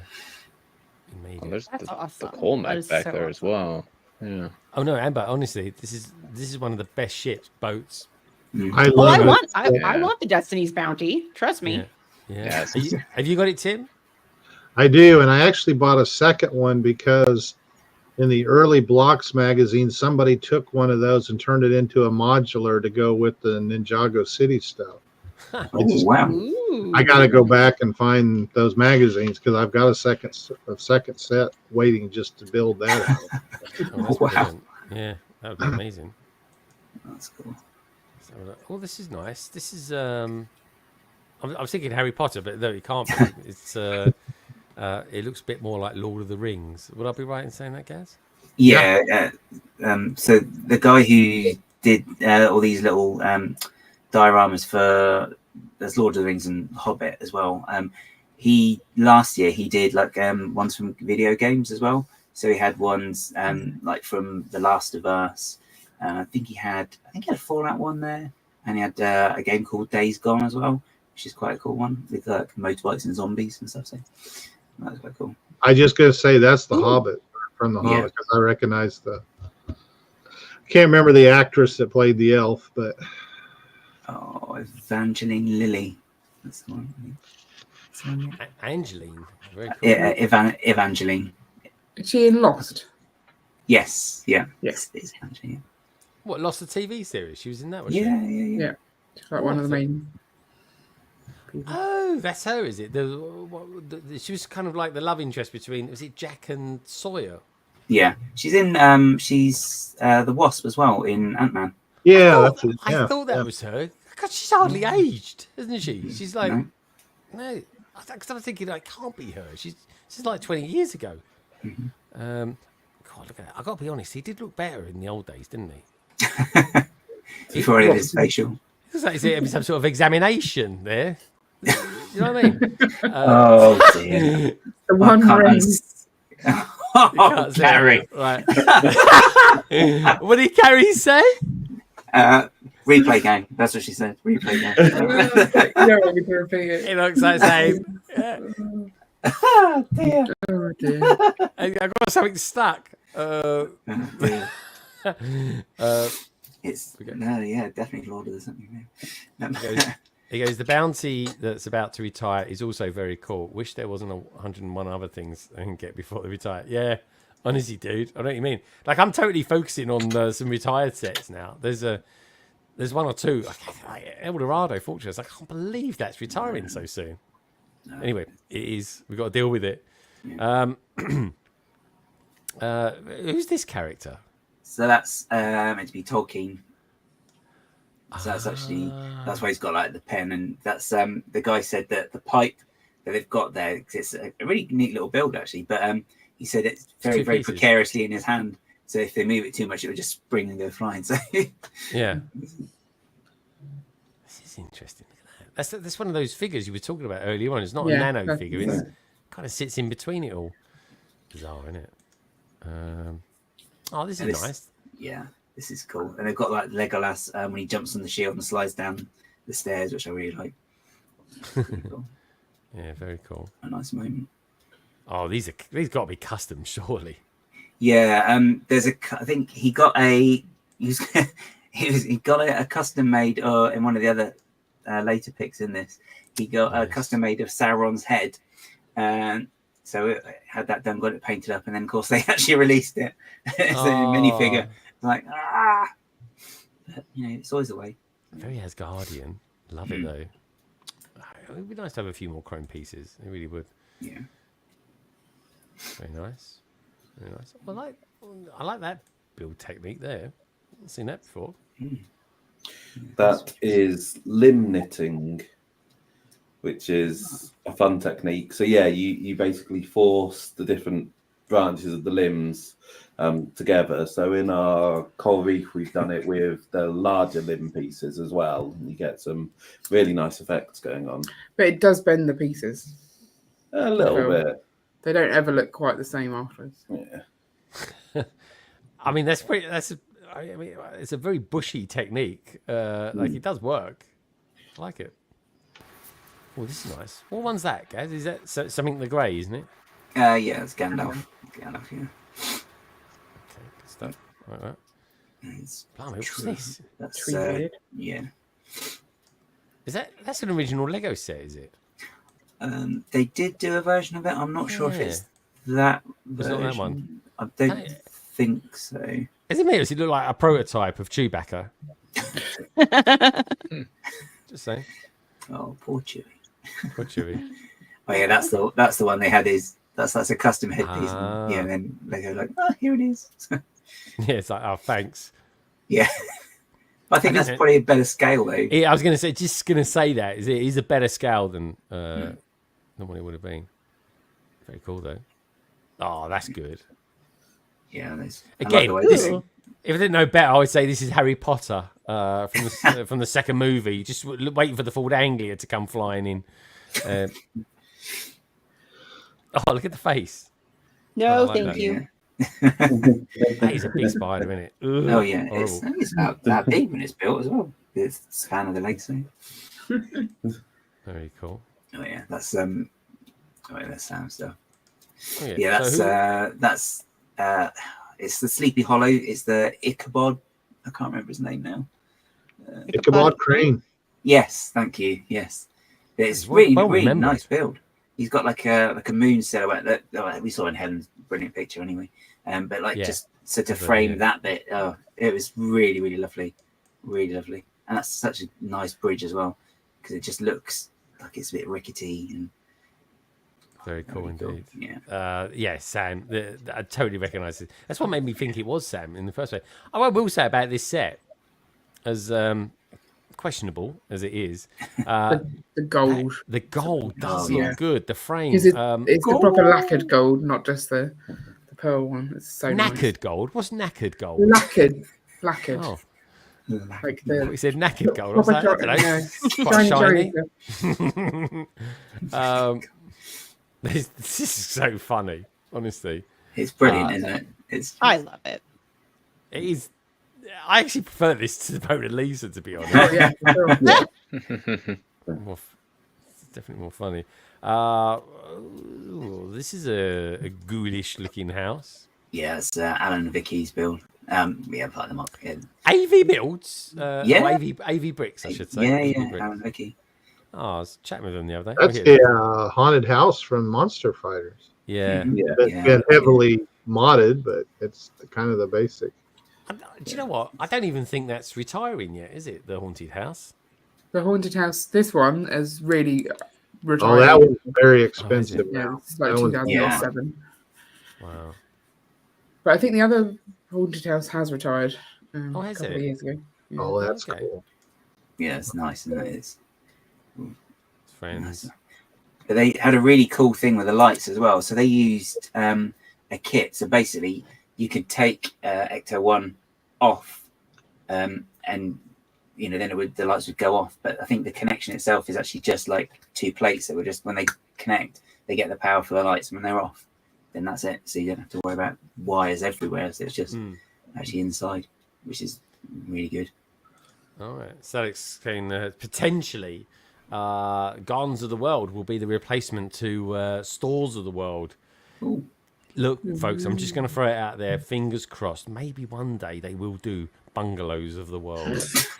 They should. They're not going to do that. I would like to put money on them not doing that. Lego are definitely missing a trick. That's all I'm going to say. That's all I'm going to say.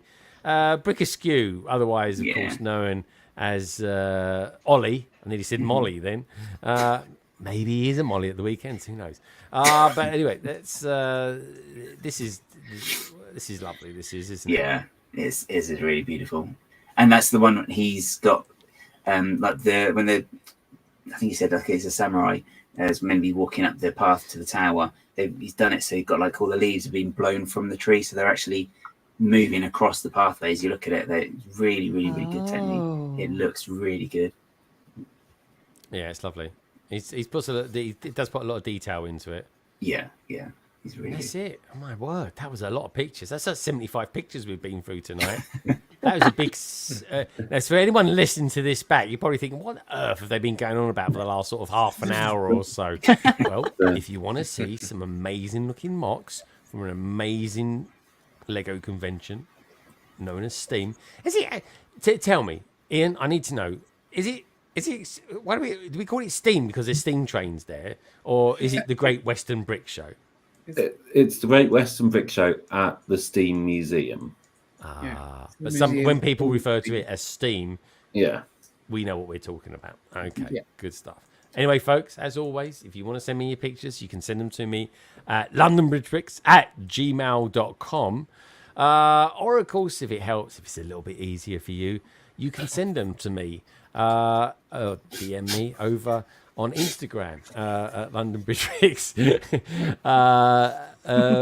But yeah, with that, I think I'll leave you with that last looking full. Just for you guys. But anyway. So anyway, folks, while you're here, while you're out there, if anyone's just tuned in, do me a little favour, give the stream a thumbs up.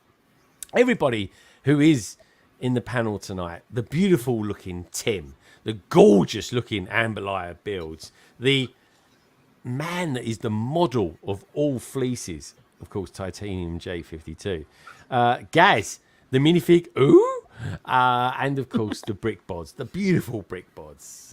Well, his carry's beautiful anyway. Ian, slightly questionable. But you got a little rub on his head. I like that. So that you two are the epitome of love. You really, really are. And also, while you're there, folks, do me a little favour. Give the stream a thumbs up. Even if you're watching this back, leave a comment. Say hello. Let me know what you think. Or things that you might like to see in the future. I don't know. Anyway, with that, I think check out the survey, folks. So far, we have 96 votes. So we got another 4 out there. We get 100. Come on, we always like to get 100 if we can. Let's go around the panel, find out what peeps are up to in this coming week. I was going to do a what do we call it again? A Bean Boozled. I'm not going to do it tonight because we've hit the 4-hour mark. Carrie, what can I say? You're going to have to just neck them all in one. I think I am. I tell you what I'll do next week, right? Next week. No, I'll do 8 next week. That's what I'll do. Hang on, sorry. You need to do 20 next week. You're already 16 behind. Am I really? Last week didn't count. I can't have too much of a sugar rush. Wait, why are you being boozling yourself? Oh, don't. So the beautiful. So I got. Where are they? They're here somewhere. Are they here? Where are they? I did it once and never did it again. I had a burnt rubber one on Monday. That was burnt rubber. Oh, nice. What is wrong with you people? Dude, are you sure about that? I don't even remember there being a burnt rubber one in there. It's part of the newest one. I had a burnt rubber one. That had nothing to do with erasure, I tell you. Yeah. Oh my God. I don't know what edition you have, but I have the 7th edition. And there's 2 new flavors. 7th edition. Oh God, they come out with 7th editions. One of them's burnt rubber. The other is wet dog. Wet dog. Oh my God, what's a wet dog? What's that? So that's my biggest question about these is how do they determine that it tastes what they say it tastes like? I'm a little sketchy on that. I'm more interested to know, do they come up with the kind of the flavour they want and then try and make it, or do they just make a random bean and then try and associate it with a flavour? I've got the 6th edition. There we go. Yeah. And they're all the ones I've got to get through. But it's just we'll be at 4 hours. Do we want to do this? Or no. Carrie's looking knackered. She really is. We'll do it next week, folks. I'll do 4. I might do 4 at the beginning of the stream, and I might do 4 at the end of it. We will get them done. But Amberlia, the way we got around doing this is that simply we was doing raising money for Stand Up to Cancer, and we was literally getting to the end of the stream, and I said, does anyone want to sponsor me? And I'll gobble them all up for every London calling stream here on in until they've all gone. Lego Team B beautifully said, yes, we'll do it for $200. And I said, yes, we'll do it. I'm not going to do it tonight, but we will do it. We will continue it next week, folks, as well. I promise you that. Okay. So next week, Got it. I would say, I mean, 8 might take a little while, but anyway, we'll still continue. I'm doing a member stream over the course of this weekend. I tell you what, we'll do 4 then. How about that on Sunday night? just somewhere in between Good Morning Brick World and the Brick Bods going live. Talking of which, let's go around the panel slightly different this week. Let's go around starting with the Brick Bods. So, Brick Bods, are you going to be streaming on Sunday at 8:30 UK time? Yes, we are. Now, what we always do, come rain or shine. All right. Are you actually going to build something this week, or are you going to eat something this week? I think we're going to build something, but I don't know what. We're off to Chessington, so we'll be hopefully not too late back. And therefore we can plan something to build, but otherwise we might just be eating. Yeah, we're fine. Peppa Pig Duplo. They got Peppa Pig World at I am not building Peppa Pig Duplo. But she give her Peppa Pig, she'll eat it. Actually, Yeah, did I do Peppa Pig? Or was that Percy Pig sweets? I can't remember now. Percy Pigs. Oh, Percy Pigs. Okay, good stuff. What are you eating at the moment, Carrie? I just had some more Doritos. Oh, there we go. Yeah, that's why she's covered up. She's like, all over the place. Yeah, there we go. All right, cool. So, I'm going to be with you. What are you going to be building on Sunday? Anything exciting? I don't know. It'll be a surprise. Okay. I'm sure it'll be exciting. Everything's exciting, right? Yeah. You just got to say it in an exciting kind of way. That's what you got to remember. Good stuff. And Tech, while you're out there, I messaged you the other day on Instagram. Let me know what you think. Hopefully you can make it. Okay, good stuff. That's Ian and Carrie. They're all happy now because they got Doritos. Chew your food, Carrie. Chew your food. Gaz, what you got coming up this week? So I've got another episode of Mockheads on Wednesday, and it's Jace. Another one? Yeah. It's the Bricketeer this week. So we're going through all his cracking stuff. He did that. What? His cracking stuff, his good stuff. Oh, I don't know. It's like you had a bean boozled. Have you? Is that what that face was? No, I haven't. No, he's really got some really good stuff. I don't know if you saw his. I think he put a Ghostbusters build as well. He's done like shrunken down. Yeah, shrunken. But it's still minifig scale, so it's kind of, I don't know how you describe it, but it looks really good, really, really cool. So yeah, we'll be talking all sorts of excellent stuff. So I look forward to that. Yeah, he's a good lad. He is. Brilliant stuff. All right, nice one. And we might be doing a thing on Sunday as well.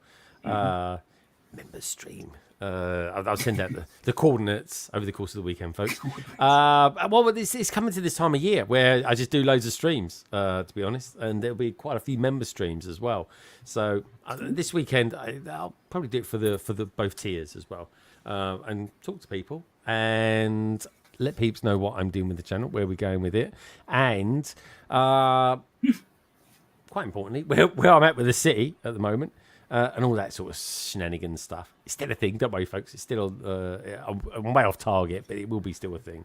TJ, are you going to be doing any Twitch action over the course of this coming weekend? Yes. Well, actually, not this weekend. On Monday. On Monday, I will be back at my usual time of 7 p.m. Central Time. That's 8 p.m. Eastern. I'll be finishing The Source Dragon Emotion. And then not tomorrow Saturday, but next week Saturday is the third Saturday of the month, which means it's my Saturday stream, so that I can, talk to people who aren't awake for my usual Monday night stream. And so I don't know what I'll be doing on that stream. Most likely, I'm actually thinking about mocking a bit. I've got to modify the Temple of Fortitude. Oh, look at that! So it may be happening. Also, to promote Clicking Bricks, we had our latest episode this past Tuesday. Promote away, man. Promote away. I want to know what you're doing. Yeah. Amberlia and I talked about 3D printing. The replay is up on both Amberlia's YouTube channel and the Clicking Bricks YouTube channel. Mm-hmm. And then make sure to subscribe to both of those, as well as follow both of those channels on Twitch, Clicking Bricks and Amberlia. Mostly Clicking Bricks, because we're trying to move over there.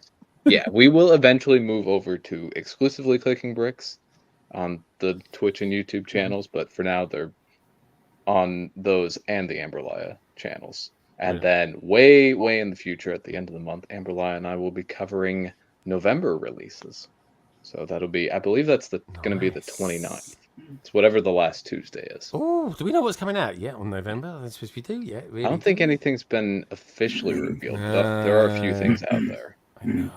they've got to be teeing up that modular. That's got to be teeing up soon. And a Marvel Mansion or something or other, something marvelous, I think, is coming out in Wales. I don't know. Okay, good stuff. TJ, always look forward to your stuff. Look forward to that.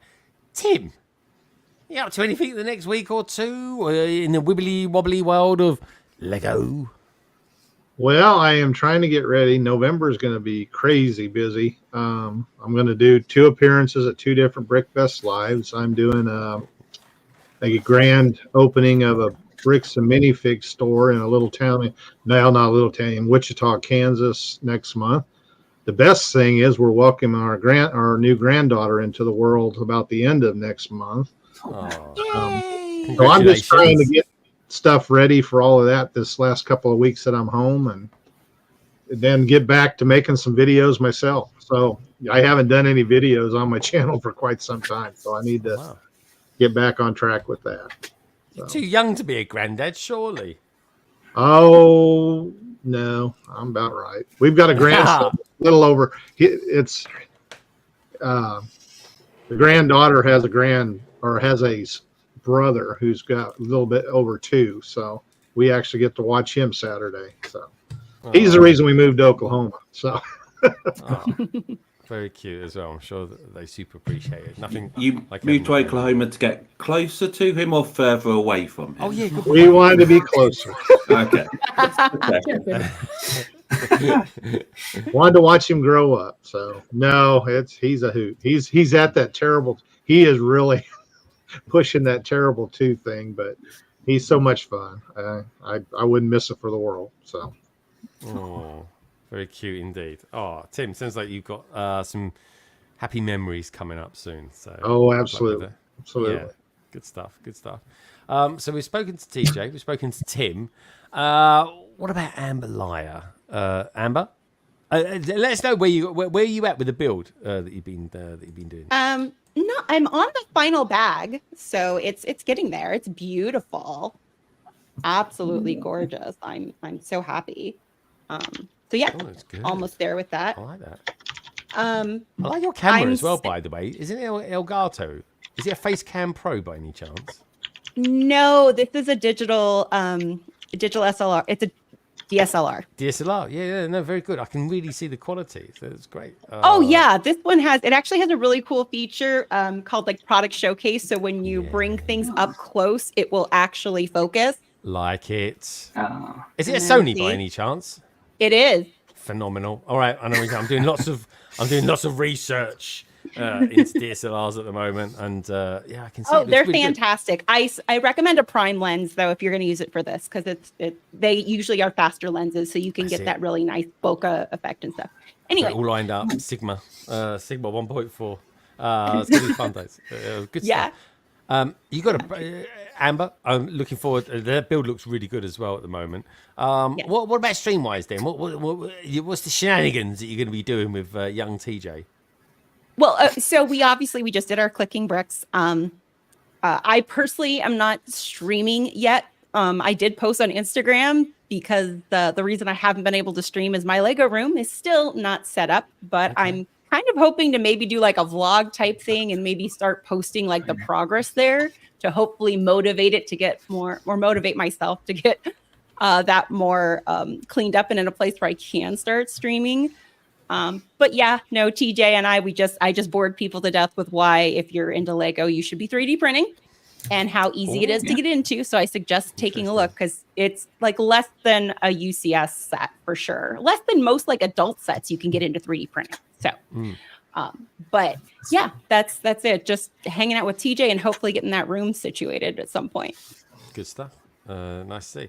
Right, so we've done everyone down in the below section. We've already spoken to the Brick Bods. What about and Gaz? Well, Gaz has already told us as well. So that only really leaves me. So I think before I forget this, I just want to say as well, thanks to last week for Gaz for doing the live link up to Steam, aka the Great Western Brick Show. Great job, Gaz. Well done, my friend. And thanks to Helen and Andy as well for helping. Well, I saw Andy sort of walking around with you. I was like, he's a geezer that keeps walking around with him. Good stuff. They're helping, like say, this is good web through there. This is what this is, and so yeah, it's really cool. Good stuff. Thanks, guys. Good stuff. Nice one. Thank you, Andy. Thank you as well, Helen. And of course the Brick Bods as well. Carrie, you did very good impressions of me last week. I did him.